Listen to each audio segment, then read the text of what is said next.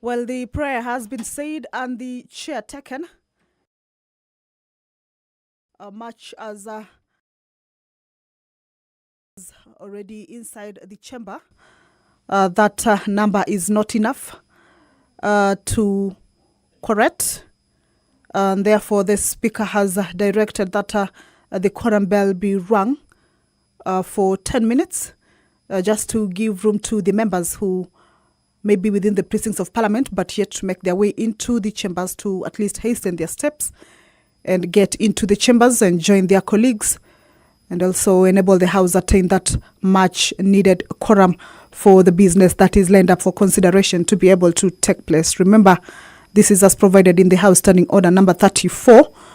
And if that quorum is not raised, then the House might risk being adjourned. I'm not sure that is exactly what the members want, because today is when the regular sittings are resuming after the long recess. So we believe that that quorum will be raised in no time, and the business that is lined up for consideration will, without any further delay, kick off. So if you're joining us, is that the House about to commence its business. The prayer has been said and the chair taken, just that there is a quorum hitch. Once that quorum is raised, then the business will start. But also to indicate that the House is resuming its regular sitting this afternoon after the month-long recess. So this afternoon, the business that is lined up for consideration include the debate on bills, the Kenya Roads Amendment number 3 bill originating from the National Assembly. It's coming up for a debate, as it is a bill that is at its second reading stage. Remember, that is the stage that bills are debated on, and any amendments proposed and then considered at the Committee of the Whole House stage. Also, priority business this afternoon, as the members resume their regular sitting this afternoon, is consideration of the President's reservations to the Cancer Prevention and Control Amendment Bill, a bill originating from the National Assembly, Bill number 45 of 2022. This is a bill that the President recommended total deletion of all clauses. The President recommended the total deletion of all clauses. It is a bill that has only 4 clauses. However, the bill will no longer exist, as a deletion of all the clauses means that the bill has been thrown out or has not managed to sail through to be able to become an act. So members had already begun considerations at the Committee of the Whole House, and they will be resuming from Clause 3 on this particular bill, the Cancer Prevention and Control Amendment Bill, a bill that is originating from the National Assembly. The privatization bill, also a government-sponsored bill. And all right, the quorum has been...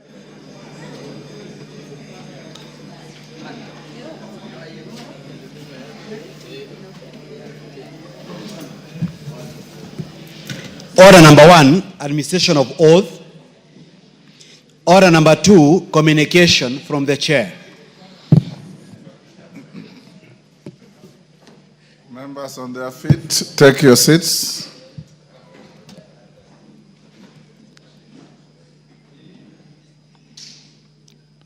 Mwalimu Milemba, take the nearest seat.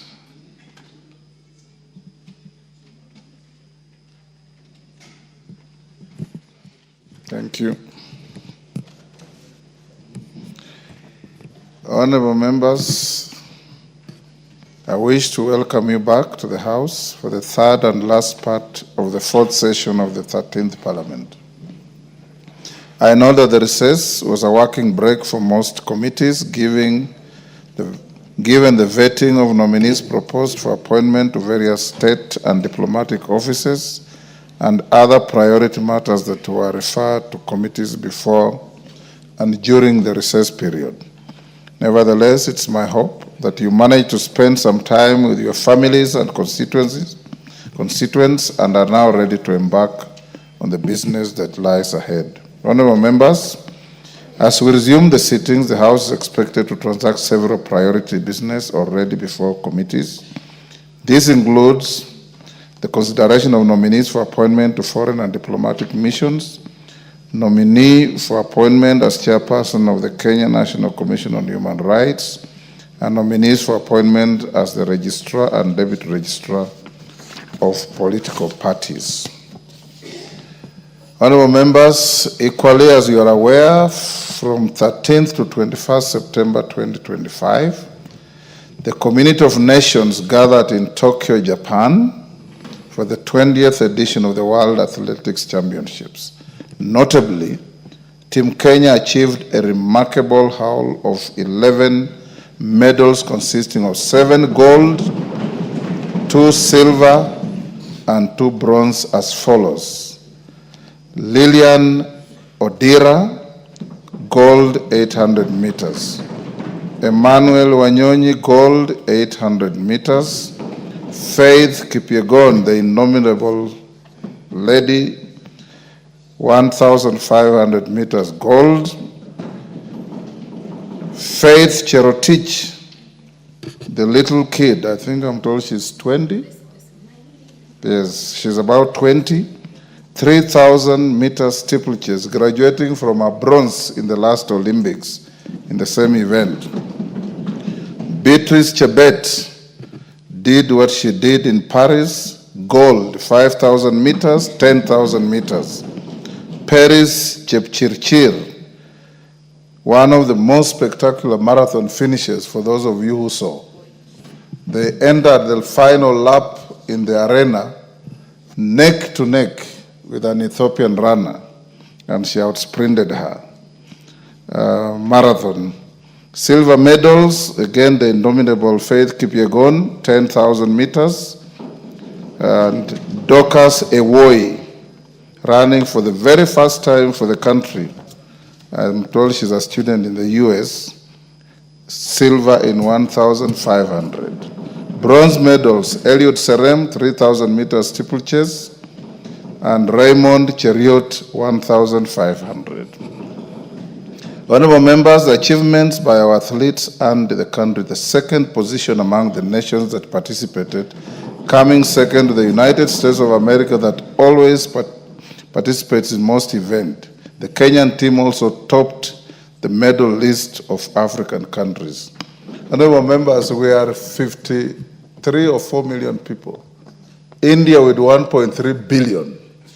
China with 1.3 billion could not match us. I think it is a very important feat. It is noteworthy that of these exemplary performances, some athletes made history in their disciplines. These are Miss Lilian Odira, who won the 800-meter women's event in a championship record time of 1 minute 54.62 seconds.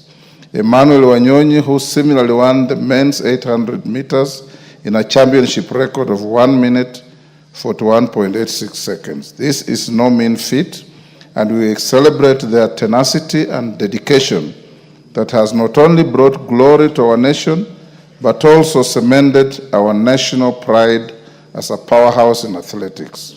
Honorable members, I note with adoration the stellar performance of our female athletes, which made Kenya the first country in the world to win gold medals in all women's events at the championships. Actually, the girls have completely overshadowed the boys in this regard. This was made possible by wins by Lilian Odira in 800, Faith Kipyegon in 1,500, Faith Cherotich in 3,000 meters steeplechase, Beatrice Chebet in 5,000 and 10,000, and Paris Chepchirchir, who won the marathon. As I commend their superlative performances, honorable members, I also wish to laud all other gallant sportsmen and women in other major sports competitions for flying our flag high and bolstering our patriotism.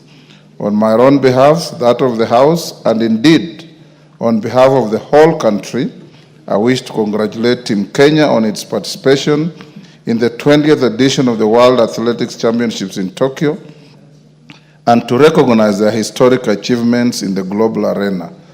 Right after order number 9, I shall accord the House a moment of felicitation, of course starting with the chairperson of the Departmental Committee on Sports, Leadership, and thereafter the Honorable Cynthia Muge, member for Nandi, who apart from being the representative with the highest number of gold medals in this event, was the first to file a request to offer felicitations. I order that at the right time, the House shall record its felicitations for a maximum of 45 minutes. Honorable members, in the same spirit of the sports excellence, I also draw your attention to the upcoming order. Members at the bar. First, you've come late, and secondly, you are disorderly. Order, members at the bar. The House is in session. Honorable members, in the same spirit of sports excellence, I also draw your attention to the upcoming 15th edition of the East African Community Interparliamentary Games, scheduled to take place in December 2025 in Kampala, Uganda. The annual event had been scheduled to be hosted by the Republic of Burundi. However, due to resource constraints, they have expressed their inability to do so. These games, which bring together parliamentarians and parliaments of the East African Community, play an important role in promoting integration, enhancing visibility of our institutions, and strengthening people-to-people bonds across the region. I therefore urge members to step up preparations to ensure Kenya's effective participation in the Games. This will enable us to maintain the country's leading role in supporting integration and parliamentary solidarity through sports as we showcase our sports talents on the regional stage. Honorable members, as we embark on the third and final part of the session, this fourth session, let us remain committed to serving the people with diligence, integrity, and service above all. Once again, I welcome you back and look forward to a productive third part of the session. Finally, please join me in the usual way by celebrating such momentous achievement as the House by thumping your feet for the next 30 seconds.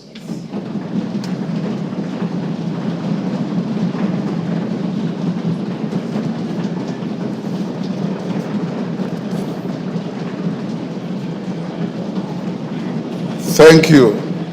Those at the bar, you see what you have missed by coming late. Honorable members, I also hasten to mention that I went to Kampala accompanied by a member for Arieda to salvage the hosting of the Iyala Games. So when it comes to giving comments, I'll also accommodate him the first opportunity to speak to this, because we are running the risk of having no host. More importantly, members, I don't want to see a repeat of Mombasa. We performed very badly, even when we were hosting.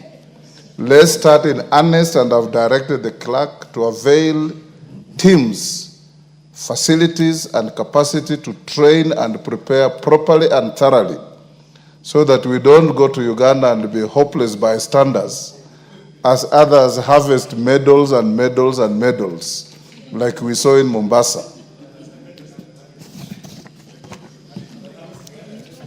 Members at the bar, please come in.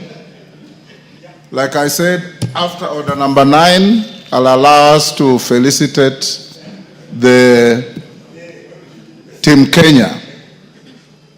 And I notice what is missing in the communication. At least we should also have saluted the coaches of this team that make proper selection of good athletes, mentor them, and take them to give Kenya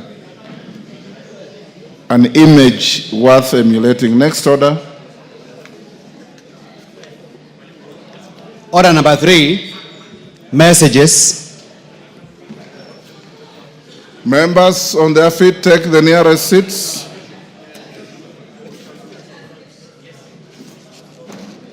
Members at the bar, take the nearest seats.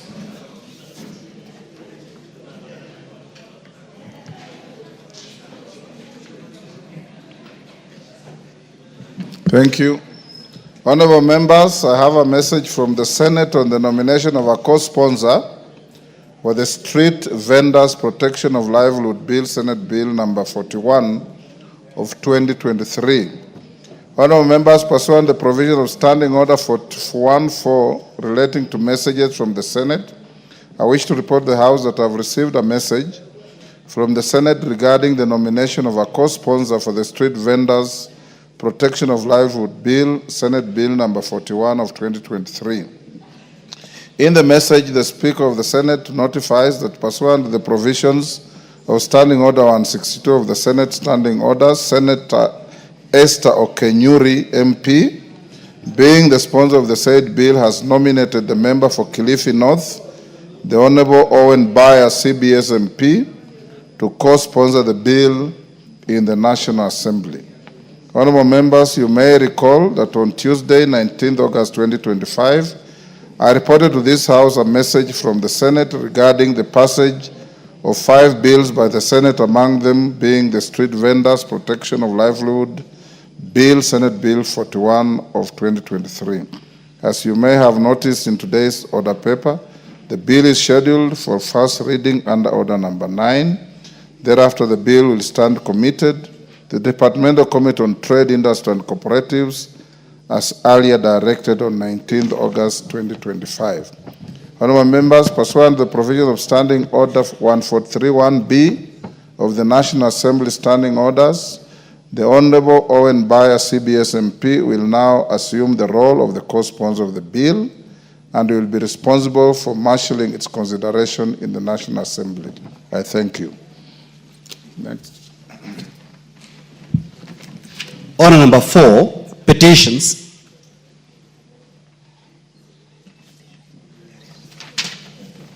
Members on their feet at the bar, take the nearest seats.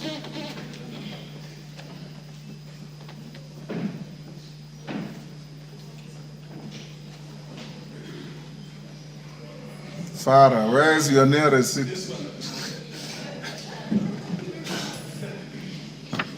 Thank you, honorable members. Honorable members, I wish to convey a petition regarding a proposal to amend the Consumer Protection Act to provide for the induplum rule. Honorable members, Article 119 of the Constitution accords any person the right to petition Parliament to consider any matter within its authority. Further, Standing Order 2252B requires the Speaker to report to the House any petition other than those presented by a member. Honorable members, in this regard, I wish to report to the House that my office has received a petition from Mr. Allen Waiyaki Gishuhi, EBS Senior Counsel, of Wamai and Allen Advocates, calling for the House to consider amending the Consumer Protection Act Cap 501 to codify the induplum rule. The petition avers that the purpose of the rule is to protect borrowers from exploitation, prevent endless accumulation of interest, and encourage fair lending practices. Section 44A of the Banking Act codifies the induplum rule, which provides that interest on a loan ceases to accrue once it equals the outstanding principal amount when a loan becomes non-performing. The petitioner further states that despite the existence of this law, many borrowers continue to suffer from banks, financial institutions, unscrupulous lenders, and shylocks, charging interest and penalties beyond the principal loan amount. These practices have resulted in the violation of consumer rights under Article 46 of the Constitution and have exposed Kenyans to unfair deprivation of property. Additionally, The inconsistent judicial interpretations on the scope and timing of application of the rule, whether before or after restructuring a loan, or whether penalties count as interest, further lead to the harassment of borrowers by debt collectors, even after repayment obligations have exceeded the statutory threshold. The lack of clarity and enforcement undermines public confidence in the financial sector and violates national values under Article 10, especially transparency, accountability, and social justice. Honorable members, the petitioner therefore prays that the National Assembly considers amending the Consumer Protection Act, Cap 501, to provide for, when the Induplum rule takes effect, whether it applies to penalties, default charges, and other costs in addition to interest, uniform mechanisms for debt restructuring and recovery in compliance with the rule, redress mechanisms for borrowers who have been subjected to unlawful interest charges, including refunds or set-offs, and any other mechanisms that will secure borrowers from exploitation, enhance consumer protection, and uphold the Constitution. Honorable members, having established that the matter raised in the petition is well within the authority of this House, and further, that the matters raised in this petition are not pending before any court of law, constitutional or legal body, I hereby commit the petition to the Public Petitions Committee for consideration pursuant to Standing Order 208A. The committee is required to consider the petition and report its findings to the House and the petitioner in accordance with Standing Order 227. I thank you. Next. Yes, Omboko Milemba. I think, Honorable Speaker, thank you for this opportunity. Let me thank the petitioner on the matter concerning the Consumer Protection Act and any other relevant legal frameworks and laws that may be in existence, because I remember vividly, this is one area which one earlier legislators by the name Joe Donde really dwelt on for the longest time, and it looked like at one time, Honorable Speaker, that it had been put in law as the petitioner so requests. But somewhat from what we see is that the banks and other lending institutions still are very harsh on those who do borrow, and they have actually made it difficult for the local and simple people within the communities to do the borrowing. But what still are the other players who have come on board and who are not or seem not to be controlled or checked by this law. These are the many mushrooming small financing institutions that are also giving loans to many Kenyans. I think as the committee looks at this particular petition, it should consider roping in the other many lending institutions which are making it very difficult and catapulting the interest beyond what the borrowers can actually achieve. Thank you, Honorable Speaker. Zamzam. Asante sana Mheshimiwa Spika, na mimi niweze kumpongeza ambaye ameleta hiyo petition leo. Mheshimiwa Spika, tunapata wale ambao wanadai watu, Mheshimiwa Spika, ambao wanatoa hizi loan wanaenda hata zaidi. Mheshimiwa Spika, juzi nimekuwa na hawa watu wa tuktuk ambao wanafanya biashara ya tuktuk, Mheshimiwa Spika, na wametaja kuna makampuni ambayo yanatoa loan kama vile Kinamogo, Kinatala na wengine. Mheshimiwa Spika, unapata mtu ametoa jasho lake, amelipa tuktuk mpaka imebaki pengine 10,000, amedefault siku moja ama siku mbili, anakuja anapokonywa ile tuktuk inachukuliwa. Mheshimiwa Spika, Mheshimiwa Spika, kuna wengine hata mimi hapa kwa simu miaka ya nyuma, na siku hizi imebidi niangalie tu, niliwahi kuchukua nikataka kuangalia hizi loans zafanya vipi. Niliwahi kuchukua kwa Tala 2,800.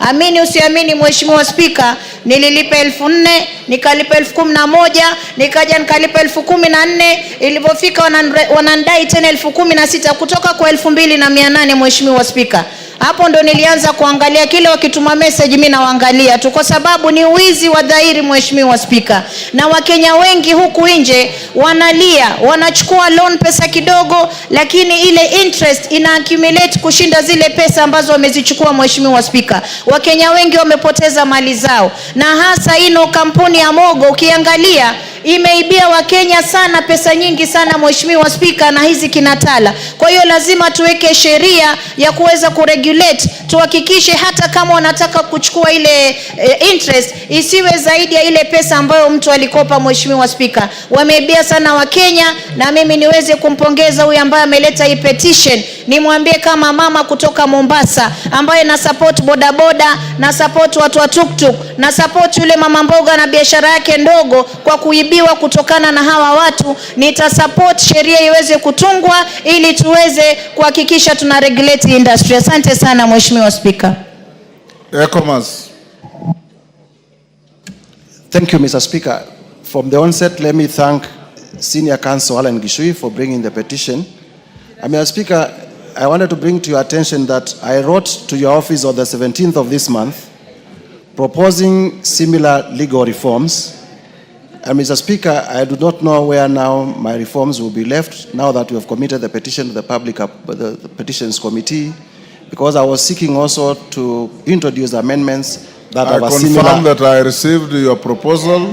Thank you, Mr. Speaker. And it's under consideration. Thank you, Mr. Speaker. And this petition does not compromise your intentions.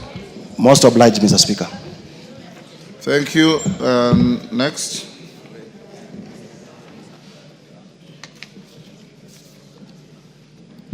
Order number 5, papers. Majority Leader. Thank you, Honorable Speaker. Honorable Speaker, it's nice to be back for the last session of the fourth session. Is it? Okay, Honorable Speaker, I beg to lay the following papers on the table of the House today, Tuesday, September 23rd, 2025. 1. Draft legal notice relating to the National Police Service Commission Recruitment and Appointment Regulations 2025 from the National Service Commission. 2. Annual County Government Budget Implementation Review Report for the financial year 2024-2025 from the Office of the Controller of Budget. 3. Annual National Government Budget Implementation Review Report for the financial year 2024-2025 from the Office of the Controller of Budget. 4. Annual Report of the Commission on Administrative Justice for the financial year 2023-2024. 5. Annual Performance Report for the Credit Guarantee Scheme, Micro, Small and Medium Enterprises, MSMES, from the National Treasury and Economic Planning for the financial year 2024-2025. 6. Report on performance of the special groups, youth, women and persons with disability for the second half of the financial year 2024-2025 from the Public Procurement Regulatory Authority. 7. Auditor General's Forensic Audit Report on way leave compensation in 7 donor-funded projects by the State Department for Energy. 8. Auditor General's Performance Audit Report on management of unclaimed financial assets.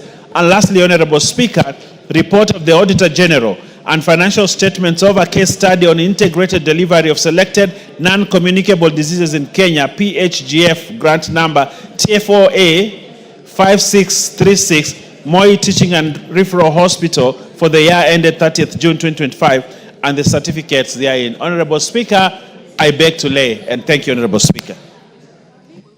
Yes. Chairman, Budget.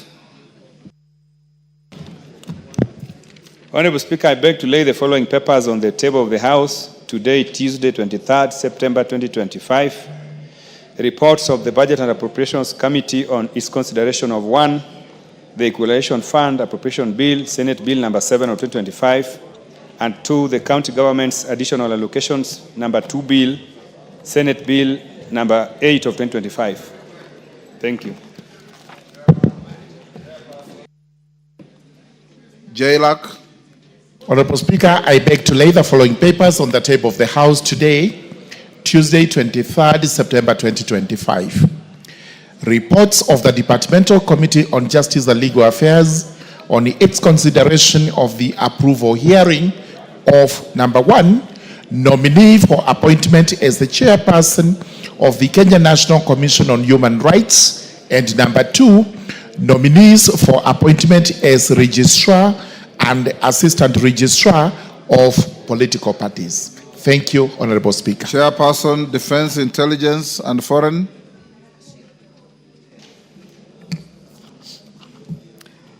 Thank you, Honorable Speaker. Honorable Speaker, I beg to lay the following paper on the table of the House today, Tuesday, 23rd September 2025. Report of the Development Committee on Defense, Intelligence and Foreign Relations on the approval hearing of 9 nominees for appointment as High Commissioner, Ambassadors and Consuls General. Thank you. Thank you. Chairperson, Public Petitions Committee. Karemba. Thank you, Honorable Speaker. Honorable Speaker, I beg to lay the following papers on the table of the House today, Tuesday, 23rd September 2025. Reports of the Public Petitions Committee on its consideration of 1. Public Petition number 52 of 2023 by the Honorable Ibrahim Abdi, MP, regarding the banning of the use of asbestos as a roofing material. 2. Petition number 55 of 2023 by Mr. Bernard Mokaya Magembe regarding enactment of legislation to regulate the credit management professionals. 3. Public petition number 74 of 2023 by Mr. Charles Ogola Osango regarding enactment of the Bankers Professional Bill. 4. Public petition number 8 of 2024 by Honorable Esther Passaris, MP, regarding amendment to the Penal Code to provide for the offense of sextortion. And 5. Public petition number 13 of 2024 by Dr. Lukoya Atuli regarding decriminalization of attempted suicide. Thank you, Honorable Speaker. Thank you. Before the next order, allow me, members, to acknowledge in the Speaker's gallery St. Mary's High Taita from Undanyi, Taita Taveta County. If you are in the gallery and you are mentioned, you stand up to be acknowledged. Thank you. You may take your seats. Ruathia Girls School from Kangema, Muranga. Thank you. From the public gallery, we have St. Jude Catholic Primary from Embakasi East, Nairobi, and Bright Future Vision Academy from Kabete in Kiambu County. On my behalf and on behalf of the House, we welcome the students, their teachers, and those accompanying them to the House of Parliament. Yes, Wangari?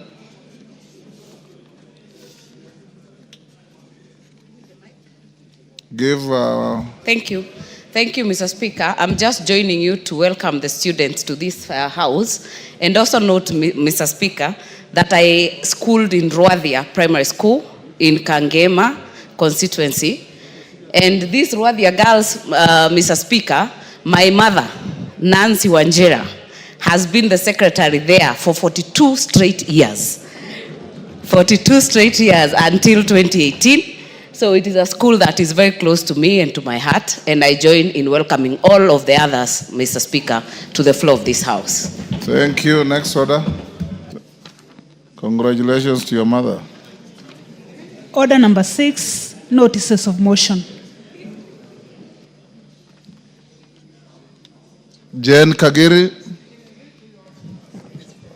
Honorable Speaker, I beg to give the notice of motion. Extension of the African Growth and Opportunity Act, in brackets AGOA. Aware that the African Growth and Opportunity Act, in brackets AGOA, enacted in the year 2000 was designed to enhance economic development and strengthen governance in eligible sub-Saharan African countries by granting duty-free access to the United States of America market, thereby increasing trade and investment. Recognizing that AGOA has played a critical role in expanding trade, attracting investment, and creating employment, especially for the low-income workers, thus fostering economic growth and social stability. Concerned that the current extension of the AGOA program, which was granted in 2015, is set to expire in September 2025, posing a serious risk of economic disruption, will cause job losses of approximately 66,000 Kenyans and many other related indirect job losses, and result in increased poverty across AGOA-dependent sectors in the sub-Saharan region. Noting that women comprise approximately 75% of the direct beneficiaries of AGOA, and that their incomes directly support education, healthcare, and poverty alleviation. Acknowledging that AGOA has significantly boosted African exports to the United States of America, including agricultural products such as coffee, nuts, fruits, and vegetables, amounting to over US $500 million in the year 2020, as well as enhancing local textile and cotton industries that have generated thousands of jobs. Further acknowledging that the expiration of the term of AGOA would trigger market uncertainty, deter investment, disrupt supply chains, and adversely impact both African and American businesses that rely on AGOA-linked trade.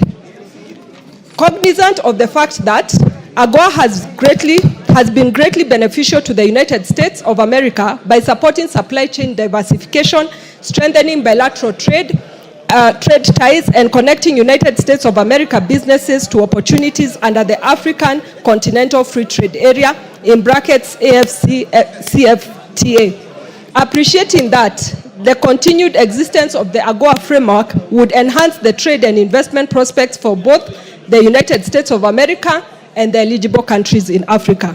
Now, therefore, the House urges the government of Kenya, in collaboration with the government of the United States of America, to pursue an extension of the African Growth and Opportunity Act, in brackets AGOA, for an additional 16 years until 2041, to safeguard the economic gains, protect livelihoods, and promote long-term stability and prosperity across the African continent, and in the alternative, in the case of non-renewal, there be a transition period of 2 years to develop a trade deal that shall safeguard the businesses and job opportunities in both Kenya and the United States of America. Thank you, Honorable Speaker. Thank you, Kagiri. Chairperson Jailak Murugara.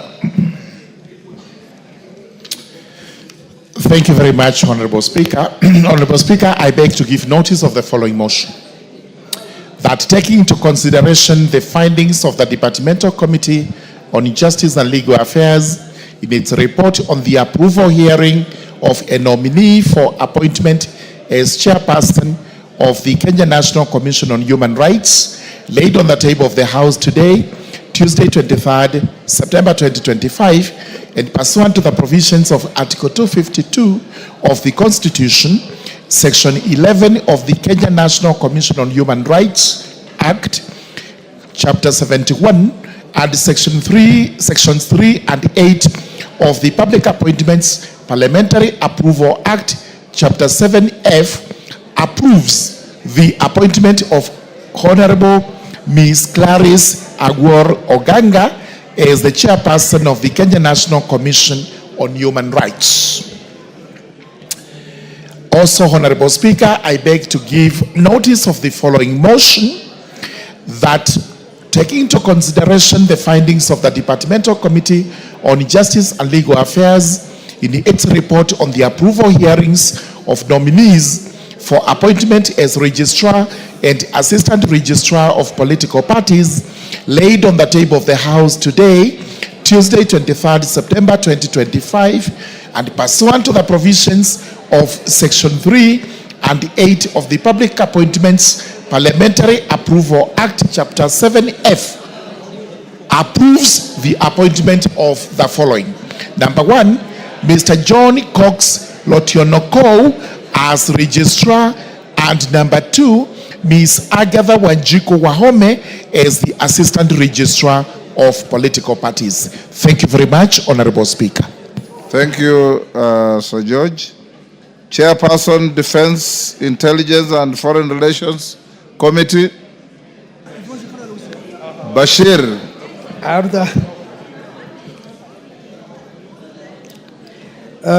Commissioner Makau, can you disband that Kamkunji? Order. Order, Commissioner. Is that Commissioner Makau or it is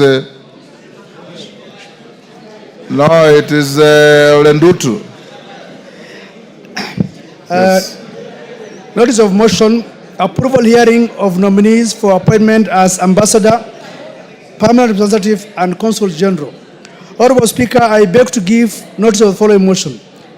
They are taking into consideration the findings of the Budget Committee on Defense, Intelligence and Foreign Relations in its report on the approval hearings of 9 nominees for appointments as High Commissioner, Ambassador, and Consul Generals laid on the table of the House on Tuesday, 23rd September 2025, and pursuant to the provision of Article 132(2)(e) of the Constitution, Section 222 of the Foreign Service Act (CAP) 185(e), and Section 3 and 8 of the Public Appointments Parliamentary Approval Act (CAP) 7F. This House approves the appointment of the following persons as High Commissioner, Ambassadors, and Consul Generals. 1. High Commissioner, Honorable Florence Chepngetich Bore, Mission Windhoek, Namibia. Ambassadors, Ambassador Anthony Mwaniki Muchiri, Ankara, Turkey. Ambassador Lucy Kiruthi, Bangkok, Thailand.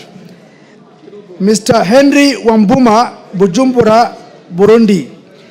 Mr. Abdirashid Salad Abdille, Jakarta, Indonesia. Ambassador Joseph Musyoka Masila, Riyadh, Saudi Arabia. Ambassador Edwin Afande, Vienna, Austria. Consul Generals, Mrs. Jane Chepkorir Toretich, Dubai, United Arab Emirates, and Mrs. Judy Kiaria Nkumiri, Goma, Democratic Republic of Congo. Thank you, Honorable Speaker.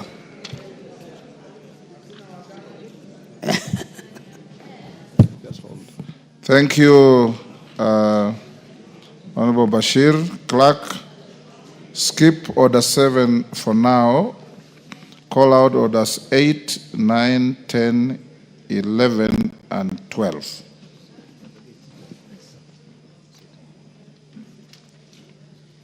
Order number 8, the Provisional Collection of Taxes and Duties Repeal Bill, National Assembly Bill number 18 of 2025, first reading.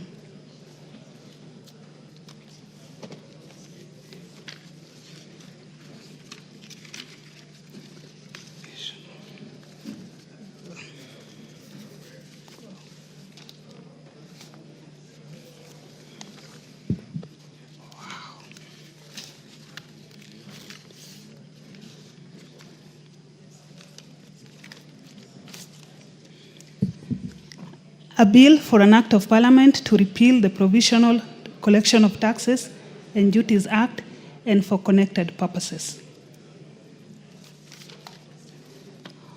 Order number 9, the Street Vendors Protection of Livelihood Bill, Senate Bill number 41 of 2023, first reading. A bill for an act of parliament to provide a legal framework for the recognition, protection, and regulation of street vending in Kenya, the identification of minimum standards for street vending and for connected purposes. Order number 10, the Local Content Bill, Senate Bill number 50 of 2023, first reading.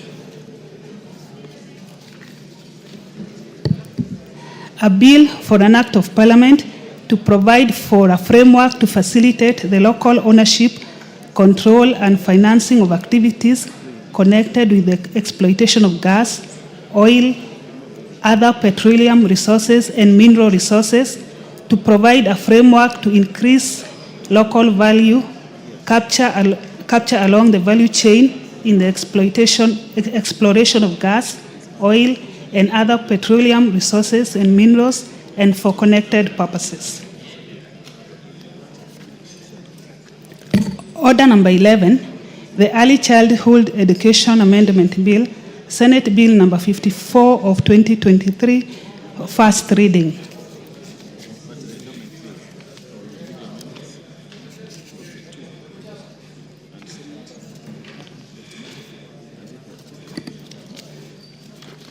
A bill for an act of parliament to amend the Early Childhood Education Act and for connected purposes.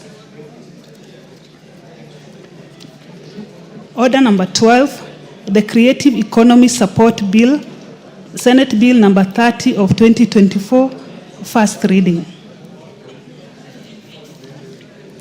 A bill for an act of parliament to establish mechanisms for the support of persons in the creative industry, to enhance the contribution of creative industry to the economy, to establish the Creatives Fund, and for connected purposes. Thank you. All the honorable members will now go back to the issue of our illustrious athletes and the hosting of Iyala Games in December.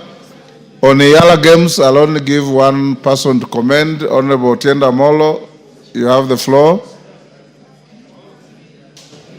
Thank you, Mr. Speaker. Mr. Speaker, allow me to congratulate our athletes who performed very well in Tokyo. It demonstrates that as a country, we remain an athletics powerhouse, and other pretenders to the throne should take note. On Iyala, Mr. Speaker, I wish to inform the members that I was privileged to accompany the Speaker to Uganda. As already advised, the Republic of Burundi was to be our next host but could not host for other reasons. But next in that rotation should have been the East African Legislative Assembly, who also were unable to host again for reasons that can be discussed later. The Republic of Uganda was then to host after that, and therefore it took the persuasion of our Speaker and other speakers who are present to persuade the Republic of Uganda to bring forth their hosting essentially by 2 years.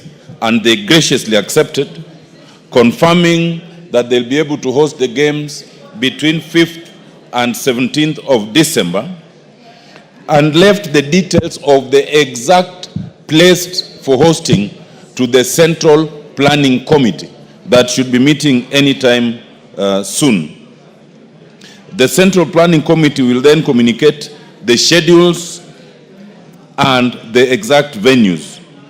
Mr. Speaker, I wish to urge our own Bunge Sports Executive Committee to plan in haste.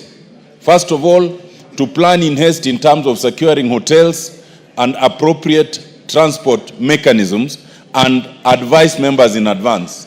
Secondly, to plan in haste in terms of securing appropriate uniforms of the right sizes to members.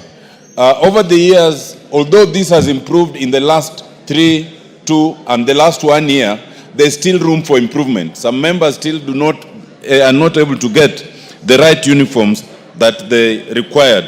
I also urge the committee and the leadership of the two houses to allow members prepare for these games appropriately, to prepare by allowing and arranging friendlies, to prepare by allowing and arranging the respective disciplines, to at least have some camp for training before the games.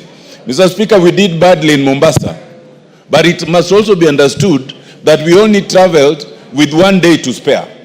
Many of the other teams had camped in Mombasa for at least 1 week, which we were not privileged to have. We hope that now that we are going to our neighboring country, we will be allowed to at least camp.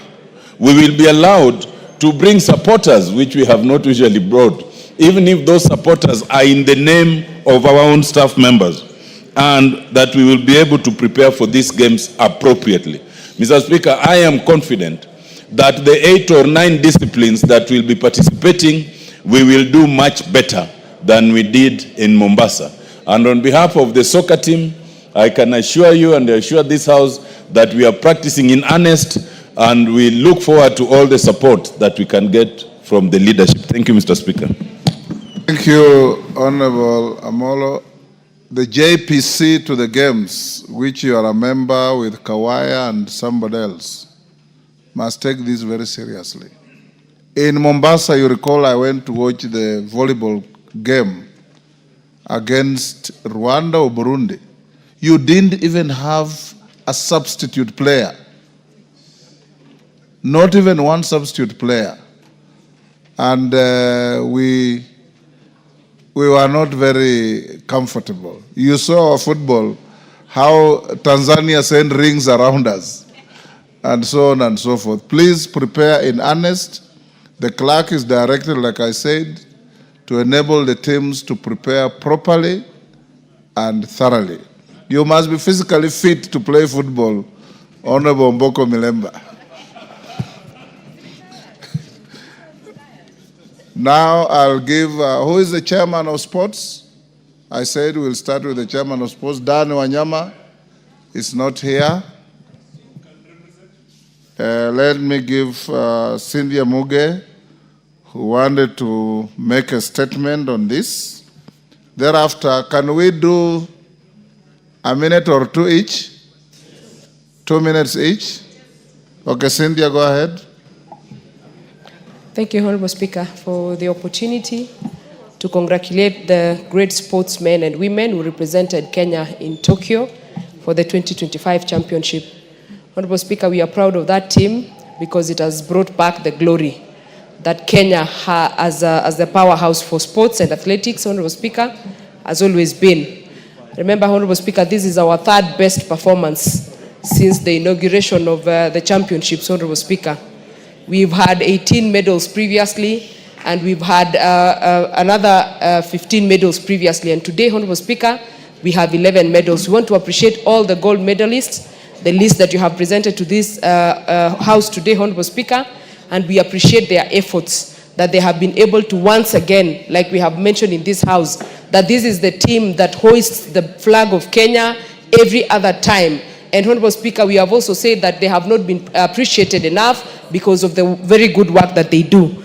Honorable Speaker, we remain the best in Africa, and it is such a proud moment, Honorable Speaker, to be African.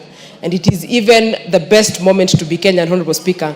And every day, Honorable Speaker, our athletes continue confirming that Kenya is the absolute kingdom of athletics and championships, Honorable Speaker. And we appreciate the people that represented us as a country, Honorable Speaker. Honorable Speaker, I also want to note that over time, our athletes have been doing a very good job. Previously, Honorable Speaker, we have contemplated having them have translators. But this time around, Honorable Speaker, when you listened to Ewoy speaking, when you listened to Perez speaking, when you listened to Wanyonyi speaking, when you listened to Faith Kipyegon speaking, you felt proud as a Kenyan because our athletes are properly able to present themselves, Honorable Speaker, and express themselves. Honorable Speaker, this also calls for responsibility for us. As a country that hosts these great people, what are we doing to support the sports, Honorable Speaker? And I appreciate the government of Kenya Kwanza because of the up-to-standard stadiums that we are building. And Honorable Speaker, I am seeing a brighter future for athletes, and we want to really appreciate them so that they can continue hoisting the flag of Kenya. We want to tell all the gold medalists and the people who have participated that as Kenyans, we... Thank you. KJ. Mr. Speaker, I thank you for your communication. In your communication, you indicated that Kenya is a very small country compared to countries like America. America is probably 6 times the size of Kenya in population, around 17 times in size. And it is so, we are in our place, Mr. Speaker, to be celebrating our athletes who brought us glory. Mr. Speaker, it is to make the observations going forward that one, as you noted in our communication, our male athletes will need a boost. Secondly, Mr. Speaker, it is also to recognize that sports is a national event. It never matters who will wear the gold medal. Mr. Speaker, in the past, any community has had an opportunity to bring glory to Kenya.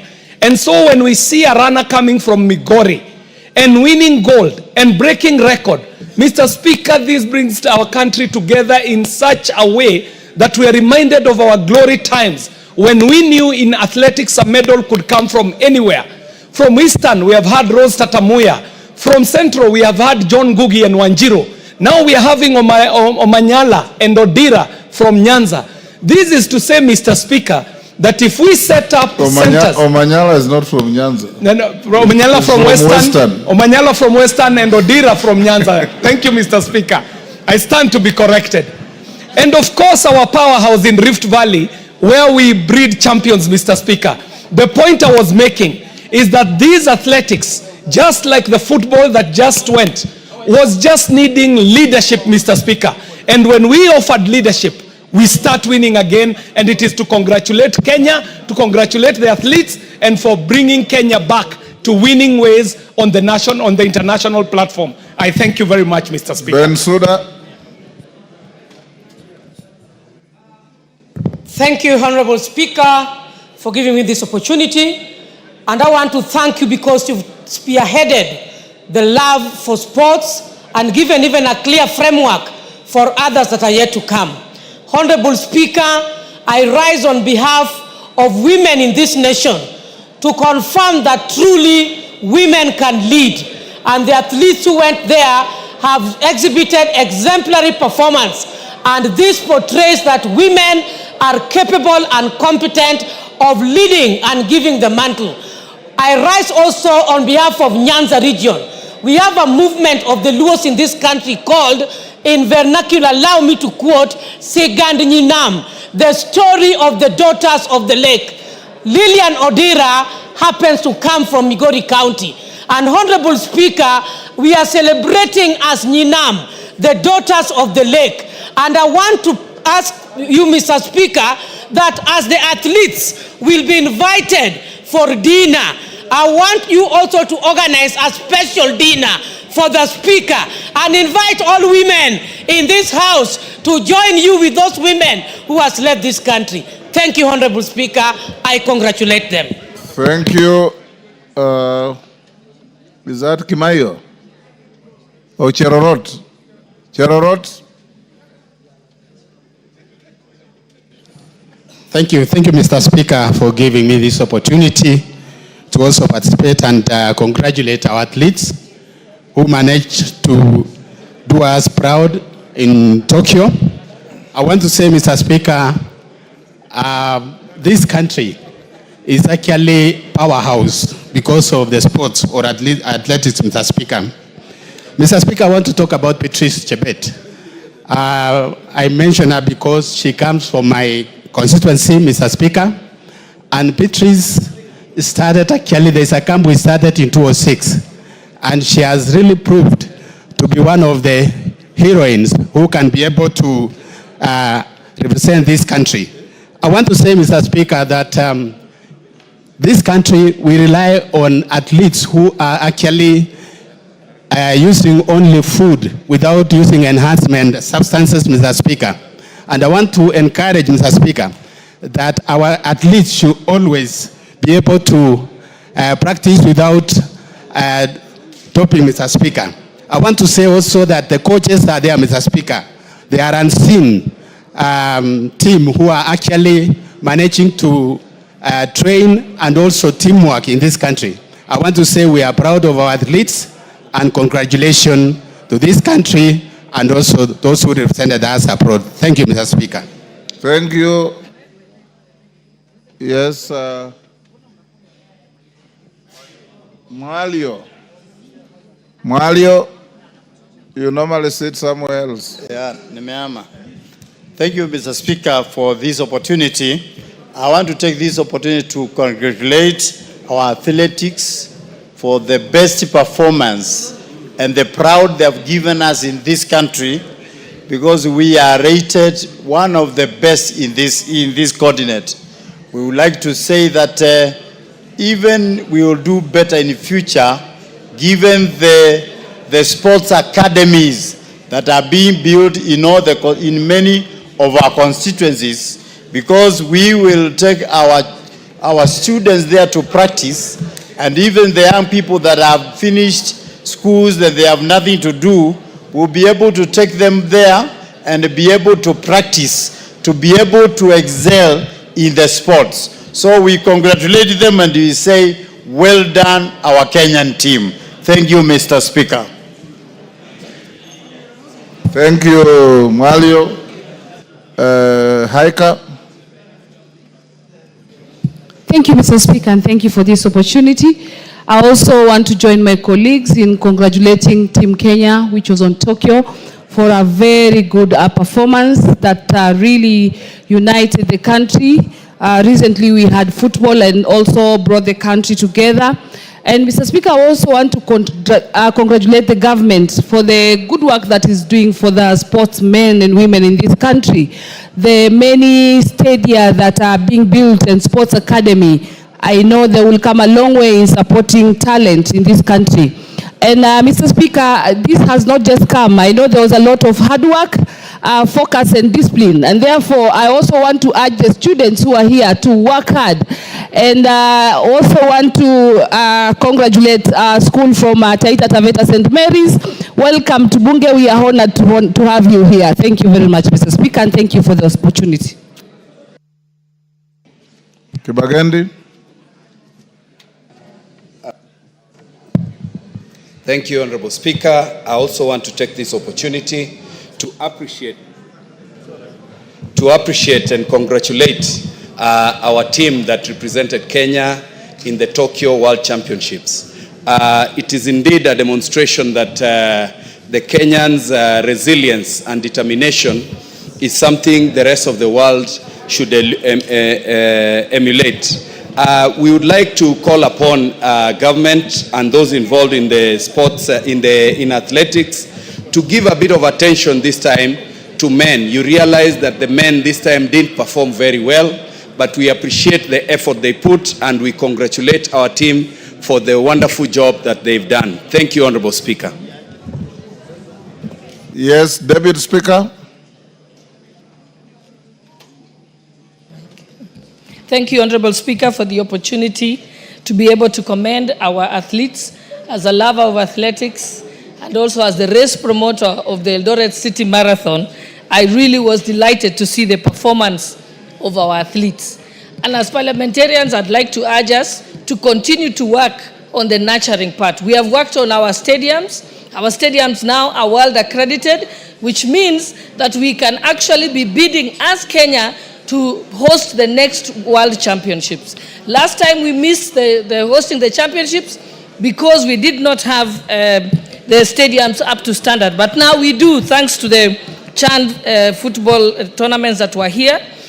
We also want to request that the Ministry of Sports puts more effort not only on celebrating the athletes once they have made history, but to also nurture them. We have several athletes, most of them in Uasin Gishu County, Nandi County, and Elgeyo Marakwet County, where the challenge that they have is that they are living in dilapidated camps. The camps are privately owned, and most of them sometimes don't have food and clothes and so on. So one of the things we must emphasize is nurturing them before they make the news. Thank you, Honorable Speaker, and I urge all the members to support us on this. Thank you. Okwome. Thank you, Mr. Speaker, for giving me a chance to air my opinion on what happened in Japan. Mr. Speaker, it was a wonderful job. My congratulations to all our teams which were there, and in particular, let me congratulate Odera, who comes from an area where for many years the name of Migori had never been heard in athletics. This is a wonderful thing, and I think it is important I say something to congratulate him, and even to congratulate those who are not concerned, like the Migori people, together with our region. I urge them to do even better so that we can come up and compete nationally and internationally in order that Kenya can also benefit from us in terms of athletics. Thank you, Mr. Speaker. Garrido. Thank you, Mr. Speaker, for giving me this opportunity. I also take this chance to applaud and congratulate our athletes who are in Tokyo. Mr. Speaker, they did us proud. I was very happy, as many other Kenyans were, when our flag was raised high against other even bigger economies and stronger countries in the world. They really made us proud. I really congratulate them. Mr. Speaker, this year has been a year of blessings to us as a country in terms of sports. Remember even the way our Harambee Stars did us wonders in this country. It shows that our teams and the players, given an opportunity, promoted and supported, can do wonders in this world. Mr. Speaker, we encourage our young people to continue taking part in sports. Remembering that sports is only not a sport these days, it's also a profession that pays well. We encourage our young people to continue participating and giving it the best so that this country can also grow. Thank you, Mr. Speaker. Mama Busia. Thank you, Mr. Speaker. I want to actually applaud our Team Kenya for flying our flag so high and making every Kenyan realize that actually we do not have boundaries when it comes to such activities. Kenya is one, whether it is whatever tribe that is participating in any sport, any event, all Kenyans, the way they get glued on the screen and praise and scream and just wish that we take it, is what we should be doing even in progressing our own world, our own country. I want to also appreciate the President for supporting, motivating these young people. That's all they need from us. We must keep supporting them, their welfare, everything that they need must be given to them on time so that they don't go down, but we add numbers. We need all the counties also to participate in the Olympics, all other games in the world. Thank you, Mr. Speaker. Kingara. Honorable Kingara. Mr. Speaker, sir, for giving this opportunity to congratulate Kenyans who did very well there in Japan and elsewhere. Mr. Speaker, it has been noted that when athletes are motivated, they do their work well. I don't know whether, Mr. Speaker, we have an ample budget in our national budget which facilitates our athletes or sportsmen and women when they are out there. You noted, Mr. Speaker, when Kenyans doing football here were added, they did well. But the question is, do we have a consistent budget which can facilitate them consistently so that we can do well consistently too? Mr. Speaker, Mr. Speaker, even Parliament should honor this appreciation by also coming up strong and even giving a room or a garden, Mr. Speaker. Mr. Speaker, remember when I stood here talking matters sports, I requested whether even Parliament can have good facilities, including a field where we can be doing our own sports affairs, noting that even the private sectors have the same. Mr. Speaker, this is not a big deal. Let's work and have good facilities even for our own self. Finally, Mr. Speaker, and the parliamentary games, we are not consistent. I stand and say, in athletics, we are not consistent. We need to start early, as you directed, but also be guided, especially on which facilities to use. As I stand here, we have not been committed to a serious grounds of doing our, and you know we are old, doing our we are. Thank you. Wangare says you are all alone. It's not collective. Give him 30 seconds. Yes. A second. The point I wanted to make, we have very young parliamentarians here, Mr. Speaker, whom I don't find out there. That's the age coming. That's why the age is coming in. Let's have our own young parliamentarians out there competing with the rest of the East African community. Thank you. Oundo. Thank you, Honorable Speaker. On behalf of the people of Funyula constituency, allow me to congratulate and sincerely thank the athletes that brought honor and fame to the people of Kenya. It was always refreshing to watch. It was captivating to watch whenever I had time to watch. And indeed it showed that there is another face of Kenya than what is beamed in some other international media all over the world. Honorable Speaker, we continuously urge the Athletics Authority and the sports fraternity to continuously invest in male sports. We seem to start to lag behind in the male sports and athletics, which is not a good sign at all. Our men for many years did much, much better than the ladies. I have nothing against the ladies, but as we invest in women's sports, let's likewise invest in men's sports. And Honorable Speaker, the neglect of the boy child is now being reflected all over, be it in schools, be it in performance, be it in employment, be it in marital status. It is important as a society, we must address that matter critically so that we can move at the same pace. Finally, Honorable Speaker, when you talked about the poor performance of Parliament in the Yala Games, Honorable Jaco Amboka said they didn't lose much. They might have lost on the pitch, but they scored other medals, and the time for the medals to be seen is almost this time, Honorable Speaker. Thank you, Honorable Speaker. The only medals I recognize are the ones I saw. Yes. Mutunga. Yes.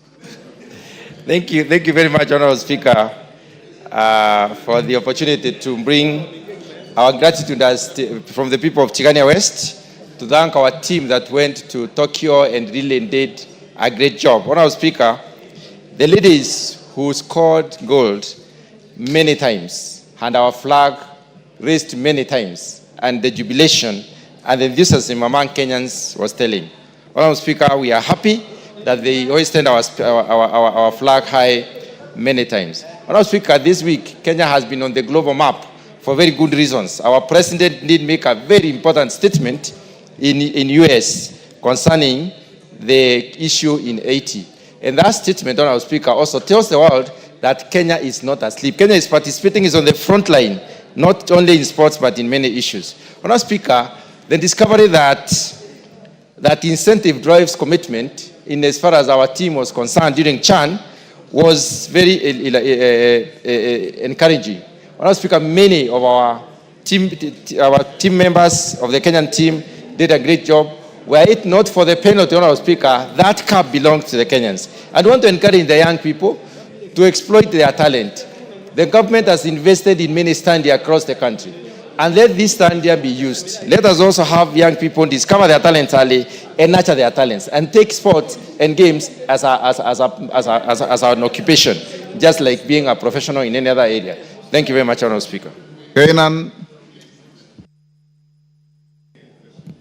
Thank you, Mr. Speaker. Mr. Speaker, I want to join other Kenyans in commending these great young men and women for carrying our flag high in the international community. Mr. Speaker, sports play a lot in promoting tourism, in promoting diplomacy, in creating national pride, Mr. Speaker. Mr. Speaker, it is the high time that we also commend the government in motivating, in providing facilities and support to these young men and women, Mr. Speaker, which we have seen in the recent months, Mr. Speaker, in providing infrastructural facilities and also offering them other support, Mr. Speaker. Mr. Speaker, many countries pride themselves in certain unique identity, Mr. Speaker. And therefore, the Kenyan sportsmen and women have created an international niche in the field of sports for this country, Mr. Speaker. And indeed, we are very proud, Mr. Speaker. Mr. Speaker, this is also one avenue of creating many job opportunities. And therefore, mine is to say, keep on carrying our flag high, keep on doing very well. And as leadership, let's also provide an enabling facility for these young men and women. I commend you wherever you are. Keep it up. Thank you, Mr. Speaker. Ferdinand Wanyonyi. Thank you, Mr. Speaker, sir.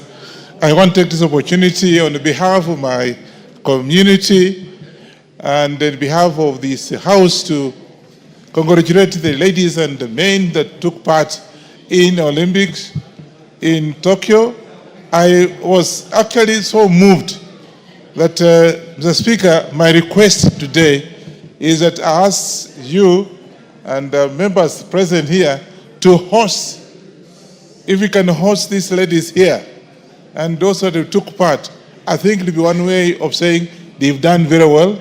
And I think because we are actually leaders, national leaders, I was just thinking that maybe that's the best way we can do, because everybody was very excited about what we did, and they made us proud. To be number 2, the whole world, is not a joke, it's not a walk in the park. And therefore I take this opportunity to thank those that took part, and particularly my friend Wanyonyi, who I think I would have had my namesake called Wanyonyi, and it was being pronounced very funnily, but the boy did so well. It'd be very nice for us to actually host these athletics here. And I think members will be very happy if you have a cup of tea out there or whatever cocktail you can have with this. I think they'll be very, very proud. I want to thank you for that. Asante sana Mheshimiwa Spika, na mimi nichukue fursa hii kwa niaba ya wakazi wa Mombasa kuweza kuwapongeza wachezaji wetu ama wanariadha wetu kutoka Kenya ambao wamenyanyua bendera ya Kenya juu sana katika ulimwengu mzima, Mheshimiwa Spika. Na ukiangalia Kenya ni nchi ndogo ukilinganisha na yale mataifa ya dola kubwa kubwa, Mheshimiwa Spika, lakini Wakenya wamejitahidi kwa ubora wao, wakaonyesha ueledi wao katika viwanja, Mheshimiwa Spika, wametuletea medali tofauti tofauti kubwa, Mheshimiwa Spika, na mimi nawashukuru sana na wapongeza, Mheshimiwa Spika. Na niweze kueleza kuwa, Mheshimiwa Spika, imekuwa ni ada hawa wachezaji wetu ama wanariadha wetu wanaleta ushindi mkubwa nyumbani, lakini ukiangalia wakati wao ambapo wametoka kwenye michezo, Mheshimiwa Spika, unapata wanaishi maisha duni sana, Mheshimiwa Spika. Lakini nina imani hino serikali imekuja na mabadiliko makubwa sana, na nina imani Mheshimiwa Rais atawachukua kwa uzito mkubwa sana ili waweze kuangaliwa pia maisha yao pia waweze kukaa vizuri, kwa sababu wameinua Kenya juu sana, Mheshimiwa Spika. Na hasa ni wapongeze kina mama. Kina mama wamekimbia, wameonyesha nguvu, wameleta medali nyingi, na kina mama ndani ya bunge hili tuweze kuwasherekea hawa kina mama wenzetu ambao wameinua taifa juu. Uso wa Kenya uko juu, imeshinda Amerika, imeshinda Mchina, imeshinda mataifa mengi. Najivunia sana kuwa Mkenya, Mheshimiwa Spika, na leo nawapongeza kama mama Mombasa. Asante sana Mheshimiwa Spika. Omboko Milemba. Yeah, thank you, Honorable Speaker. As a sports promoter and a sports person, let me also congratulate these athletes. The performance was very good. Though it's being ranked number 3, I thought this is the best I've seen. And being ranked number 2 was great for Kenya. And it surpassed the performance in Budapest the previous year, where we only got 3 gold and a few silvers. I also want to really thank the government, because the current government is doing something very serious about sports facilities, because the only stadiums we were having, Moi and Kasarani, and now the Moribund city, were done by President Moi. And now we are seeing Talanta coming up, and various others coming up in different regions like Homa Bay and Bungoma and other places. This is very good, because this is what trains these athletes to be what they are. The female athletes were very, very good, and we want to really congratulate them, but then the men must also come up.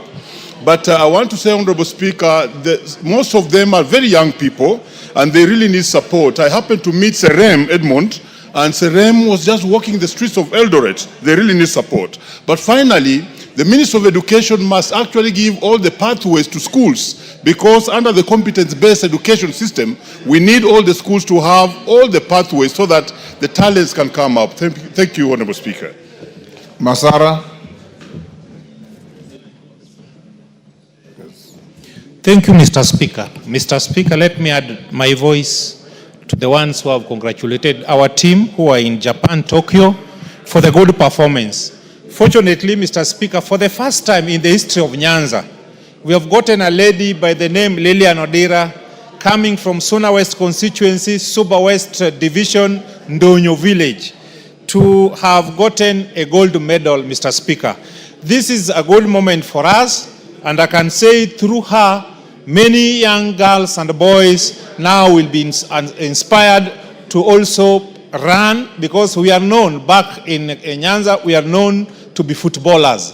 but Lilian Odira has proven that there is no limit. She had done what nobody has ever done, and I believe, since Suna West there is gold.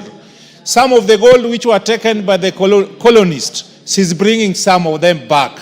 I want to encourage young people that they should not be limited to anything. They can try their potential and do the impossible.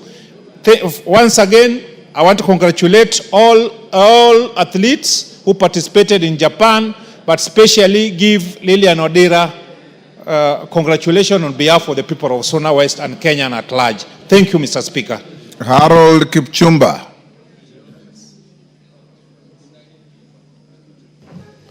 Thank you, Mr. Speaker, sir. I join my colleagues to thank the athletes, and I just want to take this opportunity to wish every athlete. There are many others who are younger than those that need support. I want to thank the government for having supported sports and athletes in particular. May I also in this opportunity inform this House that there was a Confederation of East Africa and Central Africa Amputee Football Federation Championship, and Kenya amputees became the champions of Africa. And I think this is a great opportunity also to open up and consider inclusion as we promote all other sports in the country. And this particular time, I can say it is a time that the broad-based or the thinking that every Kenyan can play a role. It was great to see a Luo girl, to see a Kisii girl, to see a Luya boy, to see a Kalenjin boy. I mean, it brings all of us together. And it is my wish that soon we have an Abdi running from Mandera. And we promote every other community in Kenya. Last, Mr. Speaker, sir, may I, on behalf of persons with disabilities, appeal also that the government put more efforts and resources in supporting them. There's a team that's supposed to be going. In a minute. There's a team that's supposed to be going to Nigeria for African Cup of Nations for badmintons. And these are persons with disabilities. I'd pray that the government would support them and other partners would come in to sponsor them. Thank you, Mr. Speaker, sir. Thank you. Naomi Wako. Thank you, Honorable Speaker, for giving me this opportunity to congratulate our athletes. In fact, as Kenyans, we feel proud of what they did in Tokyo. To be number 2 worldwide is a great joy to us. And even the people in the villages today are proud of our athletes. Honorable Speaker, our members were able to collect 7 gold.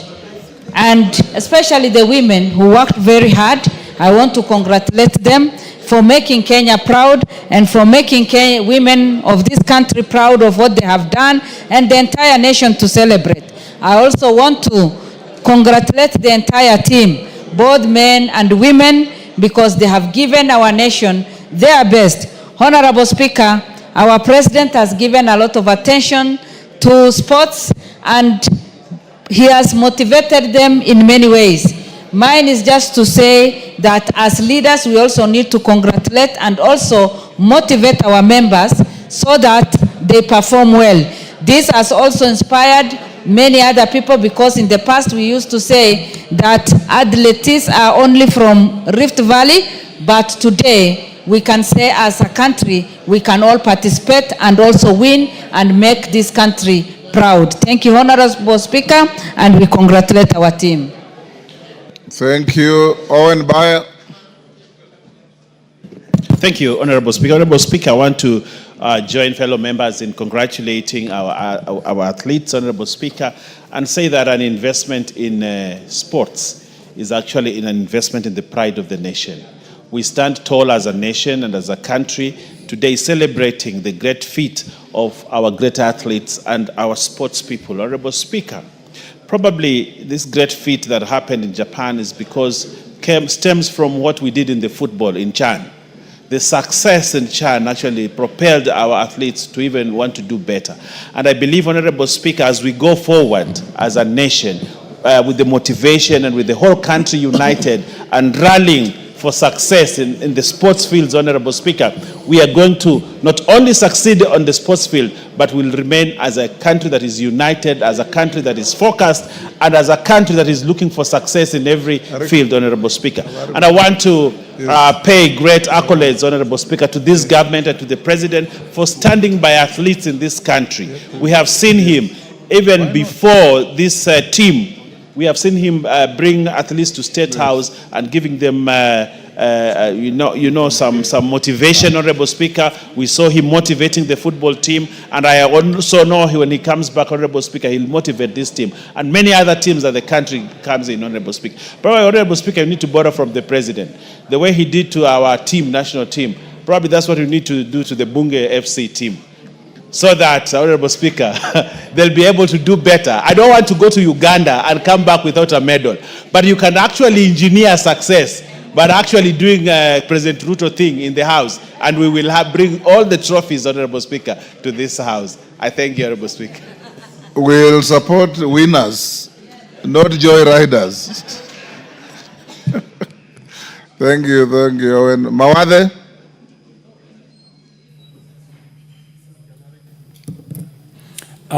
Thank you, Mr. Speaker. Sir, I also wish to take this opportunity to congratulate our athletes, especially in the ones that won in Tokyo, Japan. That was an excellent showing.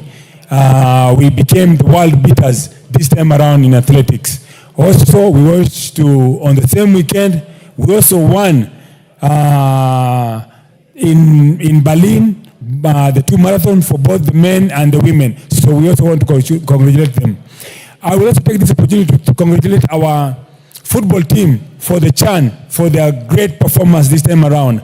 And we just missed getting to the finals just by a whiskers, and I know we'll do better in the future. The local playing teams, the teams that play in the local league, perform very, very well. The players that play in the local teams fared very, very well. In the same tone, I also wish to bring up the issue of our sports here at Bunge. There is need to better equip and continue to support our athletics team and Bunge FC. We fared very well in the past, but this time around we did not fare very well, and the reason is because of lack of preparation. In order to perform better, you must have camps a few weeks before the actual game. Also, you need to arrive at site on time. The Ugandans were here 7 days before the game started. We also need the same thing to arrive where we are going this time around to Uganda on time and have enough sufficient friendly. We used to travel in the past. We've gone to Turkey. Honorable members, I think we'll... yes, Lillian Sioi. I wanted to close here. Okay, Sioi. Where? Thank you, Mr. Speaker. I also stand to congratulate our athletics for the good job they have done. But I also wanted to add something, Mr. Speaker. There is a lot of exploitation in our athletics. I don't know if they are called schools or agents that are mentoring our athletics. I just realized that they take too much money from our athletics, and I was wondering if we can come up with a law that regulates, or policies that can regulate how much money they will be charging our athletics. Because most of them really work so hard, Mr. Speaker, but towards the end of the day, even after running so fast and getting a medal or getting whatever gift they're given, it ends up in the hands of other people and not them. So, Mr. Speaker, I want to suggest that we have policies that can protect our athletics on such kind of people. Namwar, is it Nabwin? Sorry, Nabwin. Thank you, Mr. Speaker, sir. Mr. Speaker, I want to join colleagues in congratulating our teams. Mr. Speaker, you realize the lost glory in both football and athletics is getting back in this country. And as a member of the sports committee, and on behalf of my colleagues, we are proud of what is happening, we're seeing in the country. Mr. Speaker, you realize one thing that has contributed to the success we are seeing is the motivation that the country's leadership is giving to both soccer and athletics. Mr. Speaker, we want to encourage and continue to engage the executive in terms of construction of the infrastructure that is beginning to take place in most of the counties, like the sports academy. If we can have these sports academies in all the counties, I think, Mr. Speaker, a lot of our young people will participate in sports. Mr. Speaker, to end, I want to congratulate Dorcas Ewoy. Dorcas Ewoy won with silver behind Faith. And she could be the first Turkana young lady who has won such a medal. I want to congratulate her and thank God that she gets the strength to move and get to the goal in the next championship. Thank you, Mr. Speaker.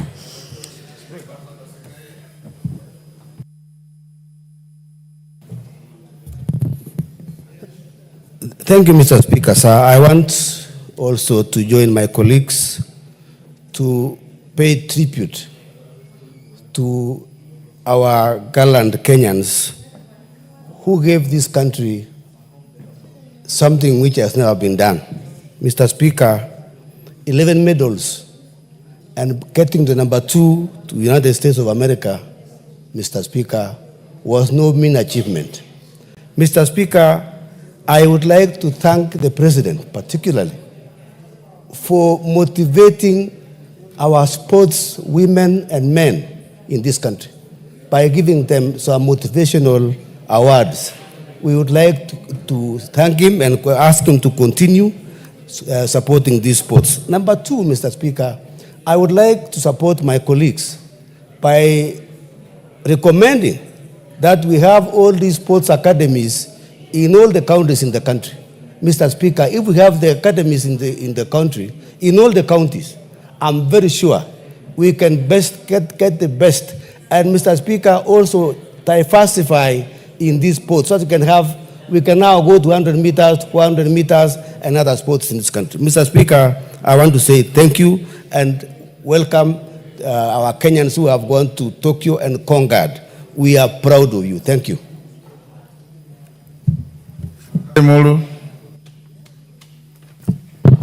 Yeah, thank you so much, Honorable Speaker.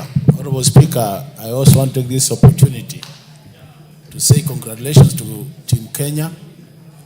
Honorable Speaker, it was really very nice watching the athletes as they conquered the world. But more specifically, Honorable Speaker, I want really to salute our women athletes, Honorable Speaker. Speak louder. I want to congratulate the women athletes, Honorable Speaker, because they did extremely well, Honorable Speaker. But Honorable Speaker, I got disturbed that I watched the games, the athletes also, Speaker. More so, the steeplechase men, Honorable Speaker. You know, this is one of the items you have been getting all the medals. But we are no more there. We are no longer there, Honorable Speaker. So I think we need to ask ourselves what has happened to this particular item where we used to get all gold, silver, and even the the bronze, but now we got nothing. I think it's an area we need really to revisit, Honorable Speaker, and see how it happens. Honorable Speaker is only the Bunga one. I think practice makes perfect. That's where we are not getting it right. People must train for them to win, Honorable Speaker. Let's train more. I congratulate you, Honorable Speaker, and congratulate Kenyans for this good performance. Thank you. Polo. Thank you, Mr. Speaker, for giving me this opportunity. And at the onset, let me join my colleagues in congratulating the team that went to Japan. Tell them kudos because they did a good job. And I take note that our country is well known all over the world because of the sporting activities. I would like to encourage all communities to involve their people because, Mr. Speaker, I was really very happy this time round that the players or the participants who were there were coming from all many tribes. At least for the first time, you could see there's a Turkana, there's a Luo, there's a Kalenjin, and that is good.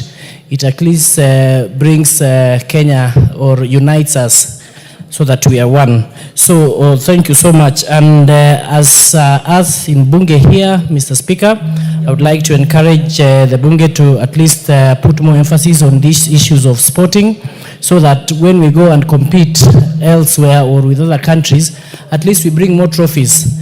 We noticed while we were in Mombasa that we were not, or our players were not fit enough, meaning that there is no provision or there is no time for training. While other countries could actually take a whole week earlier to come and actually train, to familiarize themselves with the fields. So I feel that we need to take we need to give more seriousness to this to sports. Thank you so much, and I congratulate all the teams. Thank you. Honorable members, the time I allocated is up. We'll end here. I will. Pasaris, you came and solicited to be given a minute to speak. Go ahead. Thank you, Honorable Speaker, for giving me this opportunity to stand as a proud Kenyan leader congratulating our team for the good work that they did.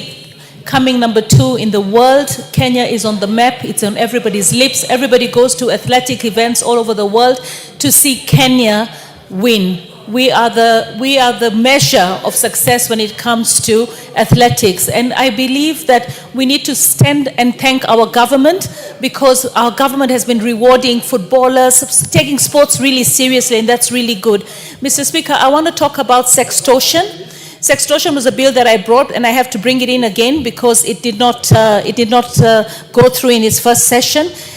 There's an article today in the People magazine about sex for sports, sex for positions, exploitation of our players by coaches. I think the government needs to really investigate to make sure that our sportsmen and women, especially the young and the old, are not exploited by their coaches and are not having to exchange sexual favors to be able to make the team. That article was damning, and I believe we don't want to taint the name of athletics in Kenya, and any of our teams should not be in a position where they are extorted, and the terminology of sextortion should actually be becoming something that everybody thinks about.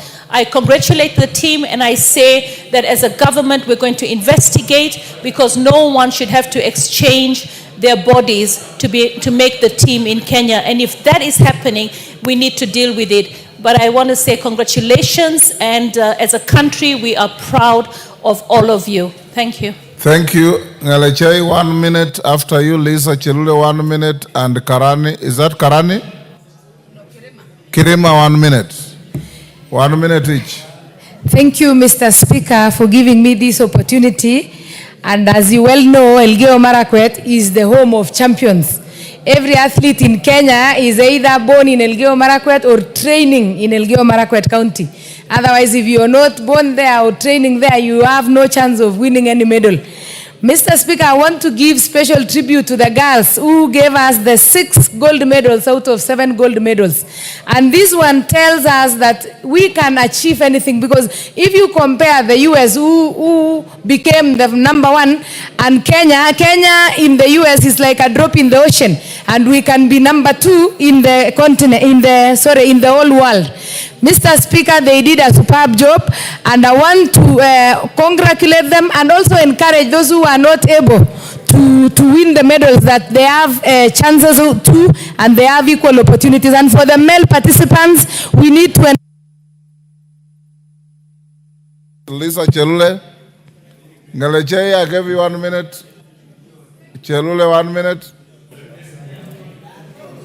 Asante Bwana Spika kunipatia hii nafasi. Pia nipongeze wanariadha wetu kutoka nchi yetu ya Kenya kwa kushindania medali mbalimbali ambaye tumesikia na tuliwaona.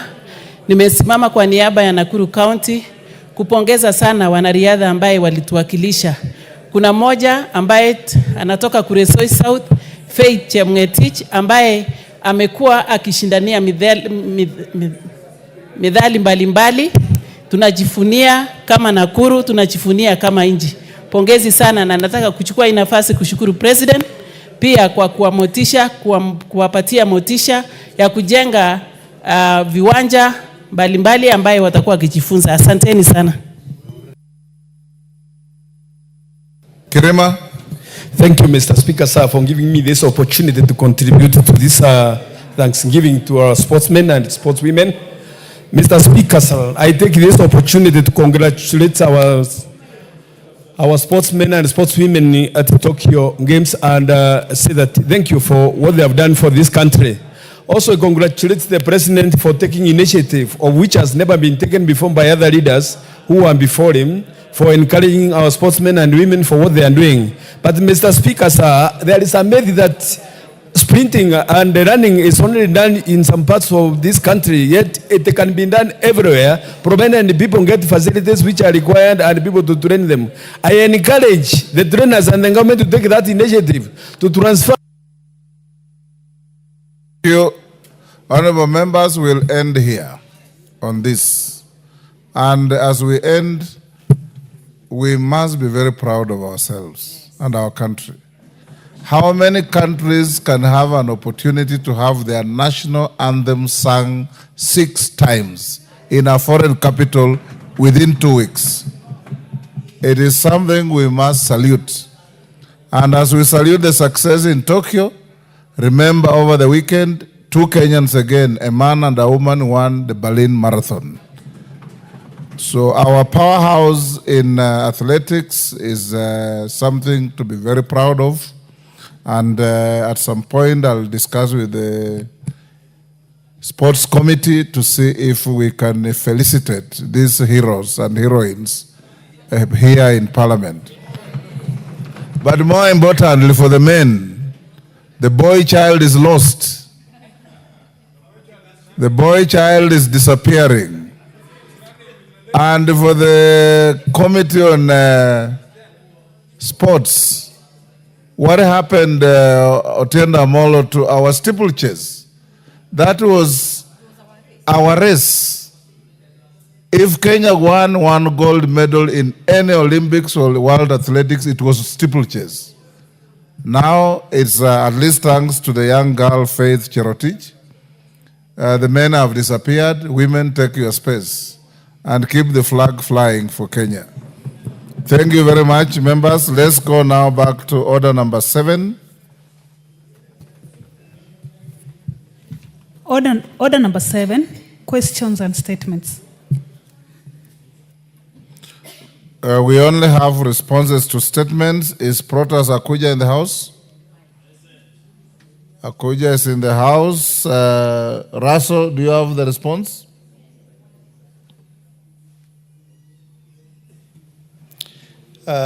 Thank you very much, Honorable Speaker. Yes, I do have the response. Go ahead.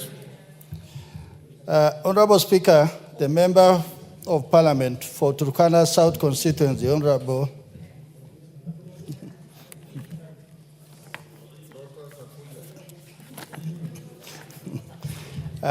Thank you, Honorable Speaker. Honorable Speaker, the Member of Parliament for Loima constituency, Honorable Dr. Protas Akuja, requested to be apprised of the appointment of chiefs and assistant chiefs in his constituency.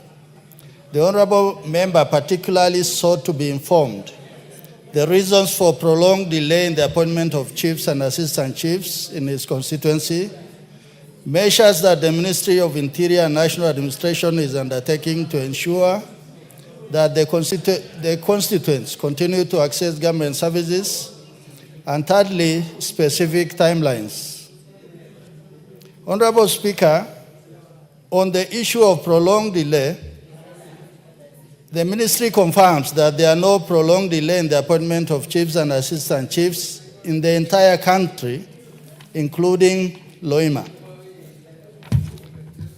On the measures that the Ministry is taking, vacant positions are usually managed by serving assistant chiefs in acting roles. Additionally, assistant chiefs from nearby sub-locations are assigned to serve in vacant ones while awaiting formal appointment. This helps bridge administrative gaps in governance and service delivery, ensuring that constituents continue to access essential government services. Specific timelines. Honorable Speaker, the Principal Secretary has granted authority to appoint the Assistant Chief in the following administrative units in Loima constituency: Kalemunyang, Lorengipi, and Naipa sub-locations. The appointment will be notified soon so that they can immediately start the process of authenticating the academic and professional certificates with the Kenya Examination Council and other issuing bodies after completing the authentication of their certificates. The appointees will be deployed accordingly. Honorable Speaker, I beg to respond. Akuja. Thank you, Honorable Speaker.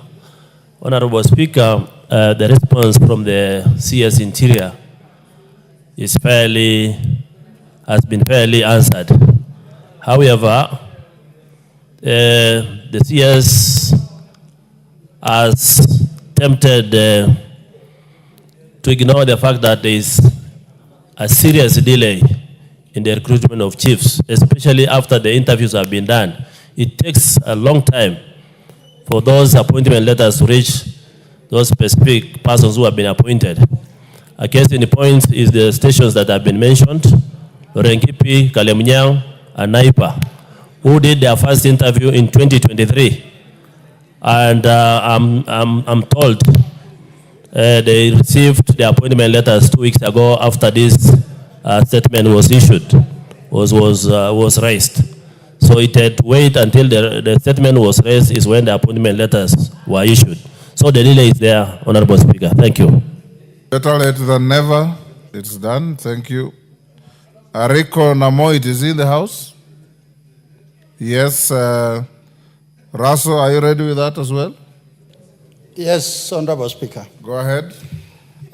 Thank you, Honorable Speaker.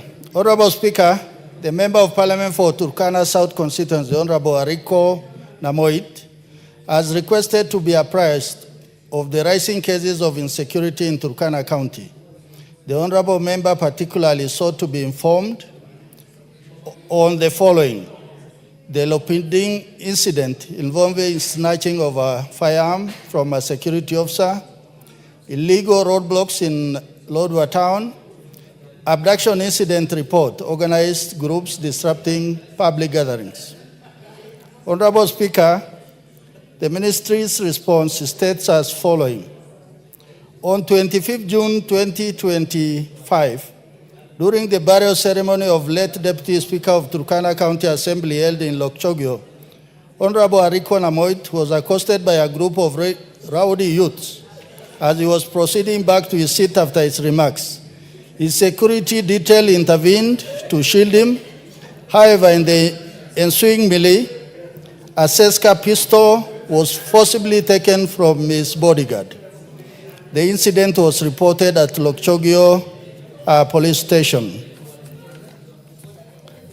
Honorable Speaker, the firearm has since been handed over to Lokchogio police station for safe custody and subsequently forwarded to DCI headquarters for ballistic analysis and also to establish its owner. And a case file to that effect has been opened to establish the circumstances into this incident. Witnesses have recorded statements, and it was established that the weapon was snatched from the security detail of Mr. Philiston Aletia, who then passed it over to Mr. Christopher Ereng, alias Robert Lochokot. Both individuals were placed under investigation in connection with the incident. The file was later forwarded to the ODPP on 14 July 2025 for perusal and advice. The case is pending under investigation and awaiting directions from the Office of Director of Public Prosecution. 2, abduction incident reported and an organized group disrupting public gatherings. Honorable Speaker, on 30th April 2024, at 0524 hours, Ms. Elizabeth Eyanai, a resident of Kanamkemer village, reported at Lokchogio police station, via OB, that Mr. Sami Esinyen Ekitela, the Turkana South constituency manager, had been abducted by a known person at Cherinas Hotel. Police officers visited and documented the scene, collecting all items of evidential value. Investigation commenced and preliminary findings revealed that the alleged abduction was in fact a self-abduction incident. The victim was traced to his hideout, where he was hiding to evade arrest in connection with an offense of assault, reported via OB, with Mr. Nimrod Ekamais Lomorukai as the complainant. Statements were recorded in relation to disruption of public gatherings and the assault case.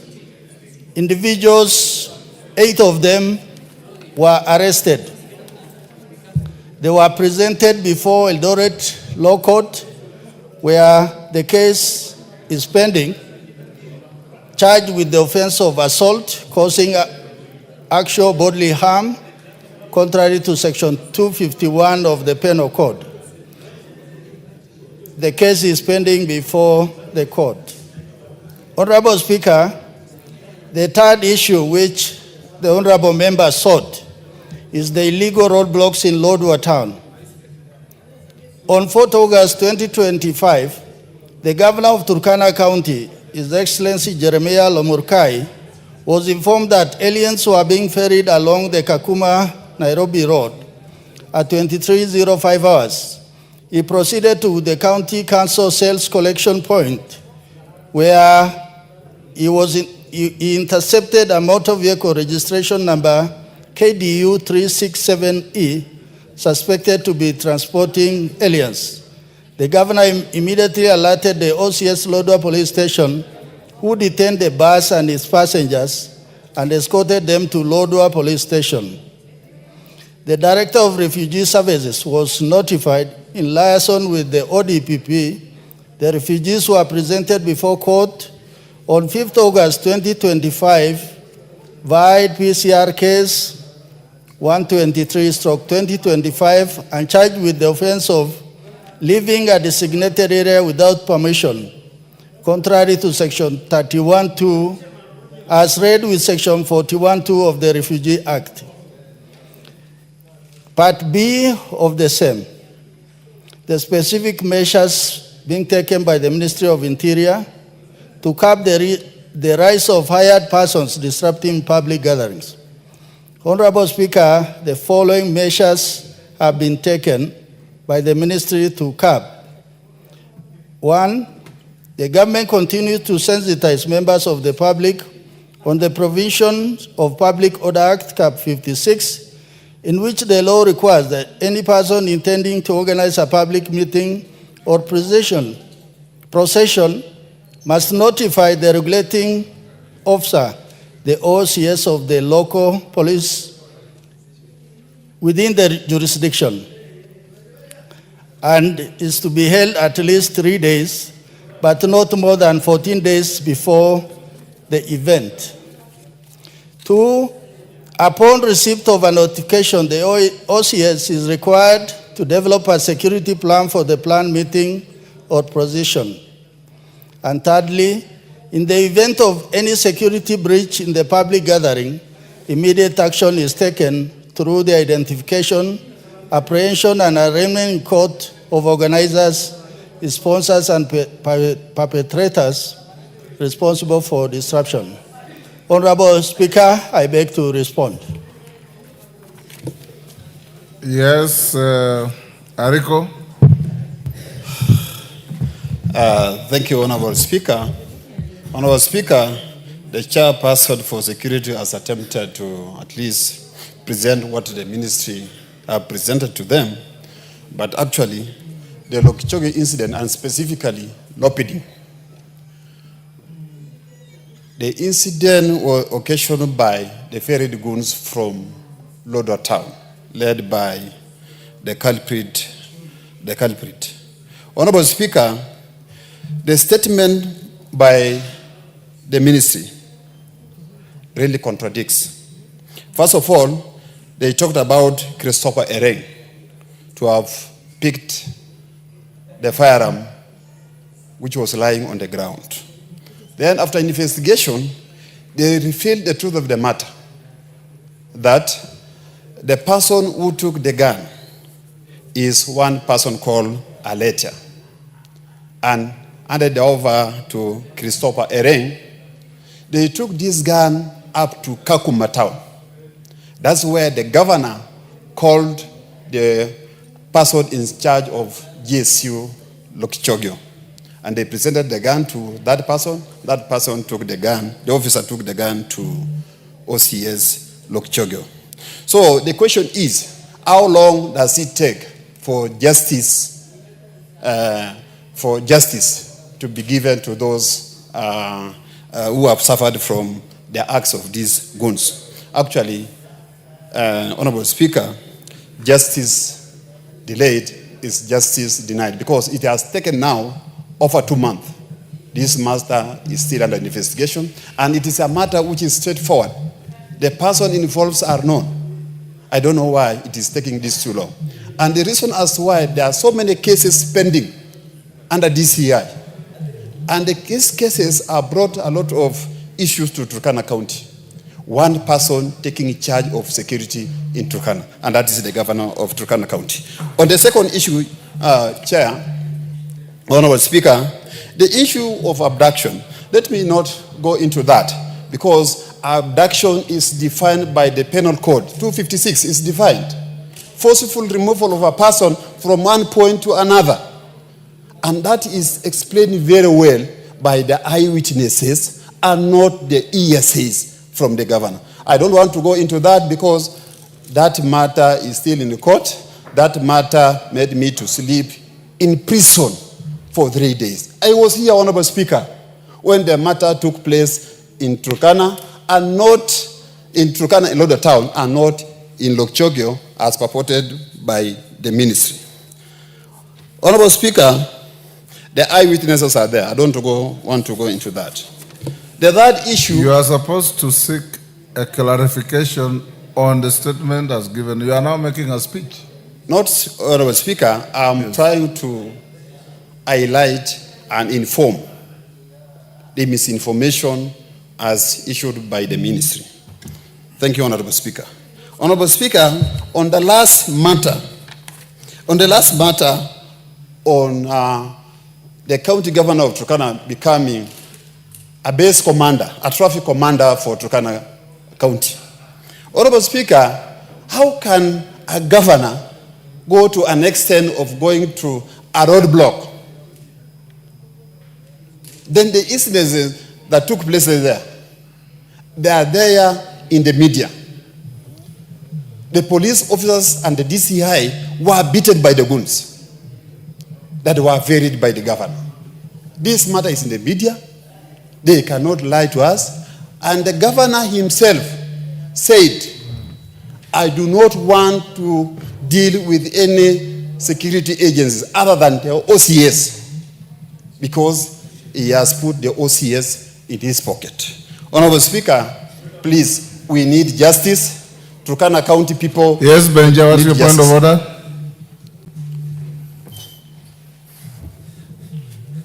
Give Lagat. Benjamin. Yeah, Mr. Speaker, you know,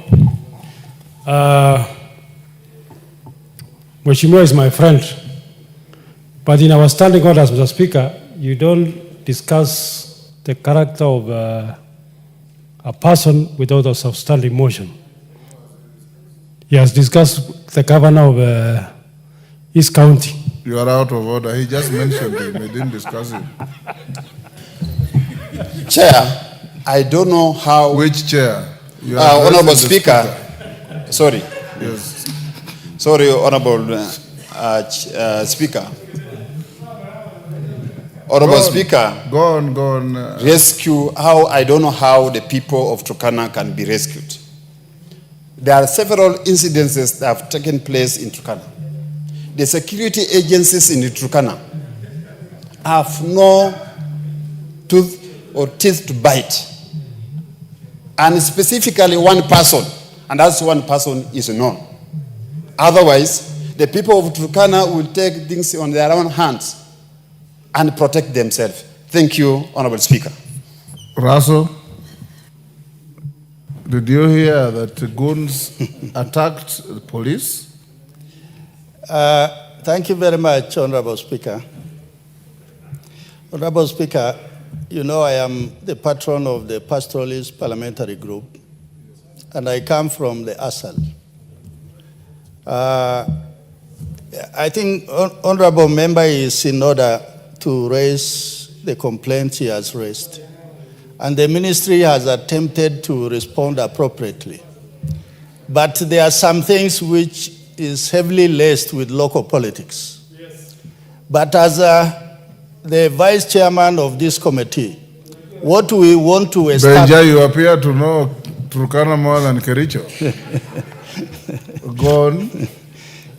Honorable Speaker, there are things he said from the floor of the House that the police do not have teeth to bite. I think the police is a neutral agents in enforcing the law. And none of us, even the Speaker or even the President, nobody is above the law. If they are lawbreakers and they are walking that land called Turkana, I think we'll ask the IG to respond appropriately. Thank you, Honorable Speaker. Thank you. Next, Waitan.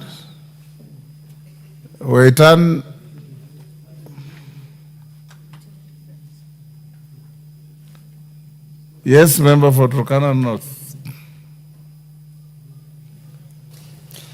Thank you, Speaker.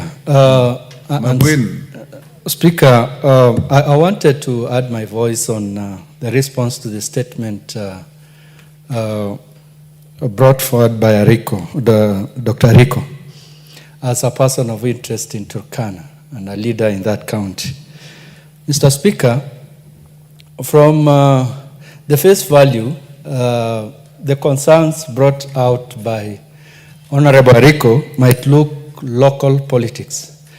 But the situation in Turkana, the security situation in Turkana is not good for leaders mainly, and those citizens or Kenyans who express dissatisfaction with the leadership of the county.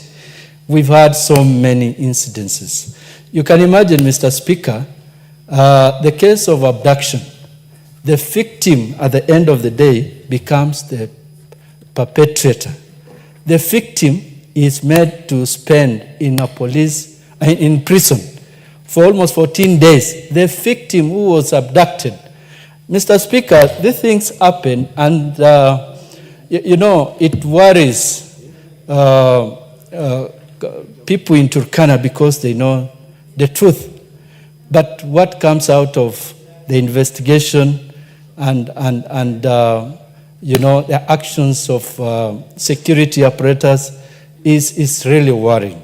So, Mr. Speaker, though, of course, there is politics at play, but what Honorable Ariko has brought forward to this House must be looked at very keenly.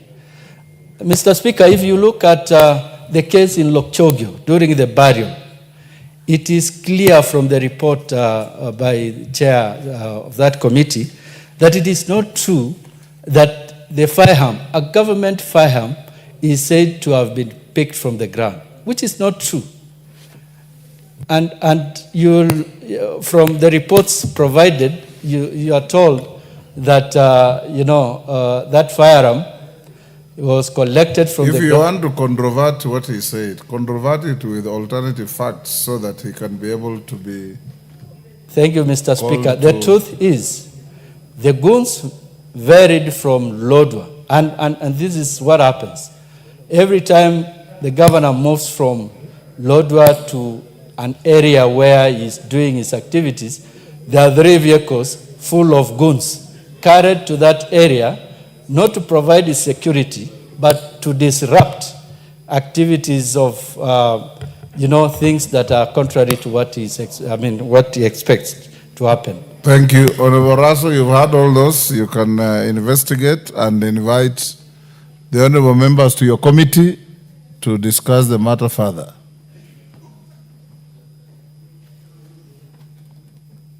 Give Honorable Raso the mic. Thank you, Honorable Speaker. We are well guided. Thank you. The next is Waitan in the House.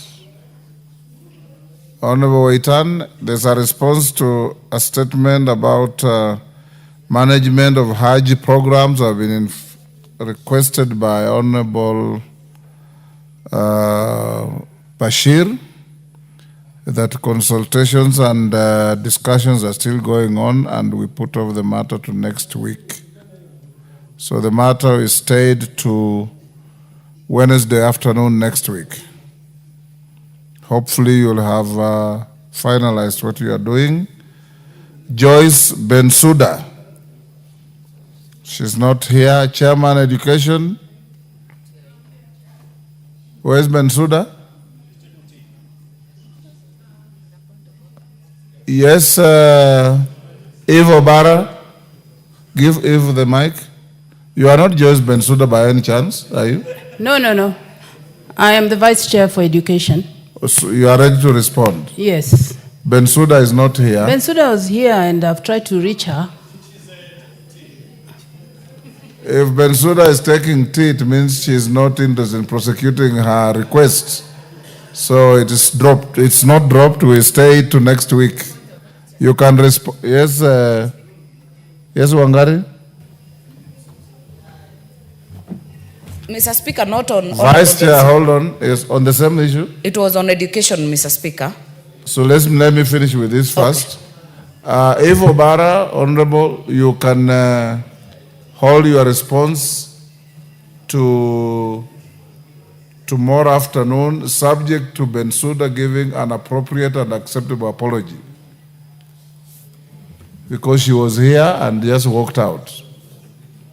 And to other members, if you have business on the order paper, try and be here to prosecute so that we don't pile unnecessary business for the later days. Wangari? Thank you, Mr. Speaker, for indulging me.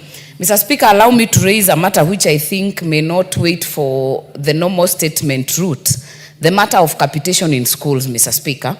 Mr. Speaker, the recess, we have been able to interact with many schools and leaders and administrators of schools, and I can tell you, Mr. Speaker, schools are suffering.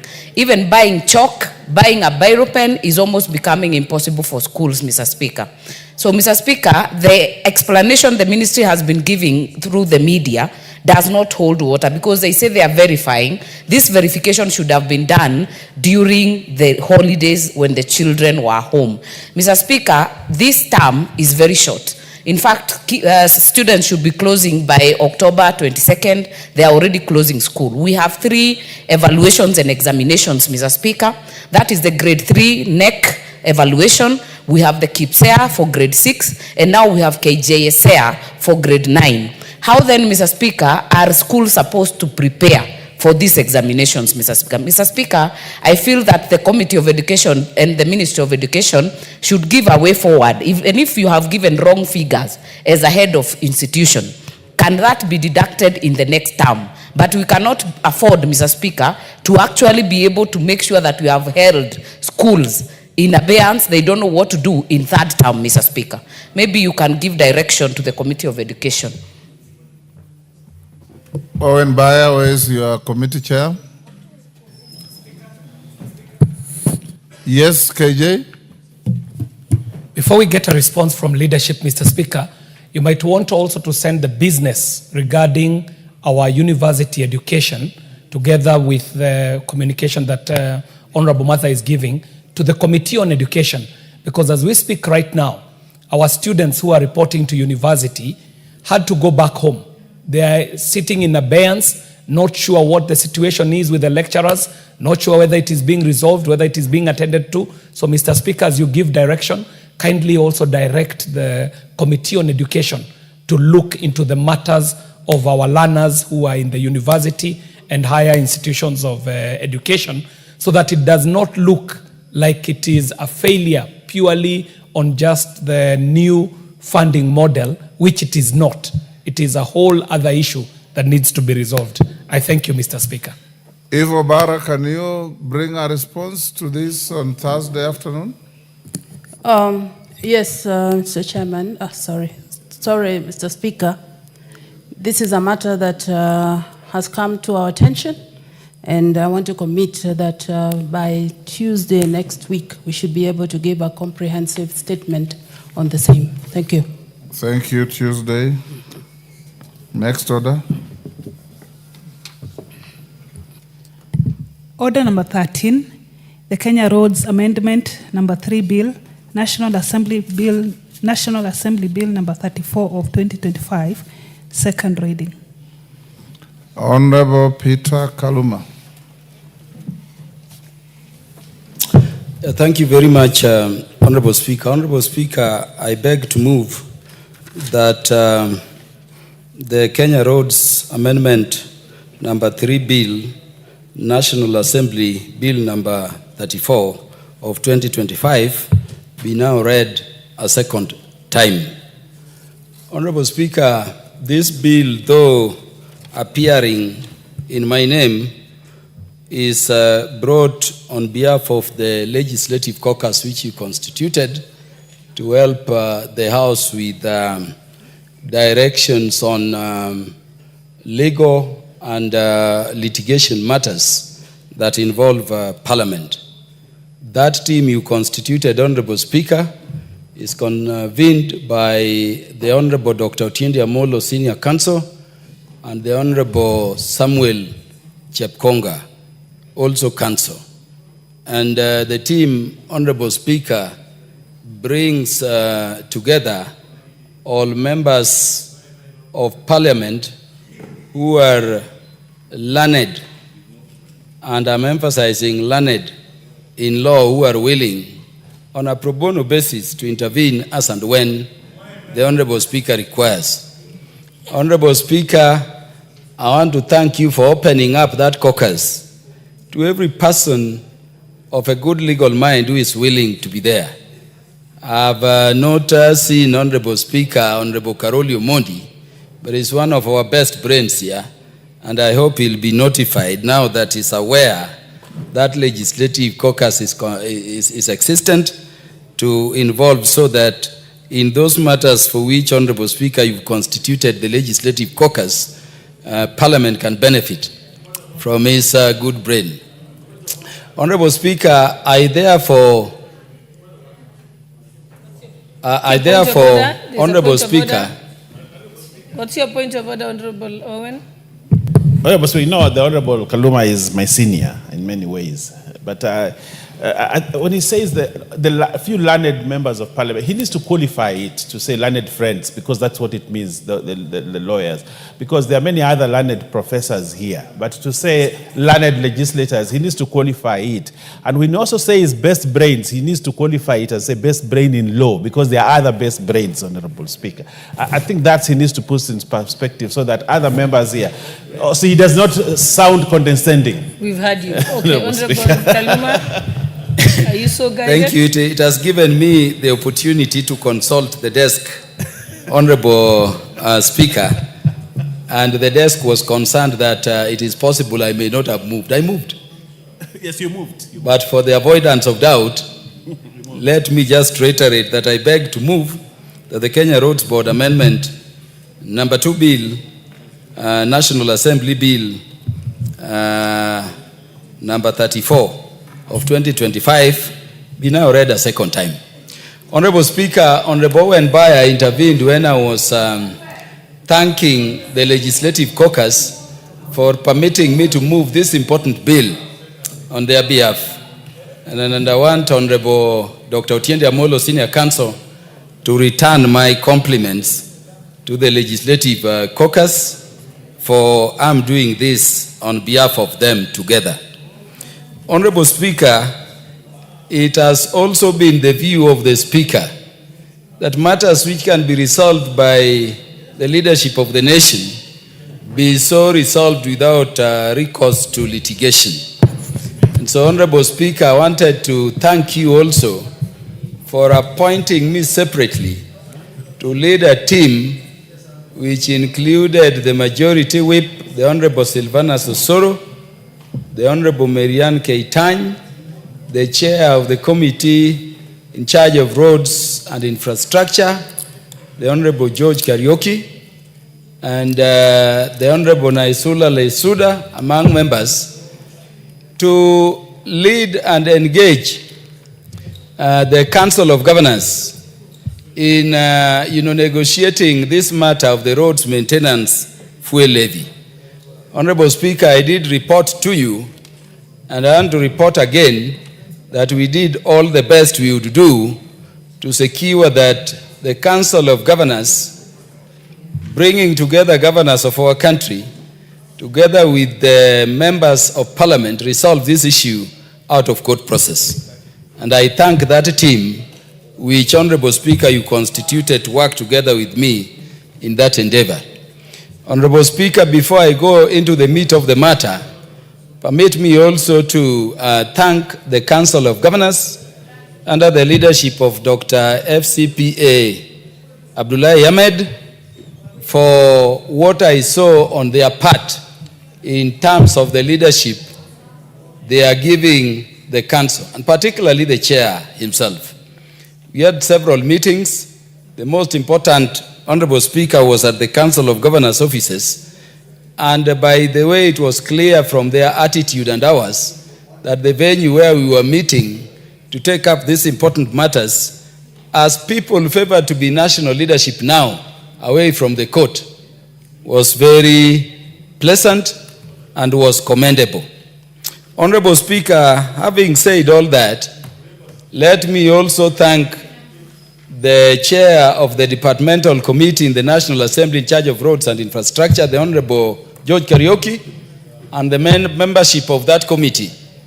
Not only, Honorable Speaker, for joining us in those endeavors to resolve these matters, which ultimately we agreed required the intervention of this Parliament.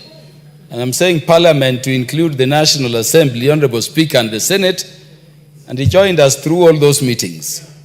I also want to thank that committee, Honorable Speaker, that because of the urgency of this matter, the committee put aside every work they were doing, Honorable Speaker, to undertake those constitutional requirements under Article 118 regarding public participation, and they did very detailed and expeditious public participation.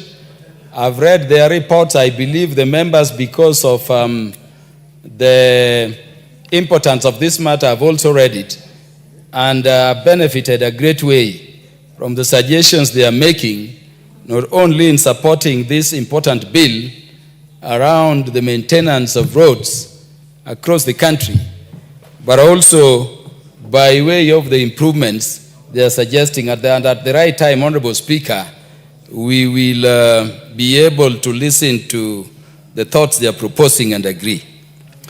Honorable Speaker, despite all those efforts, a judgment was ultimately delivered by the High Court of Kenya in petition 423 of 2024. That judgment faulted the two bills we are seeking to bring amendments to by way of this bill. And Honorable Speaker, the judgment says largely two things. That these two laws we are seeking to amend currently, although they are dealing with matters of road maintenance fuel levy, which should be used, Honorable Speaker, to maintain all roads across the counties, across the country, do not include the county governments or the counties as also beneficiaries of the funds which come from that levy for purposes of the maintenance of the roads which are classified and fall within the remit of the counties. And so the Honorable Court says, Honorable Speaker, that that position in the laws we are seeking to amend in terms of Section 47 of the Kenya Roads Act, Honorable Speaker, is unconstitutional because it runs afoul both the principle of devolution, which is a national value under Article 10, Honorable Speaker, and to which we've dedicated a whole chapter in the Constitution to ensure equity, and particularly equitable development. The court also said, Honorable Speaker, that the classification of the roads to the extent that it did not accord with the principles of devolution is also improper and constitutional, null and void. And so the court concluded, Honorable Speaker, that Section 6 and Section 47 of the provisions of the substantive laws we are seeking to amend by this law are unconstitutional, Honorable Speaker, null and void. Most importantly, because the court gave, in that case I've cited, Honorable Speaker, 4 substantive orders. And we have to thank the court because the parties who took the National Assembly and the Senate and other roads agencies to court actually sought 13 orders, including orders for costs, but essentially 12 very substantive orders. The court made an order number D, and this is the one order I want to draw the attention of the members to. Having found that those provisions were inconsistent with the Constitution and therefore were null and void, the court said there shall be no allocation of funds from the road maintenance fuel levy fund. That does not include the county. That does not include the counties. And so disbursement of monies must include the counties because, as I've said, devolution is not just a national value and principle of governance, but it's also a matter so important for ensuring equity that we've dedicated a whole chapter of the Constitution to that matter, Honorable Speaker. And so that is where we are. As expected, Honorable Speaker, this matter was taken to the Court of Appeal by the National Assembly, by the Legislative Caucus, when it was remitted to them by your office for intervention, Honorable Speaker. And Honorable Speaker, there is an appeal. This is Civil Appeal number E427 of 2025, in which we are contesting on behalf of the National Assembly and the aggrieved Kenyans the declarations of the court. Within that appeal, Honorable Speaker, we did seek orders from the court of a conservatory nature, suspending the operation of the judgment until that appeal is heard on its merits and determined. Honorable Speaker, I want to report to the House, and it is already known, that that application, which was presented to the Court of Appeal for order suspending the judgment, was allowed by the Court of Appeal. And I want to thank the Court of Appeal. In public interest, it was so allowed because, Honorable Speaker, those sections which we are seeking to amend now and which have been the subject matter of those litigations, if the judgment was not suspended, those provisions were going to derail and undermine the operations of the roads agencies we've established under these statutes completely.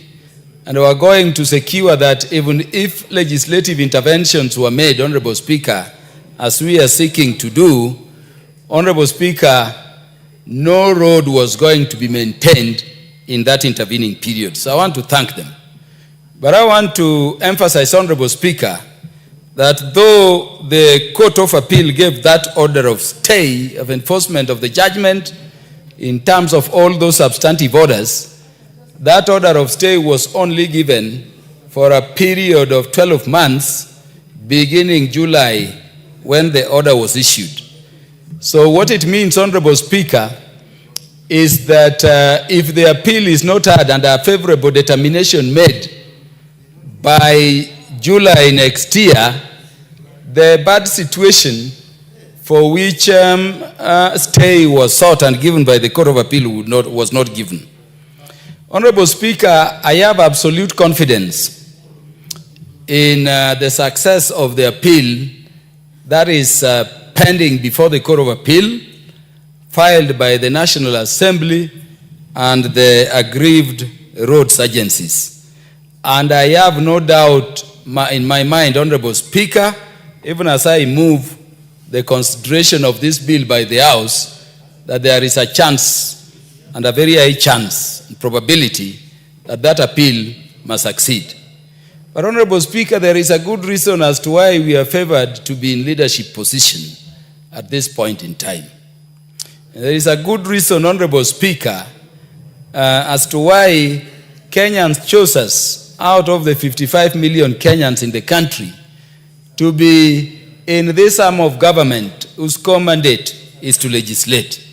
And so I want to confirm, Honorable Speaker, that this bill is being brought not to concede that the appeal will not succeed, but as a point of leadership confirmed by those previous meetings we've had with even the members of the Council of Governors under the leadership of Dr. Ahmed Abdullahi, and of course the other meetings and interrogations, to do what is right in public interest for the people of Kenya in spite of what other processes could be there. Honorable Speaker, that therefore now brings me to the substance of this bill. It's a very short bill. We are effecting amendments to a number of provisions in the Kenya Roads Act and in the Kenya Roads Board Act. Honorable Speaker, if you look at clause 2 of this bill, and I know because of its importance, all members have looked at it, we are seeking to amend the current section 2 of the Kenya Roads Act, which appears to date to be only speaking to national roads. I understand that is so, Honorable Speaker, because that law was enacted well before the current constitution. And it is something that needs to be cleaned up. If you looked at the 4th schedule of the constitution, the categories of roads in the country are national trunk roads and county roads. And so we are making it clear that these laws, to be in conformity with the Constitution, Honorable Speaker, cannot be restricted just to national roads as is the case now, but must now have a category of national trunk roads falling within the remit of national government roads, or roads to be maintained by national government, and then county roads. Honorable Speaker, at clause 3, we are dealing with the matter of classification. And this is the substantive amendment to the contested current section 47 of the Act. And so we are clearing that in line with the judgment and to the extent agreed by the House of Parliament, Honorable Speaker, the new roads classification will accord with the first schedule of this bill so that we can carry the entire country aboard.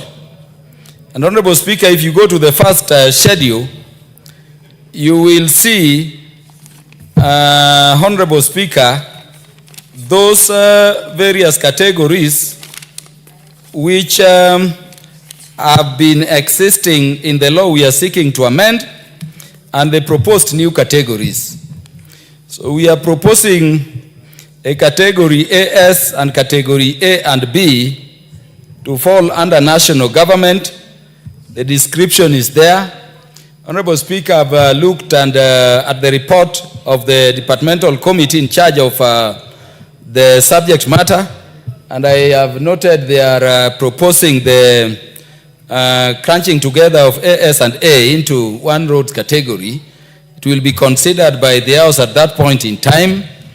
Honorable Speaker, at the level of national government, we also have those roads which are falling within cities and urban areas or leading into critical facilities within urban centers. And so you see under the first schedule at page 788, Honorable Speaker, a category A2 for urban roads. Again, they are categorized as AU to signify it being within urban jurisdiction, category BU and CU. In terms of rural roads, Honorable Speaker, falling within the mandate of the national government for maintenance, at page 789 of the bill, there is category C, which has not been amended much. It is what is currently existent, Honorable Speaker. But Honorable Members, I want to alert you to a new category being proposed by myself on behalf of the Legislative Caucus, category SP, Special Purpose Roads, and category SR, Security Roads. The Special Purpose Roads are described as roads providing direct access to places of specific national, social, or economic importance, including industrial and commercial areas and government institutions, such as schools, hostels, if they were to be national government referral facilities falling within the remit of national government, prisons, government housing, and such national government facilities. And Honorable Members, I confirm this is a very important category that we are introducing. We've had cases where if we go with the existent classification, then very many schools, especially schools in rural areas, would not have access roads. We also have roads which are classified in the manner that they are classified currently. But Honorable Speaker, you may be having a school between a national government road and a county government road. Worse still, Honorable Speaker, you may have a situation where a river is also cutting between those two roads. If we do not create a category that can allow the Kenya Rural Roads Authority, Honorable Speaker, to construct things like box culverts, or what we call bridges in common parlance, Honorable Speaker, to connect those schools and make them accessible, Honorable Speaker, we will have a situation where those national government facilities not falling within the remit of clear classification in terms of the road networks in the country currently may not be accessible. Honorable Speaker, we've been told by the CS in charge of National Treasury that since independence, it is now some 63 years later that the national government is doing a box culvert or a bridge across River Tana. The children of that area, the children of Kenya, Honorable Speaker, have been crossing that river, and we know that this river is highly infested with crocodiles, risking their lives just to get education for 63 years. We are saying, Honorable Speaker, that if funds were to be available, such a road would be done even if it is not linked directly, Honorable Speaker, to a national government road or a road falling within the remit of the county, so that the children of Kenya, wherever they are, and the people of Kenya can, Honorable Speaker, access those critical facilities. Honorable Speaker, in terms of security roads, we are leaving its determination, Honorable Speaker, to the ministry that will be in charge of internal security. I've been in that committee, Honorable Speaker, for very long. And I can confirm that the last time I visited, Honorable Speaker, Laikipia, there is this big forest where cattle rustlers, take animals to. It's called Mukogodo Forest. And then once the animals are inside there, you will be told even police cannot dare enter that forest.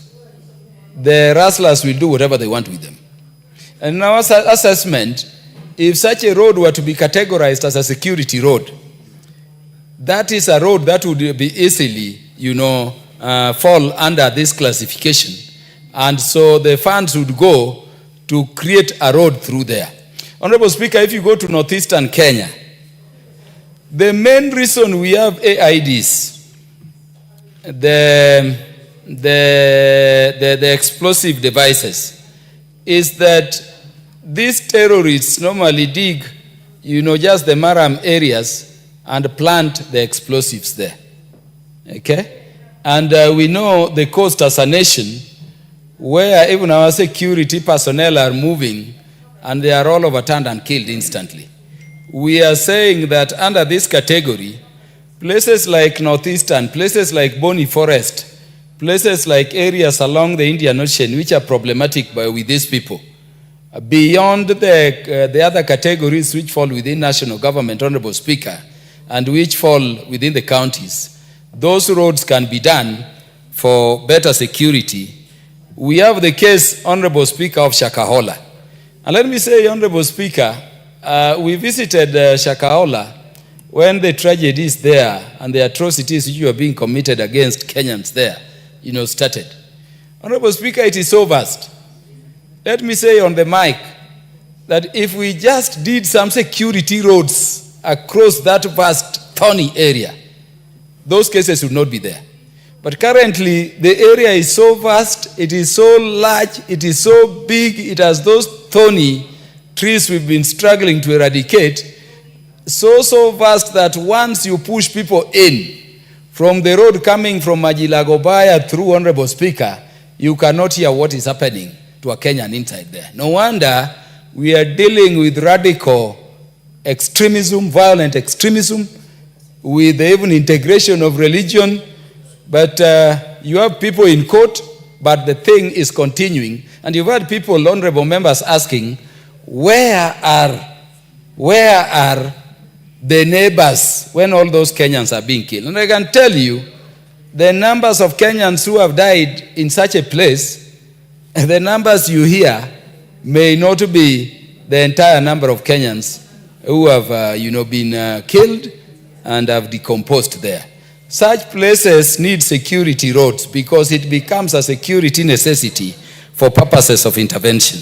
So, Honorable Speaker, though all the classifications in terms of the county roads are DE, but we've included DU, you had indicated, honorable members, means urban, and EU for roads falling within the current D and E under the remit of the counties, but falling within urban areas like Homa Bay Town, like, other cities, so that we don't just have, either the national government or the county doing roads without considering also urban areas. And I think this is a very good category, because if you were to look at even Nairobi, you will be giving money to Nairobi County under the systems we establish, Honorable Speaker, but you'll end up with the danger that the governor may tell you we are not doing Maram Road, in which case these monies may not end to the direct use. And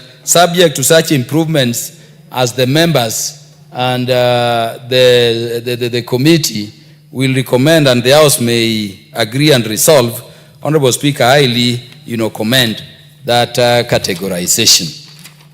Honorable Speaker, we have introduced clause 47A.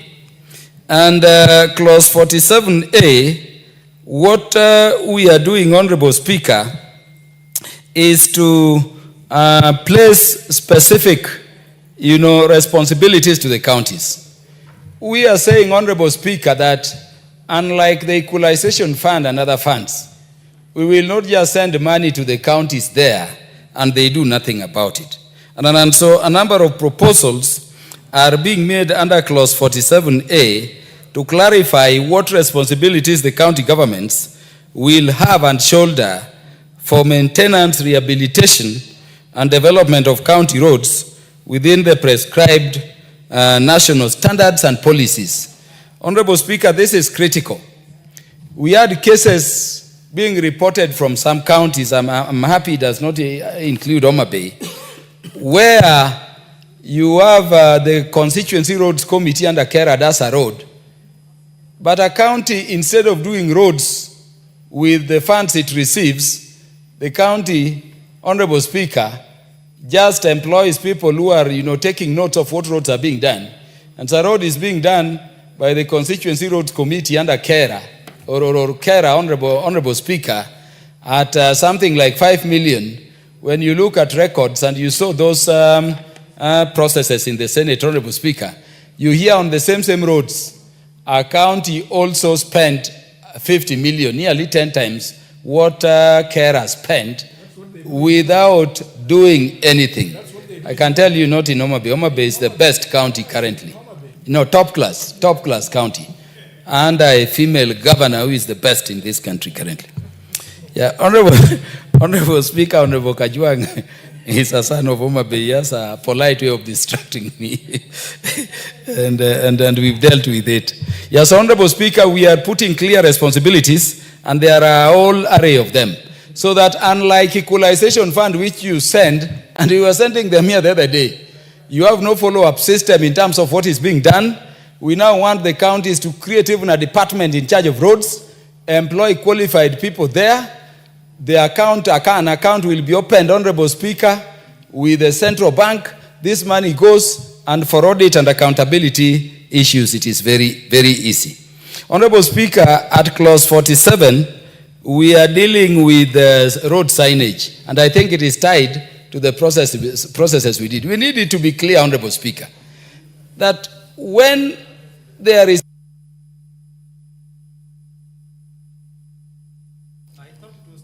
You can proceed. Give him more time. Because I'm just going to the meat of the matter, but I'll be brief. Give me only 5 minutes, Honorable Speaker. I thank you. Honorable Speaker, we want signages so that it is clear. This road is a county government road. This road is a national government road. This road has been done by Kena. This road has been done by Kura. This road has been done by KRA.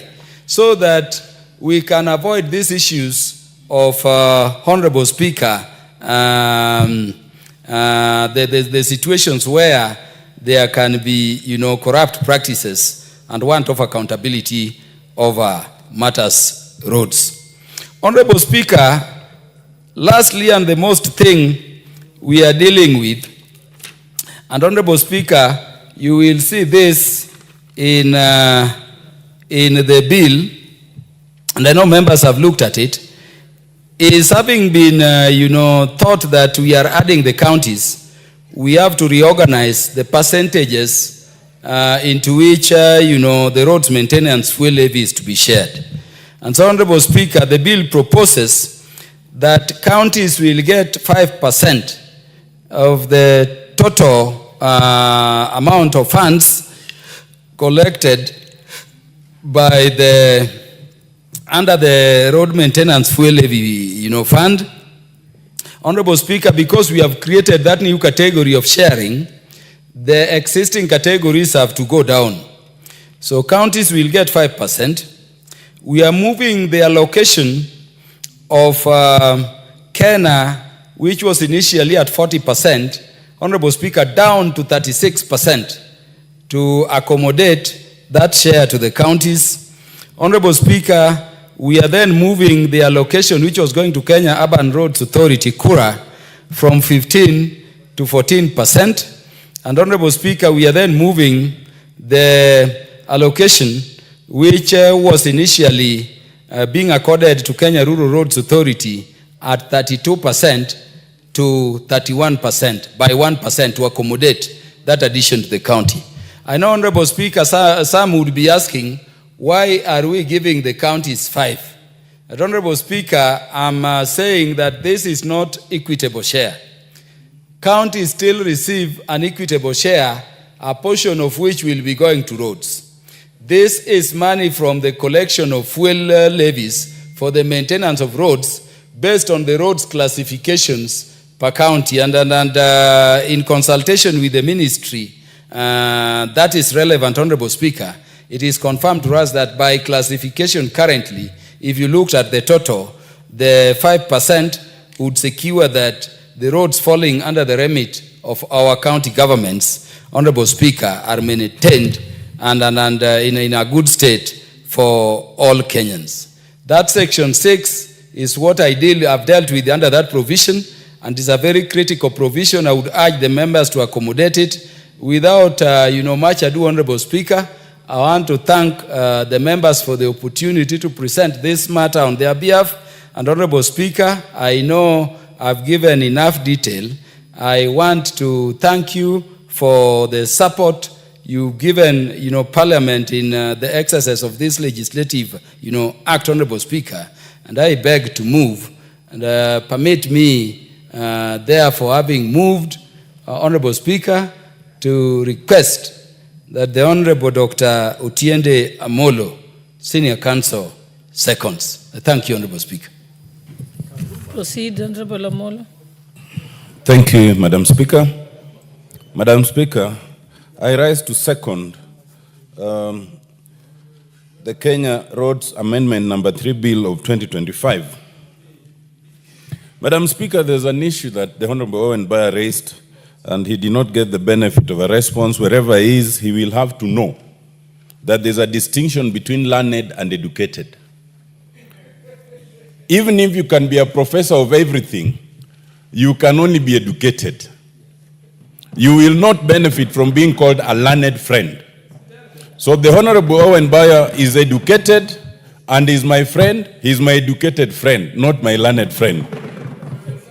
In fact, in the English tradition, the word learned friend was actually reserved to peers, barrister to barrister. When a barrister was referring to a solicitor, they would say, my friend, not even my learned friend. You must get the history of why lawyers are called learned, then you can start questioning it. But I do not have time to go into it. Suffice it to say, the Honorable Owen Baya, that you are my educated friend, and when we go for tea, I will explain at length why you cannot be my learned friend. Madam Speaker, very briefly, this bill transcends 2 committees and a caucus. This bill transcends the Justice Committee, it transcends the Roads Committee. But it was found wise to now have it adopted by the caucus because we have the benefit of dealing with those committees and beyond. For indeed, Madam Speaker, as Honorable Kaluma has explained, the bill is a result of consensus and consultation by the executive, by Parliament, by the various roads agencies, by the governors, and by everyone who cared to listen. Indeed, even the President was involved in this discussion. Madam Speaker, the bill is necessary because it has to fill the lacuna that was created by the decisions of the court. When the court declared 2 significant sections of the relevant laws as unconstitutional, And although we chose to appeal it with success, it was still important to address the issue beyond peradventure. Therefore, it comes in to fill the lacuna that arose out of Section 6 and Section 47. At this stage, let us explain two things, Madam Speaker. One, contrary to popular belief, the monies allocated to KERA, both under the original provisions and under this bill, are not put in the hands of members of parliament. These monies are administered by a national entity called Kenya Rural Roads Authority. KERA itself has regional managers, it has managers in each constituency, then it has a committee where the member of parliament does not sit in. The limited role of the member of parliament is like any elected leader, because the member of parliament has, a view, a landscape view of the roads in the constituency. So you are able to suggest that please balance it out between the wards, please this one is worse than the others, and that is a role that is called representation. Secondly, these are not funds that are allocated for devolution. These are funds that are appropriated for the national government. And as such, when they then come back to be used, whether in the wards, in the constituency, in the counties, they are being used as decentralized funds, not devolved funds. And therefore, those who argue that we should abandon this because of devolution are missing the point. This is not money meant for devolution.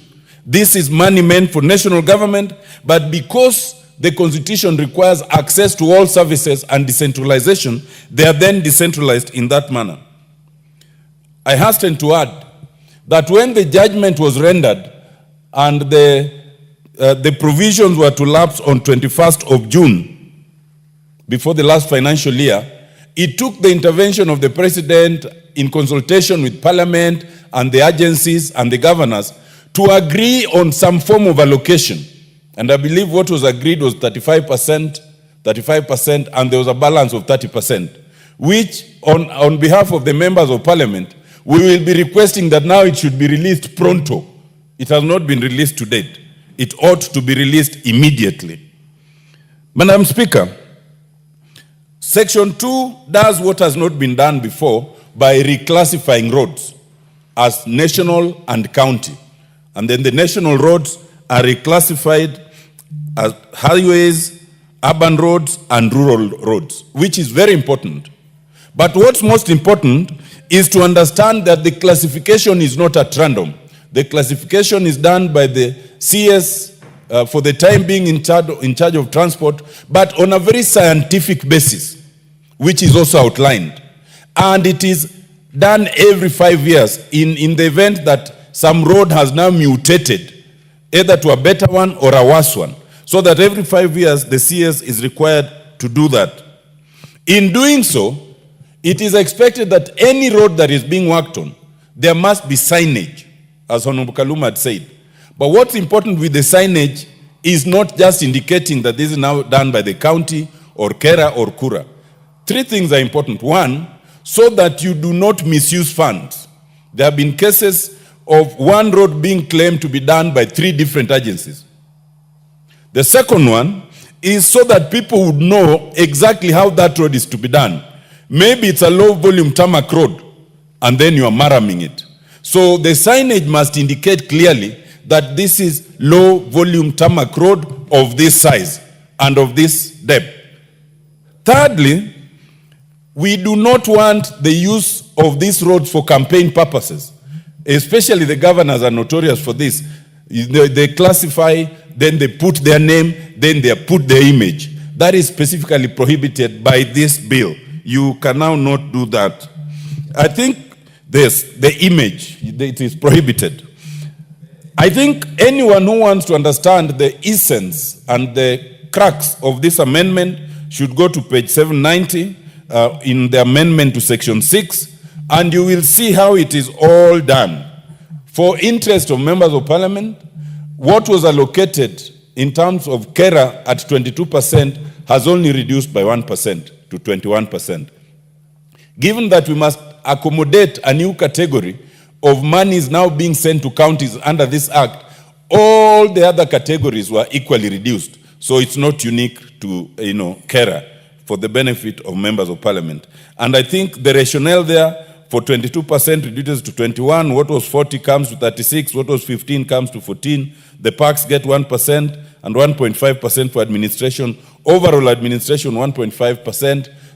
The counties get 5% and all those others. Madam Speaker, this is a negotiated document. As with all negotiations, there are those who will come later and disown it. They will say we want more.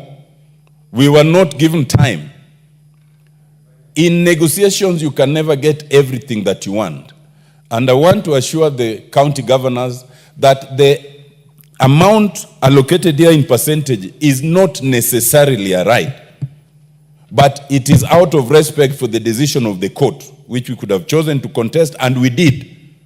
But we see no point in having endless contests, and therefore it was decided that we accommodate the counties even within the national government share of revenue as proposed. Madam Speaker, I second.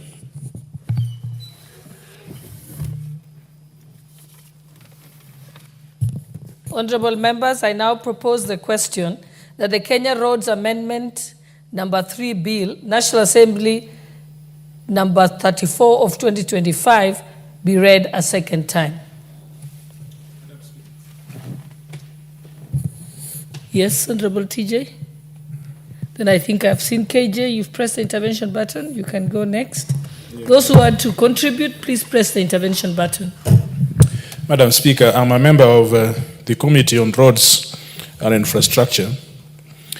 I've had my learned friends, Honorable Kaluma and the member for Rarieda, explain that this bill is a reflection of the caucus, of which I'm a member.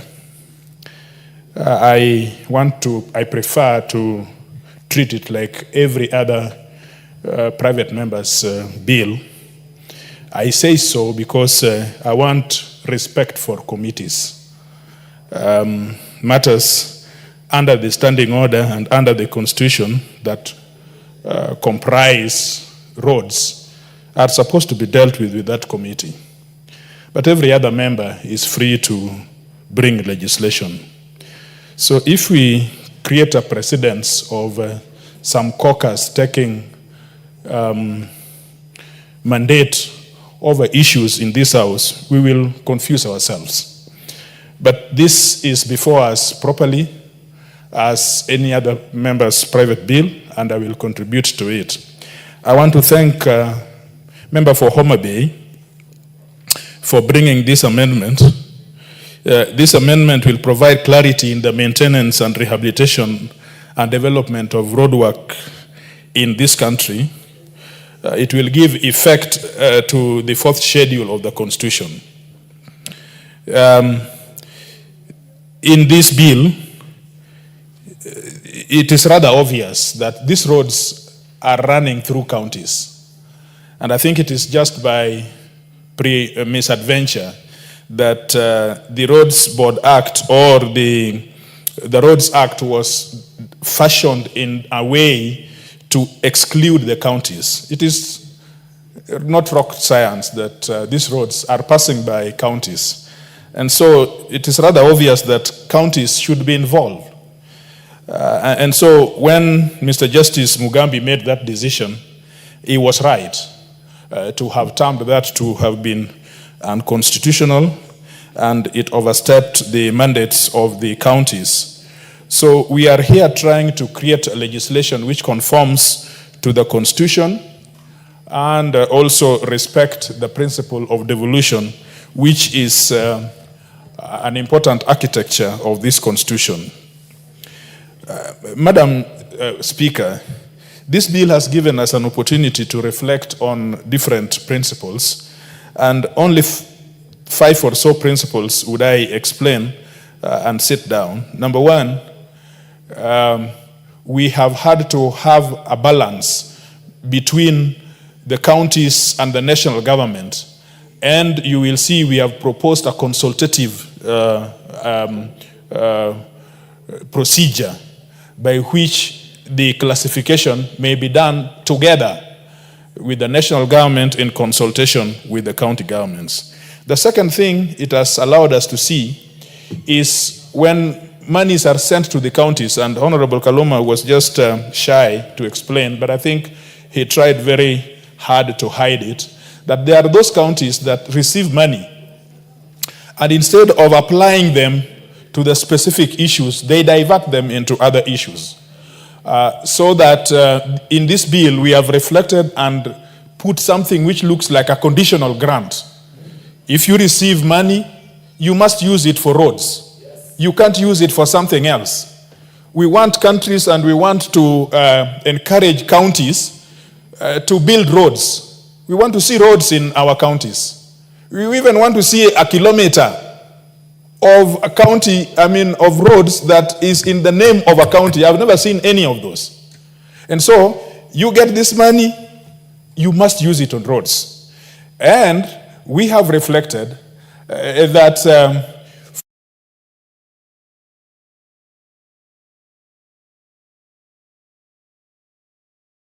have to open an account, a specific account. That money is deposited in that account. This, I am sorry, this belongs to a senior member from Homa Bay. I disclaim the ownership of that noise. but you see now, you get money, you must open an account. That money must be sent to that account. If you don't, the comptroller of budget, the treasury will not allow you to access that money. I think that is also in this. But now we also have to see how to balance clarity amongst institutions. And one of the things that we have asked the Cabinet Secretary to do is to create a criterion for this proverbial thing called 10%. They get it all the time, but you know, it is freebies. They use it as they wish. They don't account for it.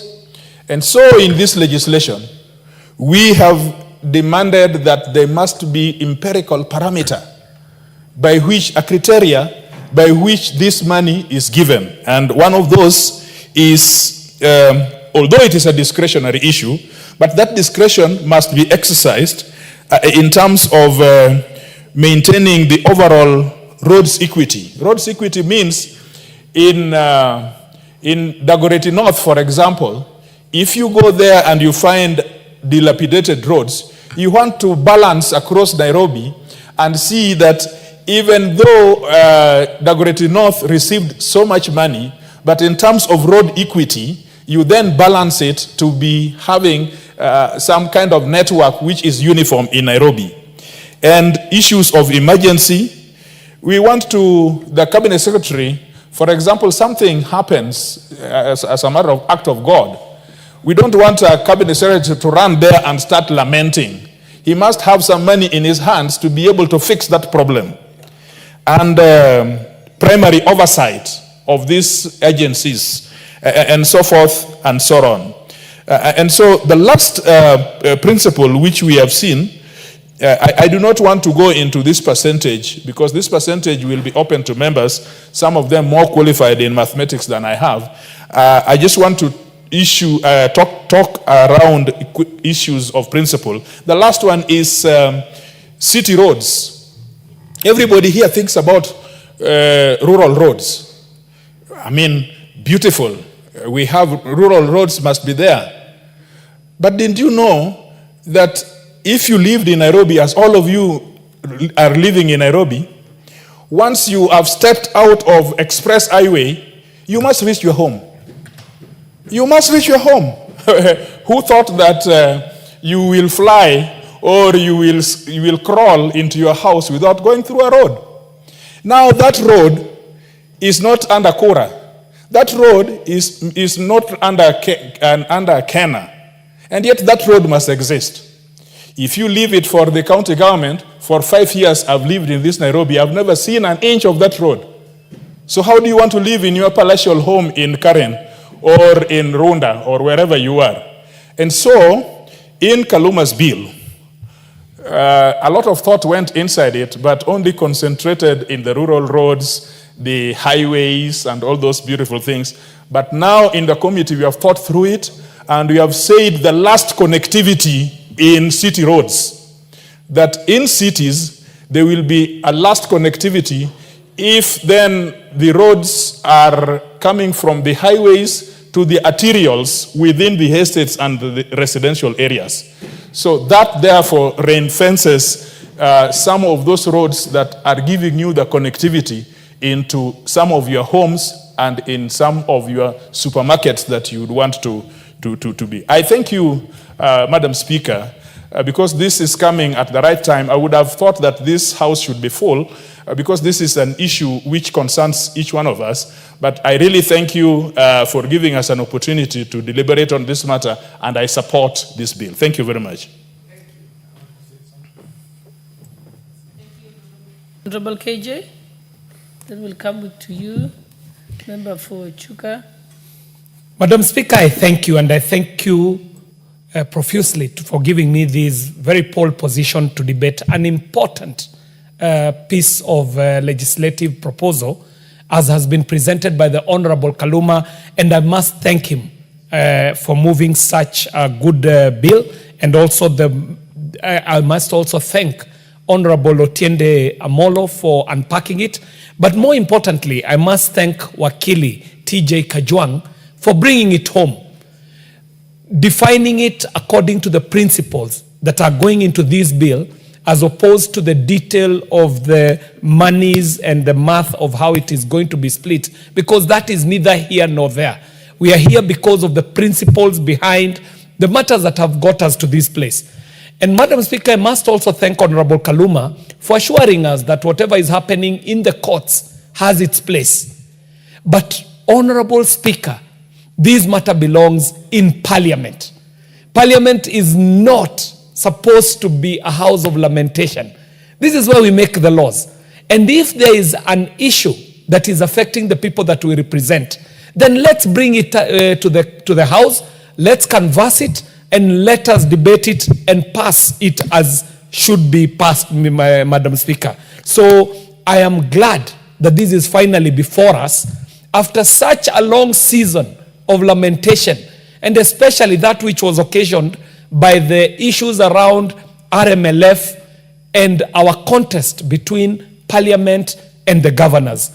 Madam Speaker, this bill, as I am seeing it, is seeking to primarily first align the whole road sector with our new constitution.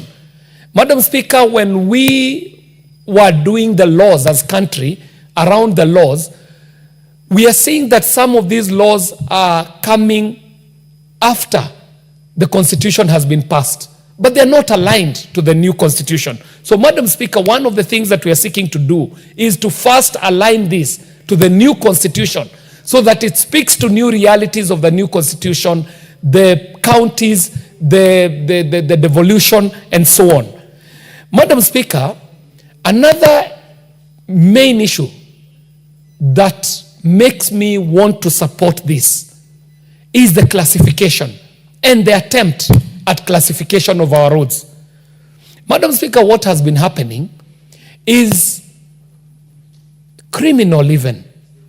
Madam Speaker, there are instances where we have seen county executives going to look out for roads that have been done by Kera, roads that have been done by Kura, and they go and erect signboards claiming to have done these roads. A criminal offense, Madam Speaker. They knowing too well, only too well, that there might not be any person coming after them to check whether that road was done by the county or whether it was done using national government resources. And I want to add weight to what the Honorable TJ Kajwang said, that we who are representing people in urban areas, we who are representing people in city counties, we find ourselves so disenfranchised because when arrangements are being made for resource allocation, people assume somehow that cities are already resourced for. But the Honorable TJ Kajwang can tell you for a fact that some of the better roads that have been done in Nairobi City County have actually been done by Kenya Rural Roads Authority. In constituencies like the Dagoretti South constituency, Madam Speaker, some of us came to the city in 1969. Dagoretti South as a constituency was brought into the city precincts in 1969. Previously, Dagoretti had been in Kiambu. What happens, Madam Speaker, is that then constituencies like Dagoretti South, being brought into the city so late in the day, have to play catch up to bring city infrastructure into being. Key among them, roads. But in the recent past, Madam Speaker, what we have seen is that even as we are depending on government to bring us up to speed with the city status, we realize that we suffer a unique problem. Because in a place like Nairobi City County, we rarely get to see the county making any roads.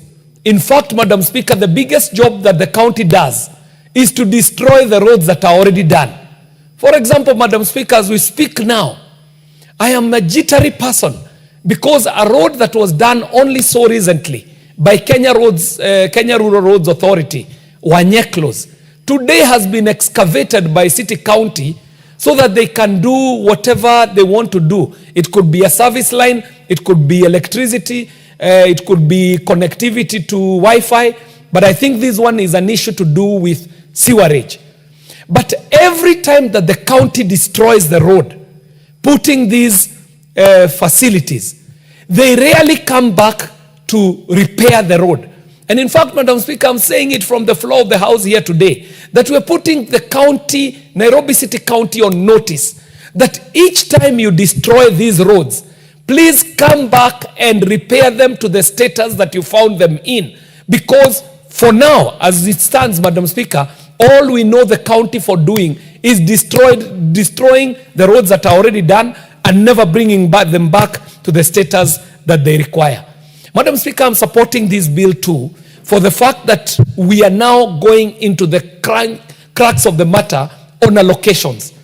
And not only stipulating the allocations, Madam Speaker, but also seeking to find out where this 10% that is always left with the implementer goes to, Madam Speaker. As it sits now, that conversation is up in the air. Nobody knows how this 10% is administered, to whose benefit, and in which manner. So, Madam Speaker, just because we are going to go into the allocations, and we shall be looking into these allocations and their use, I support, Madam Speaker. Madam Speaker, finally, I do support, because this bill, in the format that it's being presented, is seeking to ring-fence the monies that shall be going to counties, Madam Speaker. Madam Speaker, we have seen with devolution that when we do division of revenue in this house, and the money goes to the executives in the counties, rarely are they accountable to the house that did the division of revenue, and the excuse is normally that they should be superintended over by county assemblies. But Madam Speaker, come to think of it, these are national resources that we are allocating. This is not own-sourced revenue from the counties. Counties themselves are not working hard enough to create their own revenue. But they are very quick to come to the table for the division of the cake on the national revenues as have been collected, Madam Speaker. So the fact that we shall be ring-fencing roads monies within the county budgets, that alone for me is reason enough for me to be supporting this bill. Finally, Madam Speaker, I do think that the push and pull between ourselves and the county executives is unnecessary. what this parliament has been able to do, even in the absence of good frameworks like we are putting up today, even just on RMLF, Madam Speaker, has to be celebrated. Madam Speaker, I know you're a proponent of the bottom-up economic transformation agenda. And in Bita, when we were campaigning, one of the things that we were talking about is how we shall make Kenya a saving nation. And Madam Speaker, this parliament was agreeable that a certain percentage of RMLF must be set aside for savings. And Madam Speaker, what has happened in a few short months, the amount of money that country has been able to save by just setting apart a piece, a very small percentage of RMLF to go to savings, is something that shall be celebrated for generations to come. So, Madam Speaker, I do stand to support this. I support, first, because it is going to align us with the Constitution. Secondly, because we shall go into good classification. Thirdly, because we shall make allocations clear and transparent. And finally, the fact that we shall be able to ring fence the roads monies that go to county are good reasons enough for me to support. And in the third reading, Madam Speaker,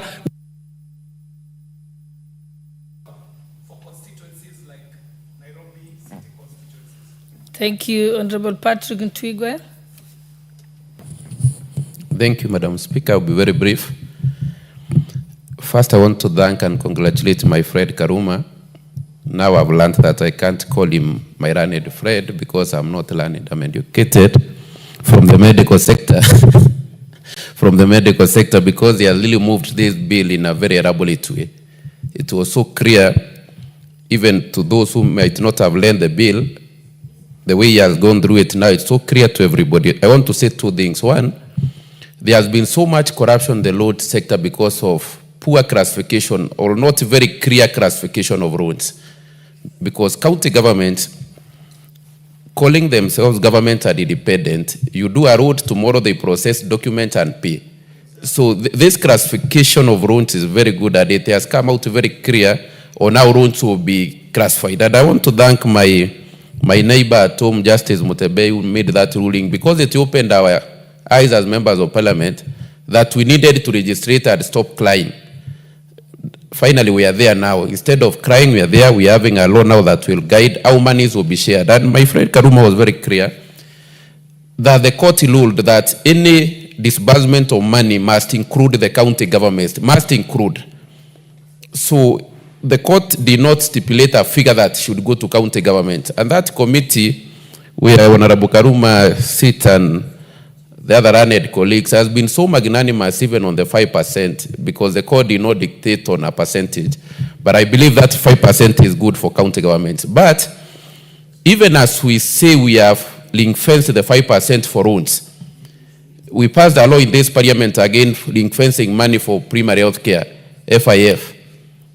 I've just been around the country. The money is not ring-fenced. It's going to hospitals, and the governors are asking for it to be returned back to the county accounts. So even this for loans, we ring-fence the 5%. How will we make sure that the money is ring-fenced and remains money to do roads? Thirdly, as this debate was going on between members of parliament and governors, at times I would listen and wonder when governors say loans, you know, loans are in counties. So I was wondering, what constituencies are where?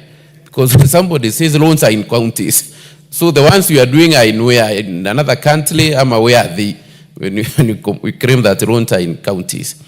Secondly, there's a point that was raised by Karuma that was very important, that loans that go to critical infrastructure like schools, like hospitals, like police stations.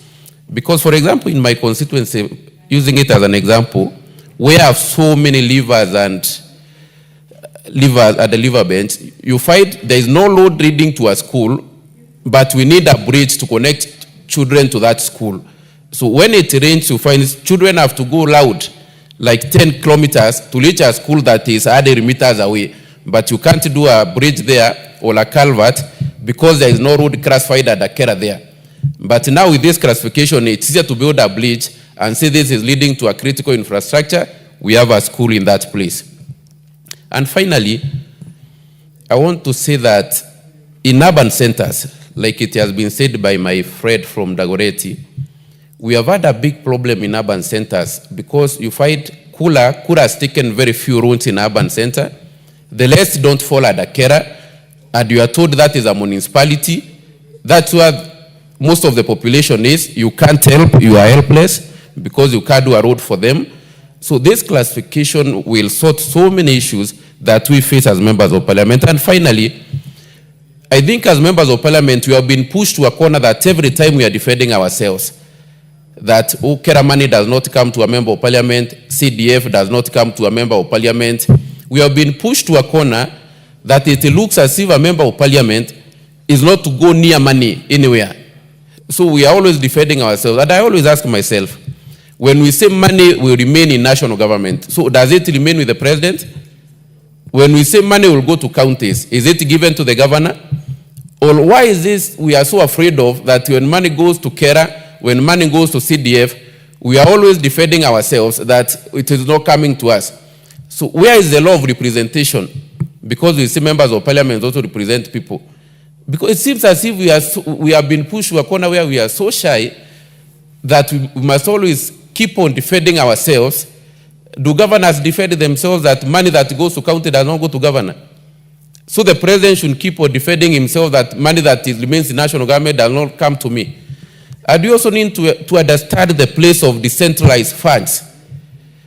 I think Adam Moi Kibaki is when we started decentralizing little funds in education, in loans, and that's why even the issue of devolution came. We saw this is something that can help. Go to any county today. If you see a good road, don't even look for a signboard. Know that that is a Kera road. You don't even need to look for a signboard. If you see a motorable road in our rural places, you know that is a Kera road. So I support this bill, Madam Speaker, and I stand to say that now let this debate last.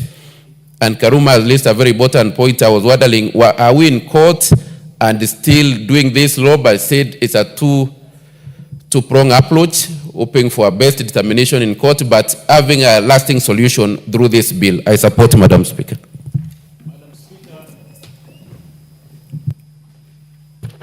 Yes, Honorable Owen. Thank you, Honorable Speaker. Honorable Speaker, first I want to congratulate the learned friends for doing a commendable job. I said the learned friends. the learned friends among themselves for a good job. Now that I want to speak as part of the educated friends, Honorable Speaker, I want to say that this is one of those pieces of legislation that is necessary for this country to unlock a situation that had put the roads in this country in a quagmire. And therefore, I want to laud you, my friend, Honorable Kaluma, the learned friend, and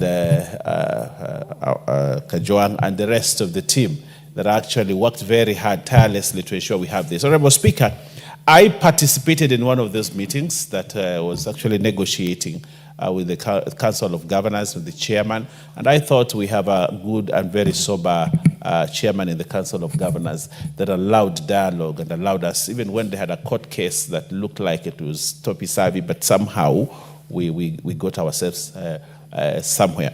But one fundamental thing that happened in court is to say that the RMLF cannot be given out unless counties also have a share. I think that was fundamental, and I think that is what gave birth to this. Now, counties will get a share of this. But on that, Honorable Speaker, what I want to urge is that as counties get this money, it should be ring-fenced. And I want to agree with the Honorable Kajuang. It should be ring-fenced so that we don't find the same money that has been given for roads being used to buy carpets, being used to buy chairs for big bosses, being used to buy tea. It should be ring-fenced. It should just be for roads.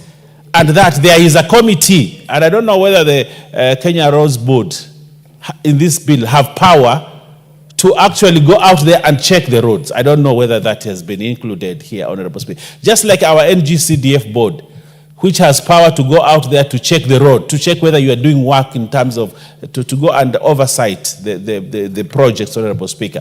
I do not know, Honorable Speaker, whether the Honorable Kaluma and his team have actually included that the Kenya Roads Board which is the body that actually...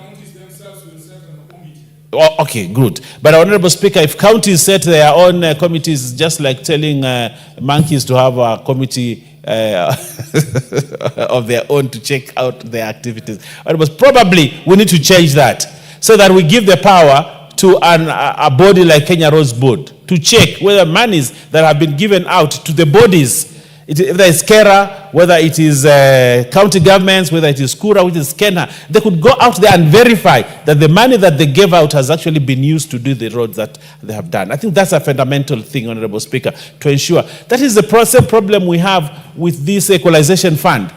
Honorable Speaker, we have an equalization fund which has no body, which has no board. It's only people at the ministry, so they disburse fund when they want, and when they don't want, they do not disburse the fund. That's why 20 years, we are almost ending the 20 years of the window for equalization fund in the Constitution, and yet when you walk around, you don't see anything, Honorable Speaker. I've advocated that this equalization fund must also have a board that can actually ensure that the money has been put into the account and the money has been spent for the purpose for which it was meant. Honorable Speaker, that is one, Honorable Speaker. So I hope Honorable Kaluma and TJ, you may want to consider my suggestion and bring that to an amendment so that any money, whether given to KURA, whether given to KERA, whether given to KENHA, whether given to the county, can actually be accounted for, and we have a report in this parliament table that we allocated these funds and the roads were done or they were not done, Honorable Speaker. I think that's a fundamental thing. Secondly, Honorable Speaker, I want to say this, that roads are important for this country because when we have roads, they open up development, they open up place for growth. When we don't have roads, Honorable Speaker, then we close up an area and we close out the people, and the people who have no opportunity to actually get development. A lot of the areas that have been marginalized or said to be marginalized have been marginalized by first, one thing, lack of a road. When you don't have a road, you marginalize a community completely because one, there is no communication, two, transport of goods and services, three, farming, four, hospitals, five, schools, and all other things get locked up because of roads. And therefore, it is very important to ensure that we have resources enough for roads and that these roads are put up in places that they must go. Honorable Speaker, KERA has done a tremendous job. But sometimes I feel that if we had more money, my friend Oundo here, if we had more money in the KERA, how would Fonula look like? Like heaven, like paradise. If we had given them money, and they have tarmac roads, and they have all kind of roads, if we gave more money to KURA, for example, Honorable Speaker, your towns would be good towns and they would attract more investment, Honorable Speaker. But Honorable Speaker, we need to ensure that we have enough resources for roads because roads open doors for development in every constituency. I proudly say that my constituency has opened up because I have had a committee in KERA that has done a good job. And the engineer in my county has done a good job, Honorable Speaker. And areas that would never have seen development have seen development because of the resources. And therefore, Honorable Speaker, when I look at Schedule 1, and I think that is the fundamental thing in this bill, Honorable Speaker. If you look at Schedule 1, and you see the division, how roads have been classified, Honorable Speaker, I am impressed. There's some good thought have gone into it to ensure that we have roads that go to parts including roads accessing wheat growing areas. And I like that. When I saw that you actually have class W, roads accessing wheat growing areas, and classified rural roads including mining roads. The only thing, Honorable Speaker, that I would have loved to see, and I want to draw the attention of the Honorable TJ Kajwang, you will speak your language later on, my friend, with TJ. Why don't you have roads leading to fishing grounds? Because my place and your place, one of the mainstays and economic activities is fishing. And a lot of times, the roads that lead to the areas where people are fishing are not there. Actually, fish get spoiled on the way because they are very perishable.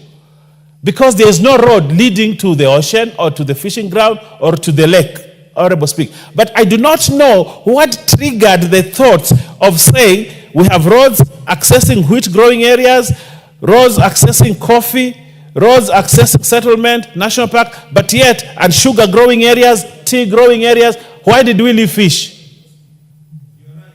Honorable Speaker. Why did we leave fish?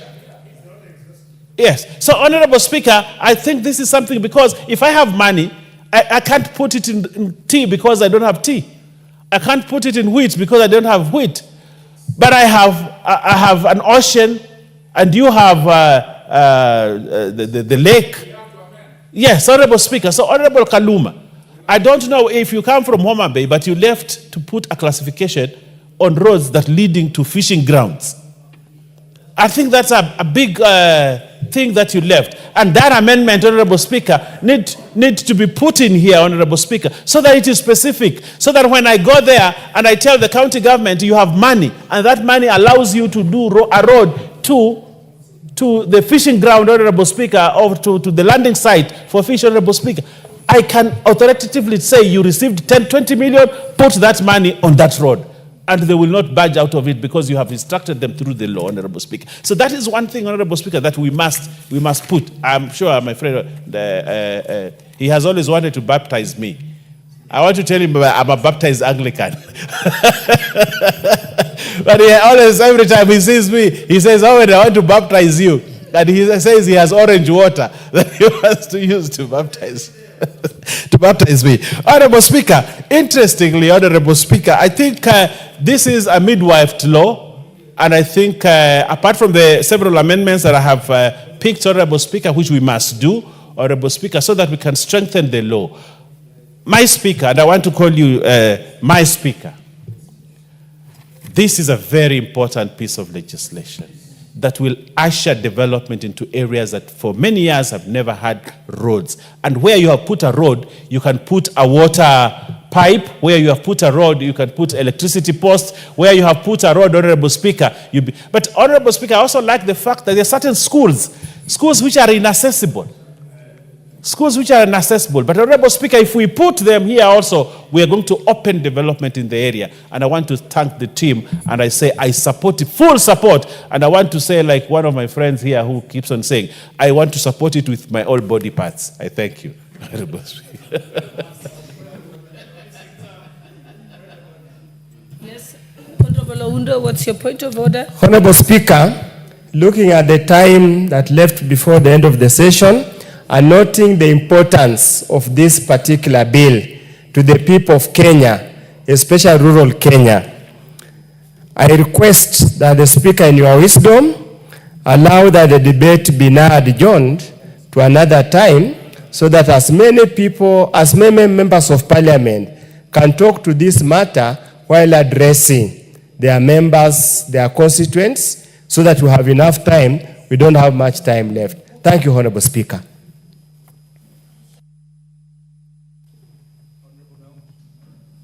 Honorable Speaker, Honorable Naomi Wako is seconding.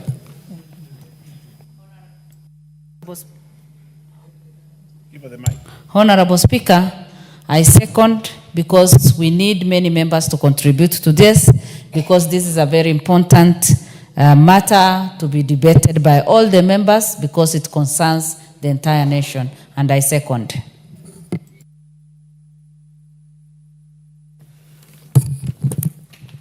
Honorable members, in accordance to Standing Order number 96, I now propose that the Kenya Roads Amendment number 3 Bill, National Assembly number 34 of 2025, be now adjourned.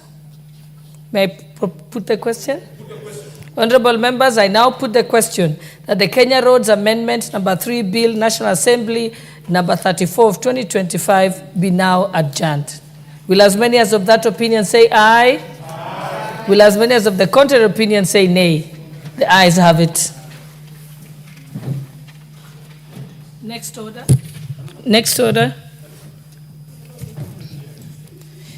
Order number 14, motion, consideration of the 5th report on examination of financial statements of selected state corporations. Okay, Chairperson, Public Investments Committee on Social Services and Administration and Agriculture, Honorable Wangwe, are you ready? Yes, I am. Okay, you may proceed. Thank you, Madam Speaker. Honorable Speaker, allow me on the onset to move that this House adopts the 5th report of the Public Investments Committee on Social Services, Administration and Agriculture on its examination of financial statements of the following state corporations laid on the table of the House on Tuesday, 5th August 2025. One, National Hold on 1 minute. I think we need a sergeant at arms here. Kindly, you may proceed.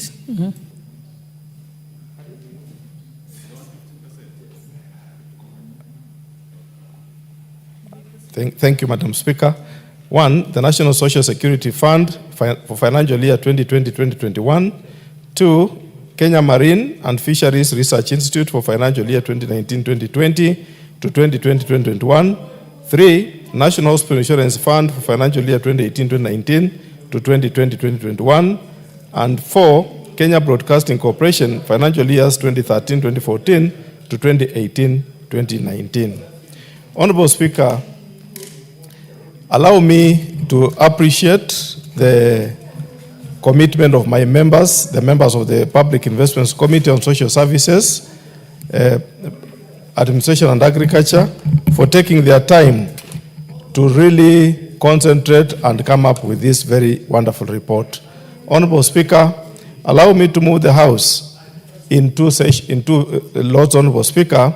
The first lot being the observations as general and their recommendations thereto, and the second lot, Honorable Speaker, being the specific individual parastatal and the observations and recommendations thereon.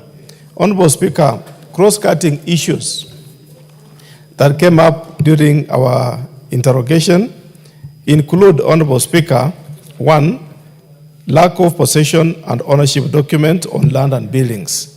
Honorable Speaker, all these four parastatals, Honorable Speaker, showed a sense of lack of possession for either one property, two or many other properties, some to even 32 parcels of land, Honorable Speaker, which would not have the ownership documents and their buildings their own, Honorable Speaker. Honorable Speaker, a case in time is the case of Kenya Broadcasting Corporation, whose 32 number parcels of land do not have title deeds or legal documents, Honorable Speaker, including the property onto which, Honorable Speaker, the Broadcasting House is sitting on, LR number 209/5918. Honorable Speaker, there is also the issue, Honorable Speaker, that now the committee felt to recommend, after observing the generality in terms of how much land did not have title deed with respect to Kenya Broadcasting Corporation. Also, Honorable Speaker, National Hospital Insurance Fund, the defunct, does not possess ownership documents for land reference number LR 24968, measuring 10 hectares situated at Karen, valued at 93,712,675. That is the valuation as at that time, not as at now, Honorable Speaker. Further, the parcel of land is in dispute and the matter is in court. Honorable Speaker, since 2008, the matter has been in court and it is still dragging in court. What are we saying, Honorable Speaker? That within 3 months upon adoption of this report, let the accounting officers, Honorable Speaker, liaise with the cabinet secretaries for the respective state corporations, Ministry of Lands, Public Works, Housing and Urban Development, and the National Land Commission, and fast track the process of acquiring title deeds, resolve disputes between the state corporations, and ensure legal actions are taken against private individuals who have illegally acquired public land. Honorable Speaker, whereas these people, these agencies pose like they don't have the land, the documentation, private individuals, Honorable Speaker, encroach on these parcels of land and they keep on saying they are in court. So you cannot evict them. They have put an injunction and, Honorable Speaker, public land is in a mess to that extent, Honorable Speaker. Honorable Speaker, we also made a second recommendation that within 6 months upon adoption of this report, the accounting officers through the National Land Commission should prioritize and expedite resolving ownership issues surrounding parcels of land belonging to their state corporations and report its status back to the National Assembly. Honorable Speaker, not just to resolve, but also to make a report back to this House so that the House is acquainted and seized of the ownership of the various parcels of land. Honorable Speaker, the second general issue that cuts across these four parastatals is delay in availing documents to the Auditor General. Honorable Speaker, the Auditor General is a constitutional office that requires that any organization and receiving money, public funds, must be audited, Honorable Speaker. And the only body that should audit is the Office of the Auditor General, as provided for under Article 226 of the Constitution, and particularly looking at Section 68(2) of the PFM Act of 2012, read together, Honorable Speaker, with the Public Audit Act. Honorable Speaker, during the audit, it becomes very difficult that the Office of the Auditor General, Honorable Speaker, upon entry and assessing all the audit papers, plus the provision of the necessary exit report. Remember, Honorable Speaker, an audit is not just an event of one day. It's a whole process. It takes time, entry into the organization, preparation of the document, writing of the final document, Honorable Speaker, a draft, and then finally preparing the final statement. It's normally a process, but it's still this process, whereas there are various notes back to the agency, they don't respond. But when they hear, Honorable Speaker, that they are coming before Public Investments Committee, all accounting officers with their volumes and volumes of their papers appear before our committees. Yet, Honorable Speaker, they don't want to give auditors this document at that time. What do we recommend, Honorable Speaker? That the accounting officers should always comply with the provisions of Section 68(2) of the PFM Act 2012 and submit the required information for audit within the stipulated timelines. Honorable Speaker, remember the case of timelines, which has really been ruled by now, that we must adhere to timelines when it comes to reporting, and similarly, Honorable Speaker, preparation and finalizing of the audited accounts has also the timelines there too.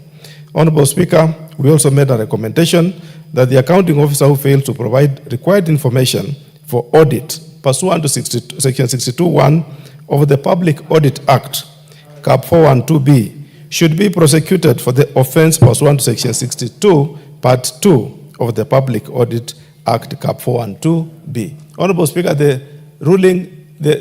ruling on what to do is in that section. It has already been predetermined, and therefore, Honorable Speaker, the parties who don't comply should just be enforced using that act, Honorable Speaker. Honorable Speaker, there is also the other issue that cuts across matters pending in court. Honorable Speaker, we observed that quite a number of litigations concerning ownership of various properties, debts or debtors, creditors are in court, and the state corporation and other legal matters have been pending before the courts of law for long, despite resolutions of the House through previous PICs. Honorable Speaker, today we are prosecuting our fifth report. There are decisions the House will make, and we have made recommendations on what to do. But it's still, Honorable Speaker, this matter, when the Committee on Implementation pushes it to court through the various agencies, EACC and the DCI, the matter is pending in court for as many years as possible. Therefore, Honorable Speaker, Kenyans have become very clever that when the matter is before court, no any other person can interfere. And Honorable Speaker, it is pending in court forever. For example, the issues I raised with NHIF, the land in Karen, it has been there. And each year, Honorable Speaker, the case metamorphosizes into another case, from one case to another case, Honorable Speaker. The question is, when are we going to conclude this? This is a matter we cannot force the judiciary to make a ruling. But Honorable Speaker, the people, the clever Kenyans who take this matter before court, forces the court officials to put it in such a way that it has to be listened to all through. Therefore, Honorable Speaker, this is a very tricky issue that we all need to come up as Kenyans and say, how long should these court cases take? So that, Honorable Speaker, Kenyans want to see public land and public utility in the hands of the public. Not, Honorable Speaker, public utility is in the hands of the private persons. That makes it very tricky. Therefore, Honorable Speaker, we recommend as follows, that within 3 months upon adoption of this report, the Inspector General, Inspectorate of State Corporations, should carry out a review of all entities with the pending court cases, prepare a comprehensive status report and submit to the National Assembly with a copy to the Attorney General, who will initiate the process for fast-tracking the conclusion of the cases within reasonable time. Honorable Speaker, let the Attorney General, being the person who can link up between the executive and the judiciary, handle this matter so that he can expedite and inform maybe what the decision of the judiciary, especially from the President of the Judicial Service Commission. The accounting officers, Honorable Speaker, should strive to embrace alternative dispute resolution mechanisms in the resolution of disputes before going to court. Honorable Speaker, you find a small issue, not really small per se, because no matter is small before court, but an issue that would have been resolved outside court ends up in court. It takes 10 years to be resolved. Yet, Honorable Speaker, the matter could have been put to a certain administrative committee within the government. A state agency suing another state agency, Honorable Speaker. The matter is pending before court. Nothing is moving. No Kenyan is enjoying the possession of a state property. Honorable Speaker, cross-cutting issue that we also observed is delayed accountability of interest.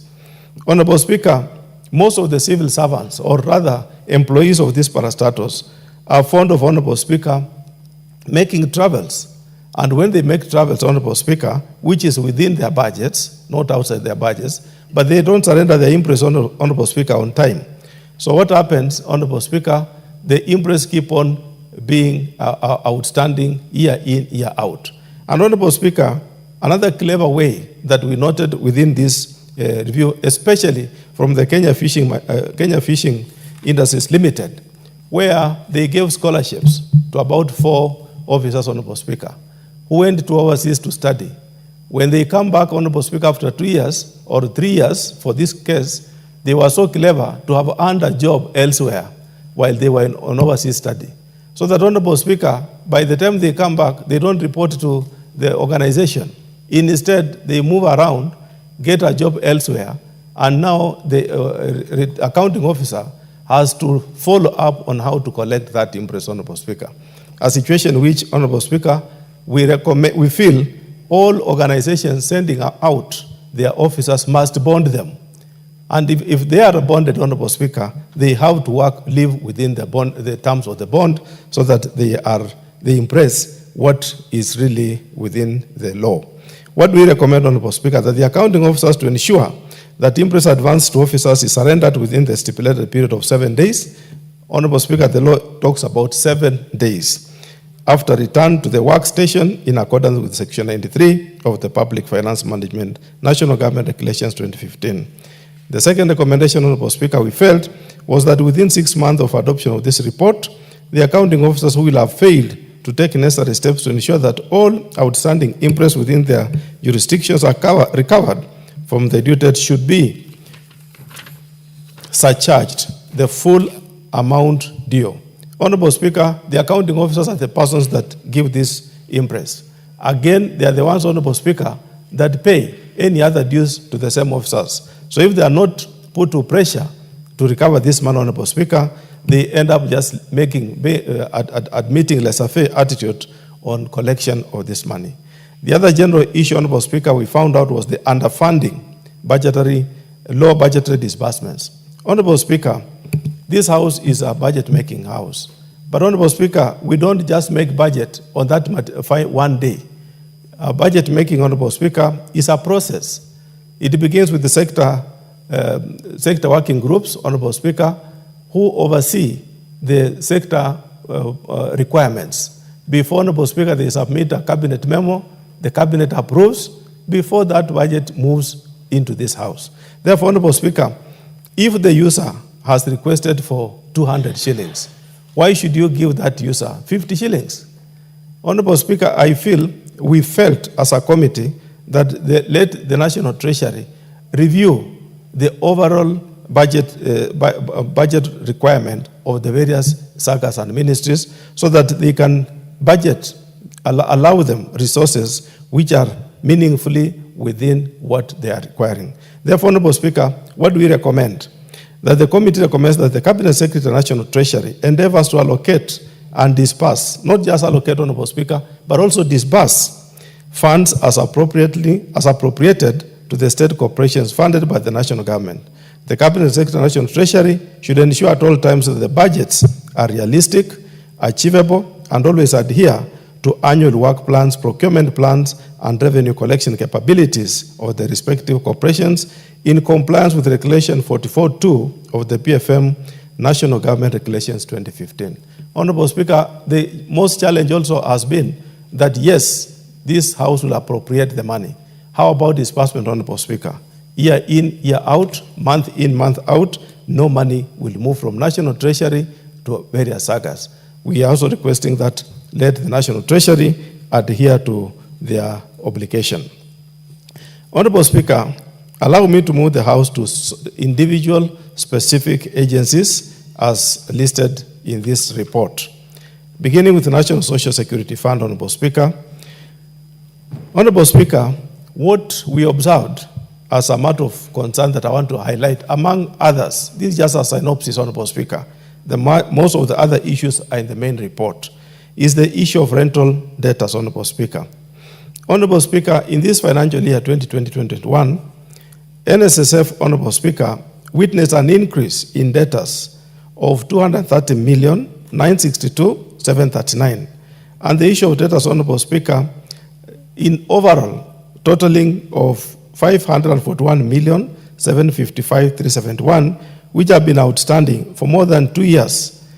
And Honorable Speaker, this being 2020-2021, the main issue that the NSSF attributed this shift increase was due to COVID-19 pandemic, which hit the whole world. Honorable Speaker, the explanation for the cause of the delay in covering is untenable, since the 2 years the debts have been outstanding was beyond the issue of COVID-19.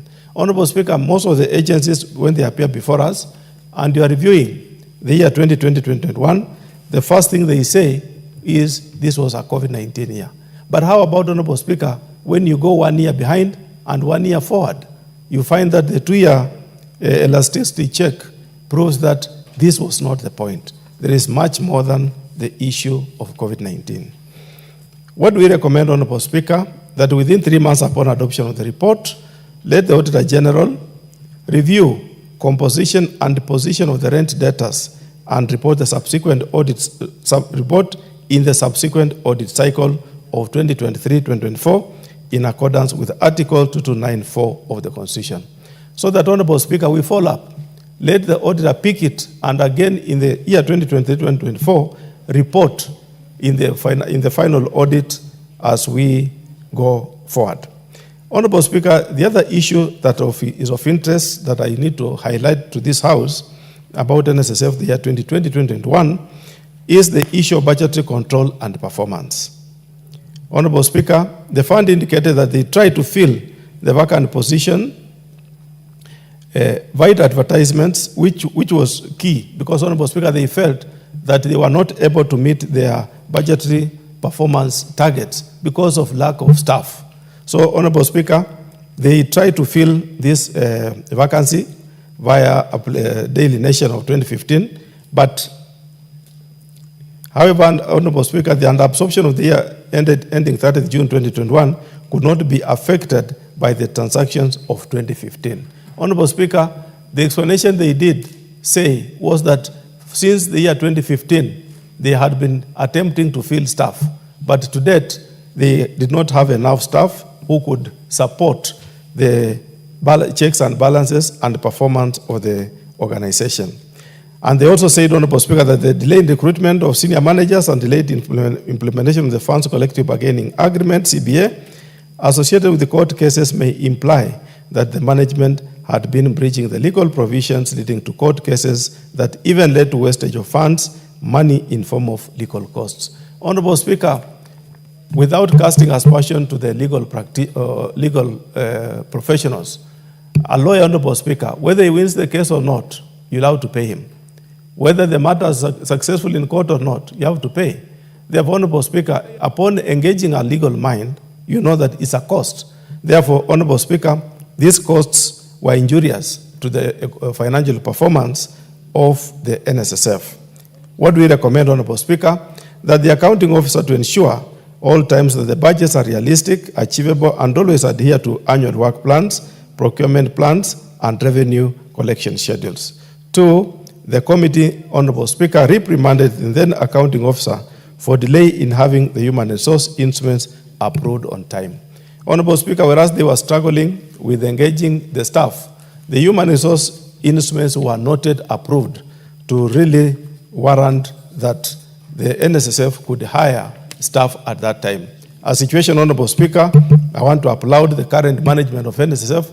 Now they have the instruments in place. We can see in the recent past there have been engagements of some staff, and we look forward to seeing a new face NSSF, not NSSF of 2020-2021. Honorable Speaker, allow me to move the House to the Kenya Marine and Fisheries Research Institute, KEMFRI, for financial year 2019-2020 and 2021. And Honorable Speaker, pick a few things that were observed by the committee. There was one issue, Honorable Speaker, that there was a loss of Deep Sea Observatory rover. Honorable Speaker, the loss of this rover, whose value then was 13,242,599, negatively affected the value of total assets of the institute. There was no documentary evidence that the rover was insured and that a claim had been launched. Honorable Speaker, this implied that the management had breached Section 72(1) of the PFM Act Cap 412A and Section 1601 of the Public Procurement and Asset Disposal Act Cap 412C. Honorable Speaker, these acts require that the item must have been insured. Honorable Speaker, the institution should have owned the property.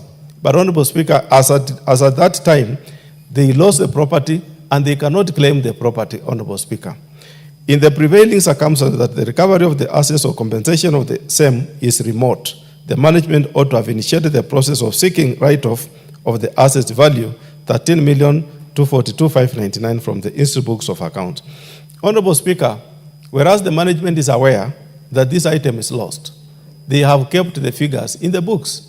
They have not even sought the write-off because there is no way they are going to recover this asset, which dropped in the ocean, in the middle of the ocean, Honorable Speaker, and to date it has not been found. What do we recommend, Honorable Speaker? That within 3 months upon adoption of this report, the accounting officer, KEMFRI, should ensure that the write-off process is undertaken in line with the provisions of Section 69 of the PFM Act Cap 412A. Number 2, the committee reprimands the then accounting officer for failing to ensure the institute assets and breach of Section 72(1) of the PFM Act Cap 412A and Section 1601 of the Public Procurement and Asset Disposal Act. Honorable Speaker, the other issue that we observed in the books of Kenya Marine and Fisheries Research Institute was the cash and cash equivalent, where, Honorable Speaker, the institute lost 165,112 reportedly held at the Baringo station through theft or pilferage by its staff, could not be prosecuted and sustained in the court, and hence the alleged culprit acquitted. Honorable Speaker, despite the fact that the money was just lost in the cash office, this is cash money, Honorable Speaker, how could it be that the culprit cannot be prosecuted? Nobody can give evidence that the money was lost. There was no breakage. The facts in the court, Honorable Speaker, could not allow the judge to give a verdict of somebody who has stolen the money. So, Honorable Speaker, what does it mean? There is definitely no administrative measures in the office that can support handling of corporation resources and protecting corporation resources. Therefore, Honorable Speaker, the management was in breach of Regulation 165 of the PFM National Government Regulation 2000 on risk management, fraud prevention, and internal controls. Honorable Speaker, those three elements, they demonstrated lack of management of risk, fraud prevention, and internal controls, Honorable Speaker. Therefore, Honorable Speaker, what do we recommend? That the committee reprimands the then accounting officer for breach of Regulation 165 of the PFM National Government, Regulations 2015. The buck stops with the CEO, Honorable Speaker, where the employee or any other employee is not doing the right thing and the government is losing resources, the buck stops with you. Point number 3, Honorable Speaker, was the Doria operationalization. Honorable Speaker, the then accounting officer irregularly transferred 37,886,770 to the State Department for Fisheries, which was in breach of Section 54(1) of the Public Finance Management Regulation 2015, which prohibits payment made out of funds earmarked for specific activities for purposes other than those activities. Honorable Speaker, when we are budgeting, we budget for specific activities. But the accounting officer, Honorable Speaker, decided on his own volition to route 37,886,770 back to the ministry for a project called Doria operationalization. Honorable Speaker, to date, this money has never been refunded back to Kenya Marine Fisheries Research Institute. For what reason?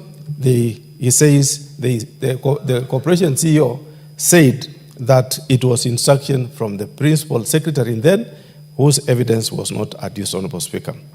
What does the committee recommend?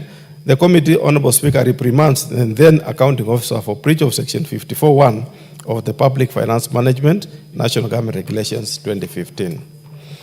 Honorable Speaker, the third agency we want to present the report is National Hospital Insurance Fund, especially financial years 2018-2019 and 2020-2021.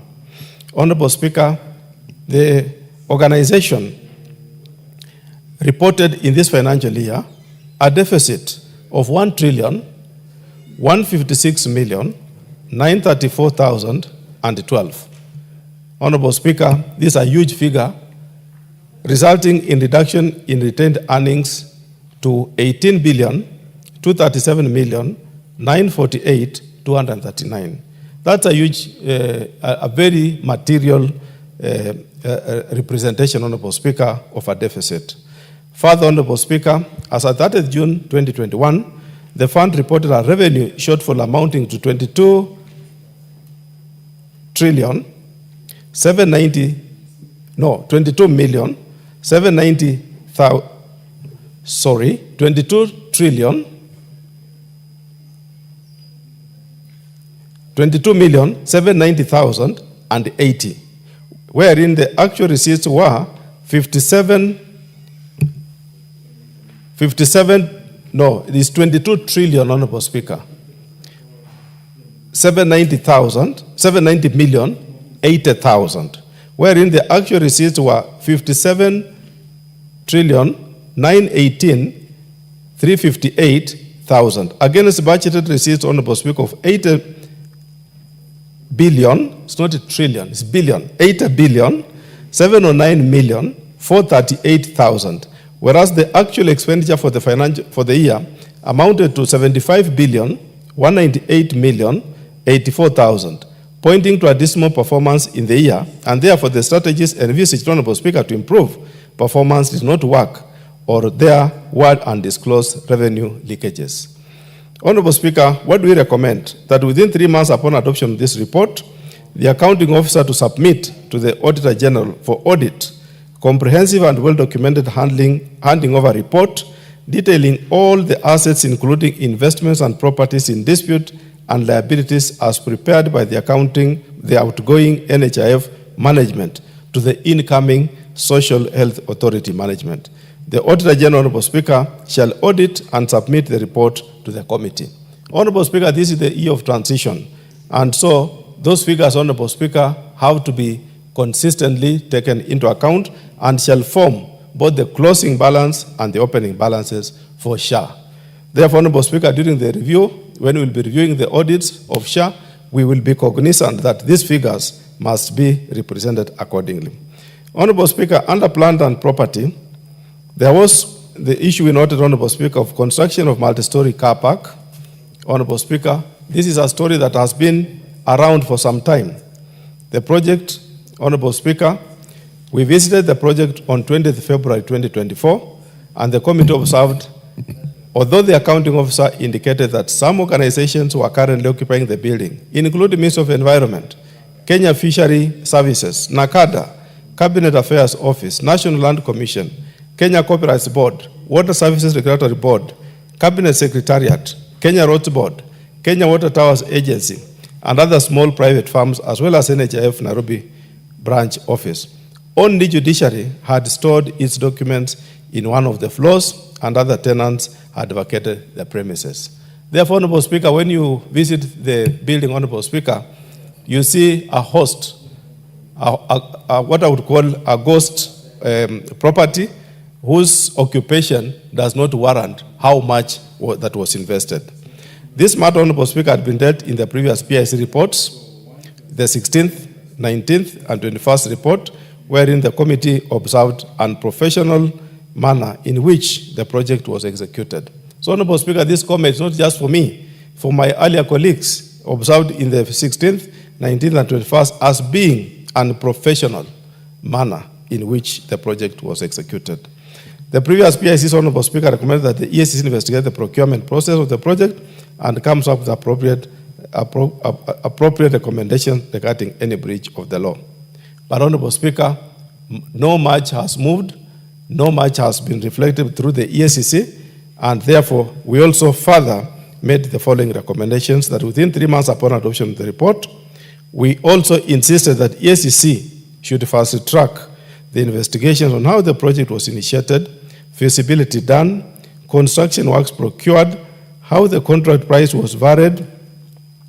Honorable Speaker, throughout my life, I had not seen a project with a variation of 337%.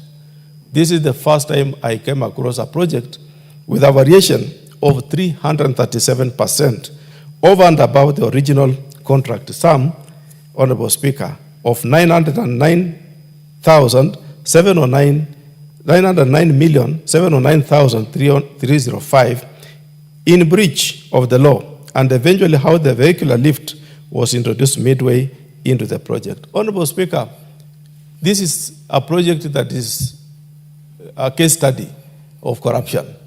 This is a project that anyone who would want to undertake corruption should have a case study of this project, so that he can do it better rather than doing it in an open, blatant way. What happened, Honorable Speaker? There were lifts in the name of which could lift vehicles to any floor. They were begun, they never took off. The building began upside down. And, Honorable Speaker, it is better said through a professional investigator by EACC to come and tell Kenyans what happened, rather than a naked eye through the books. You cannot really understand what the matter is. Because when you visit the project and see how much the project moved and see the variation of 337%, Mr. Speaker, it's a story that no Kenyan can understand. Honorable Speaker, please give the Speaker. What are you saying the nation was the contract price for the project, and what were the contractors demanding as their payment with the variations?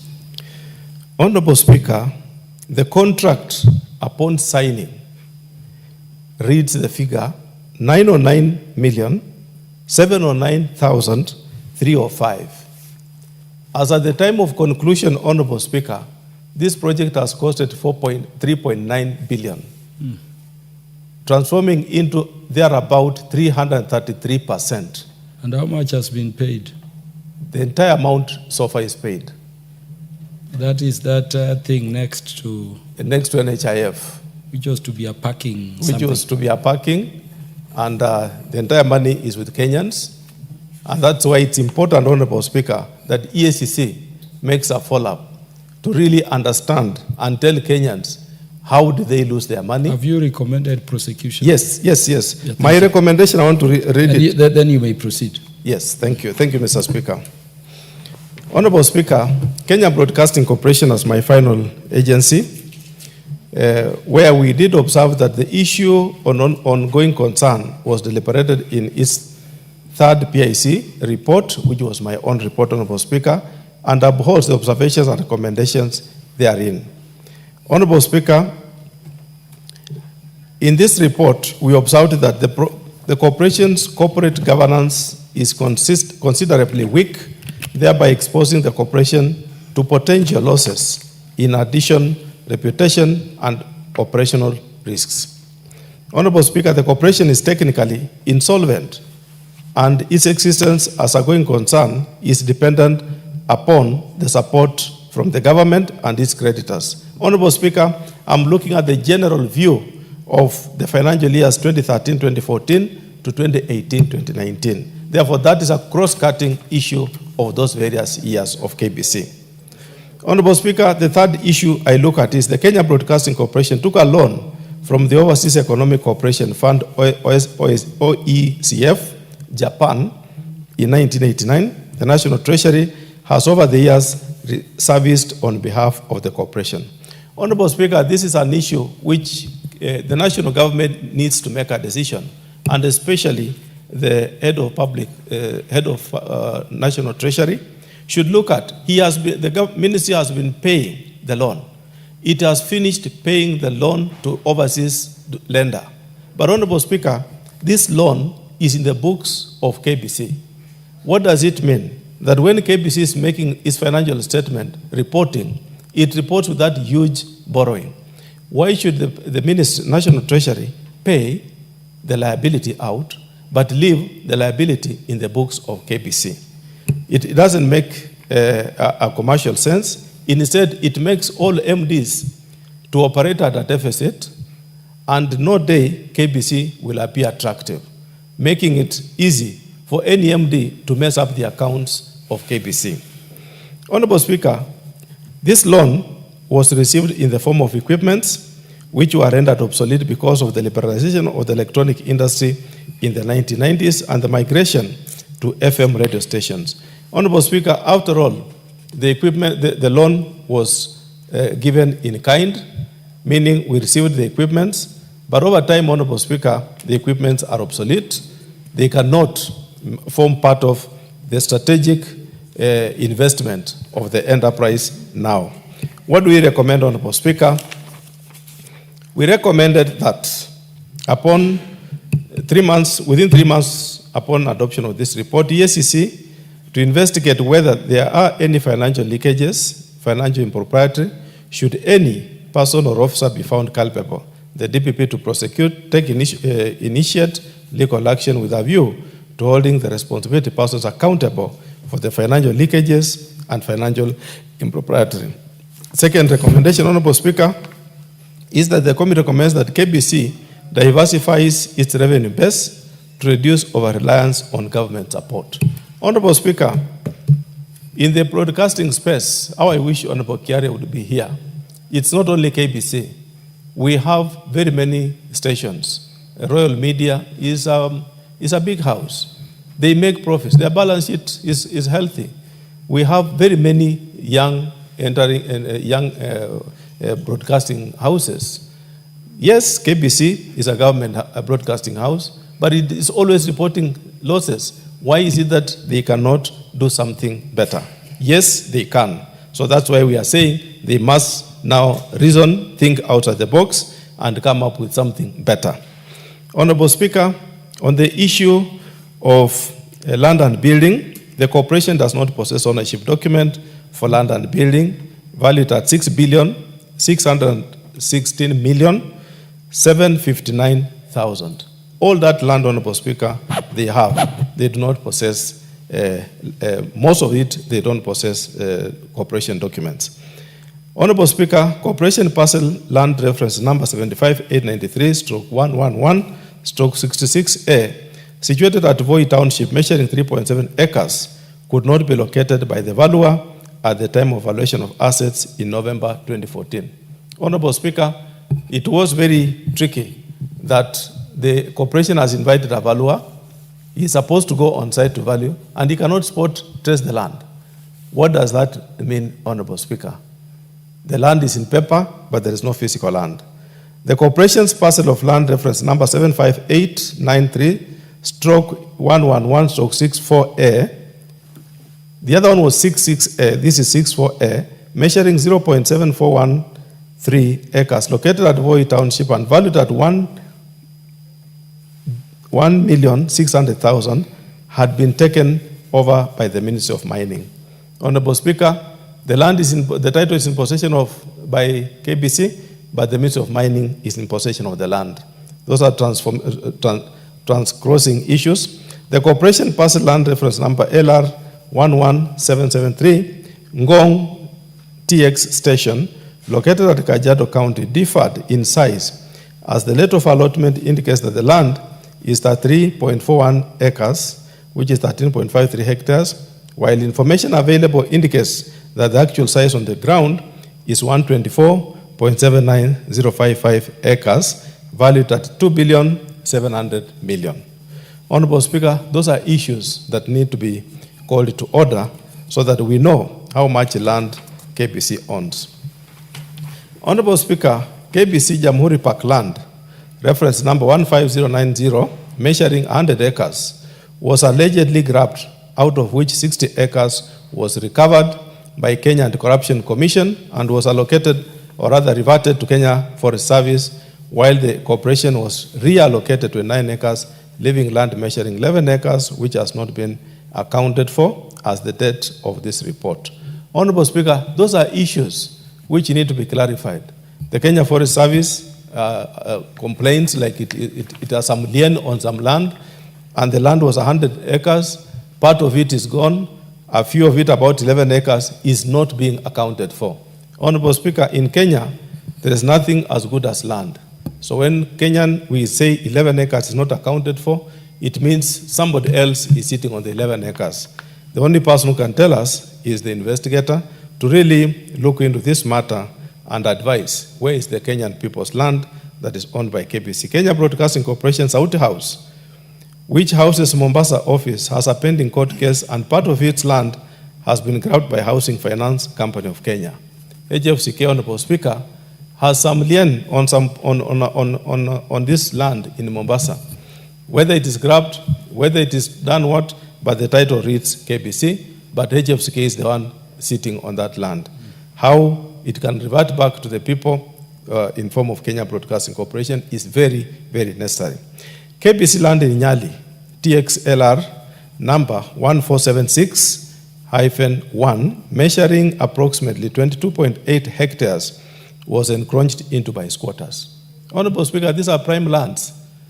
It's now under squatters. We want this land back to the people owned by KBC. So we must help KBC, Honorable Speaker, through this House, so that the issue of land, National Land Commission, Honorable Speaker, through your chair, you be at the chair, must call to order National Land Commission so that they move in and recover back the land that belongs to the Kenyan people into their corporation status. It's not just only KBC. Honorable Speaker, all of my reports I'll be presenting here touches on the issue of land.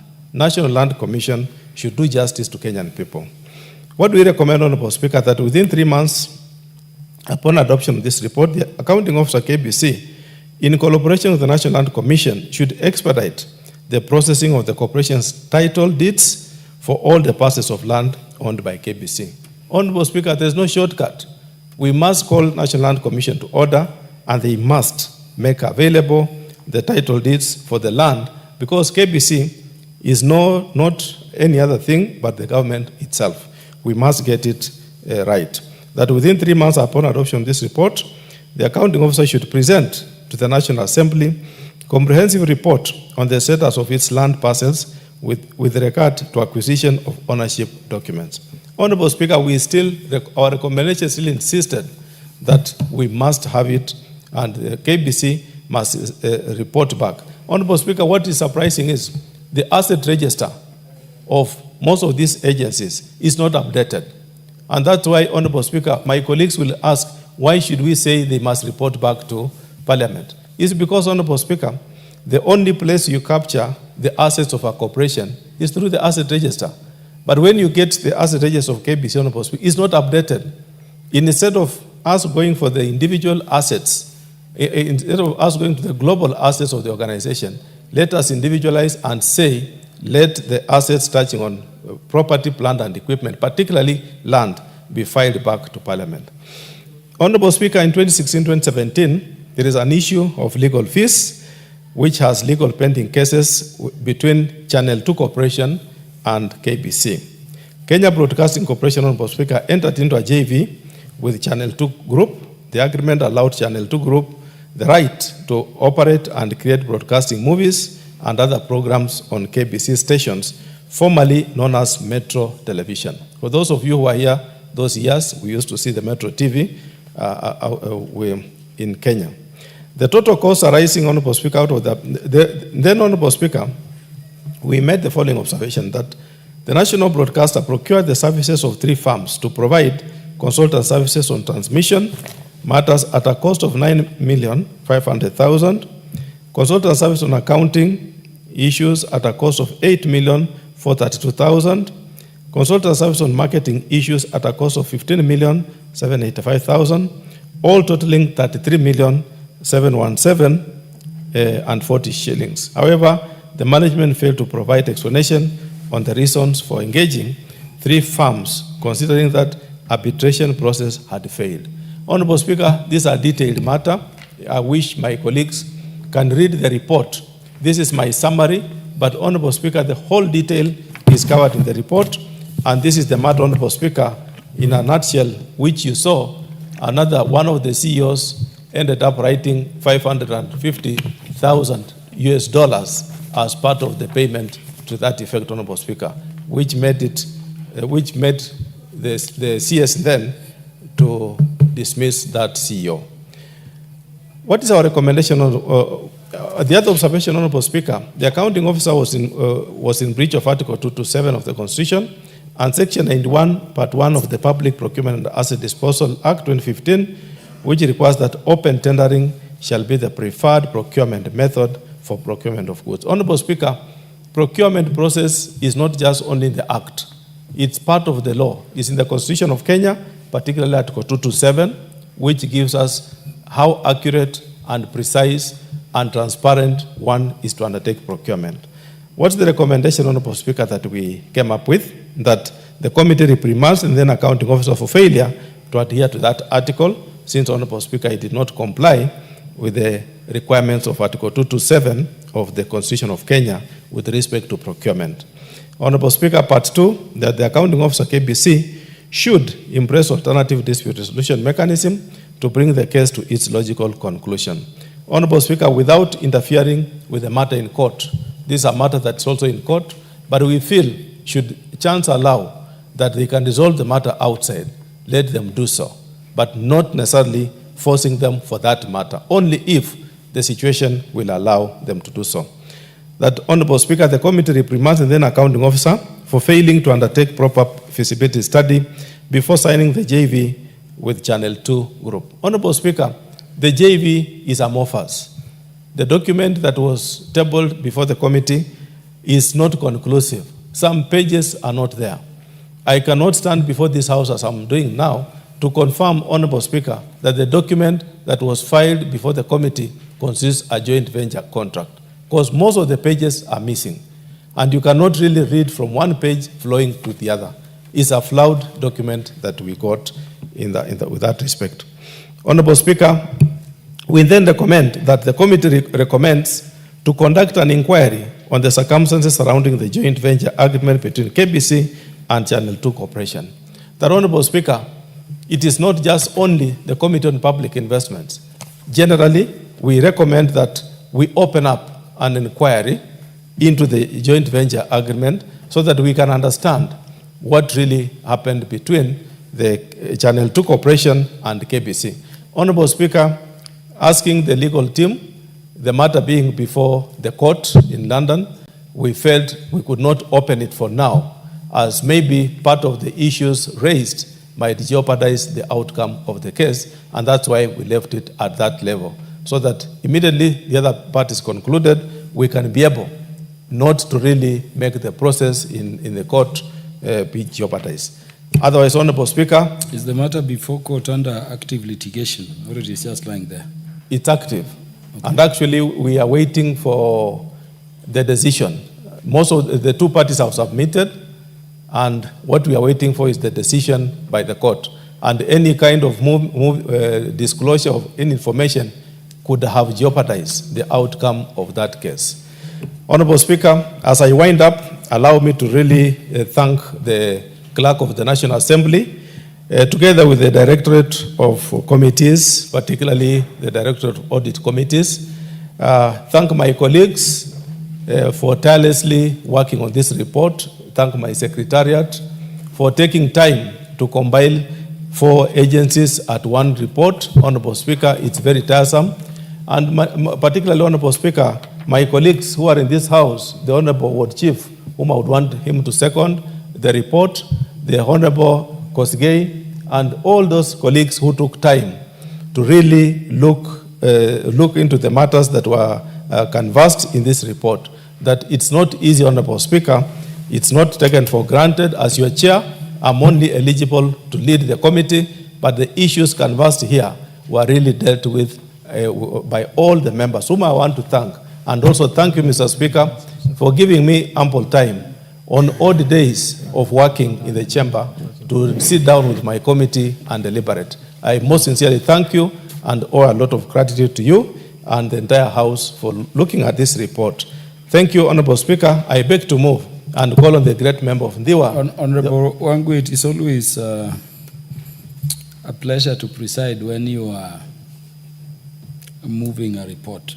And I wish all audit committees would be like this. I know all members who have been with you in this report and the previous one would agree without much debate, including Honorable Dr. Wilberforce Oundo. I can see agrees. But tell me, you are the chair in charge of Public Investment Committee on Social Services, Administration and Agriculture. Yes, sir. What does administration cover? Does it include these matters falling under security, police, and those other? Yes. And this administration covers matters touching on what you mentioned, the Kenya School of Government. Now, listening to you, yes, before you conclude, makes me think that, there is some structure we have on Bagati Road. The facility we were building for National Police Service. Yes. To deal with those specific injuries that they may suffer when they are, securing Kenyans. Yes.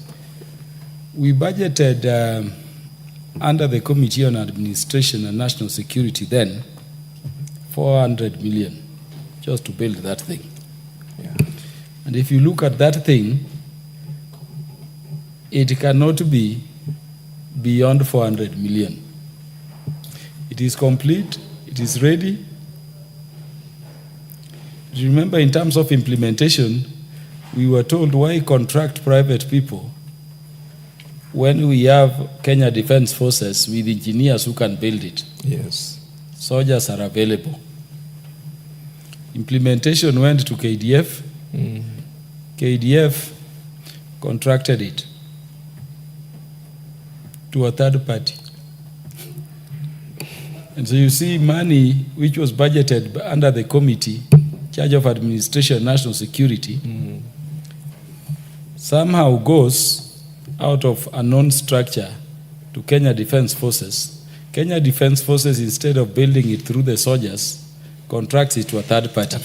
That facility is not ready. Our police officers are being injured. The contractor is now claiming another 1 billion to deliver that project to serve the police officers. I would request that with this detail, you've always gone through your work with your esteemed committee members, make that your urgent business so that we can deliver that project to the police. So many who are being injured while securing Kenyans. And so that if there is anything like quantity survey in the similar manner you are recommending to NSSF,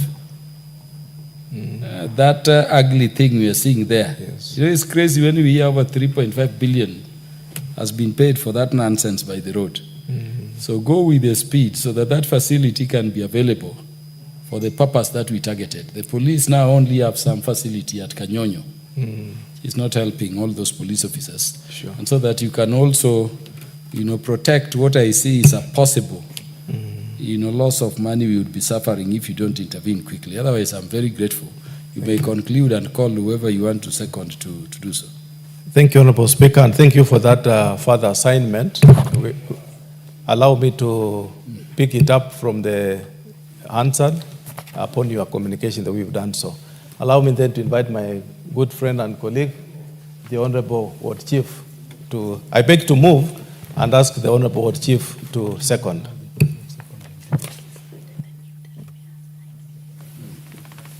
Yes, Honorable Martin Owino, the Ifondewa constituency, will second.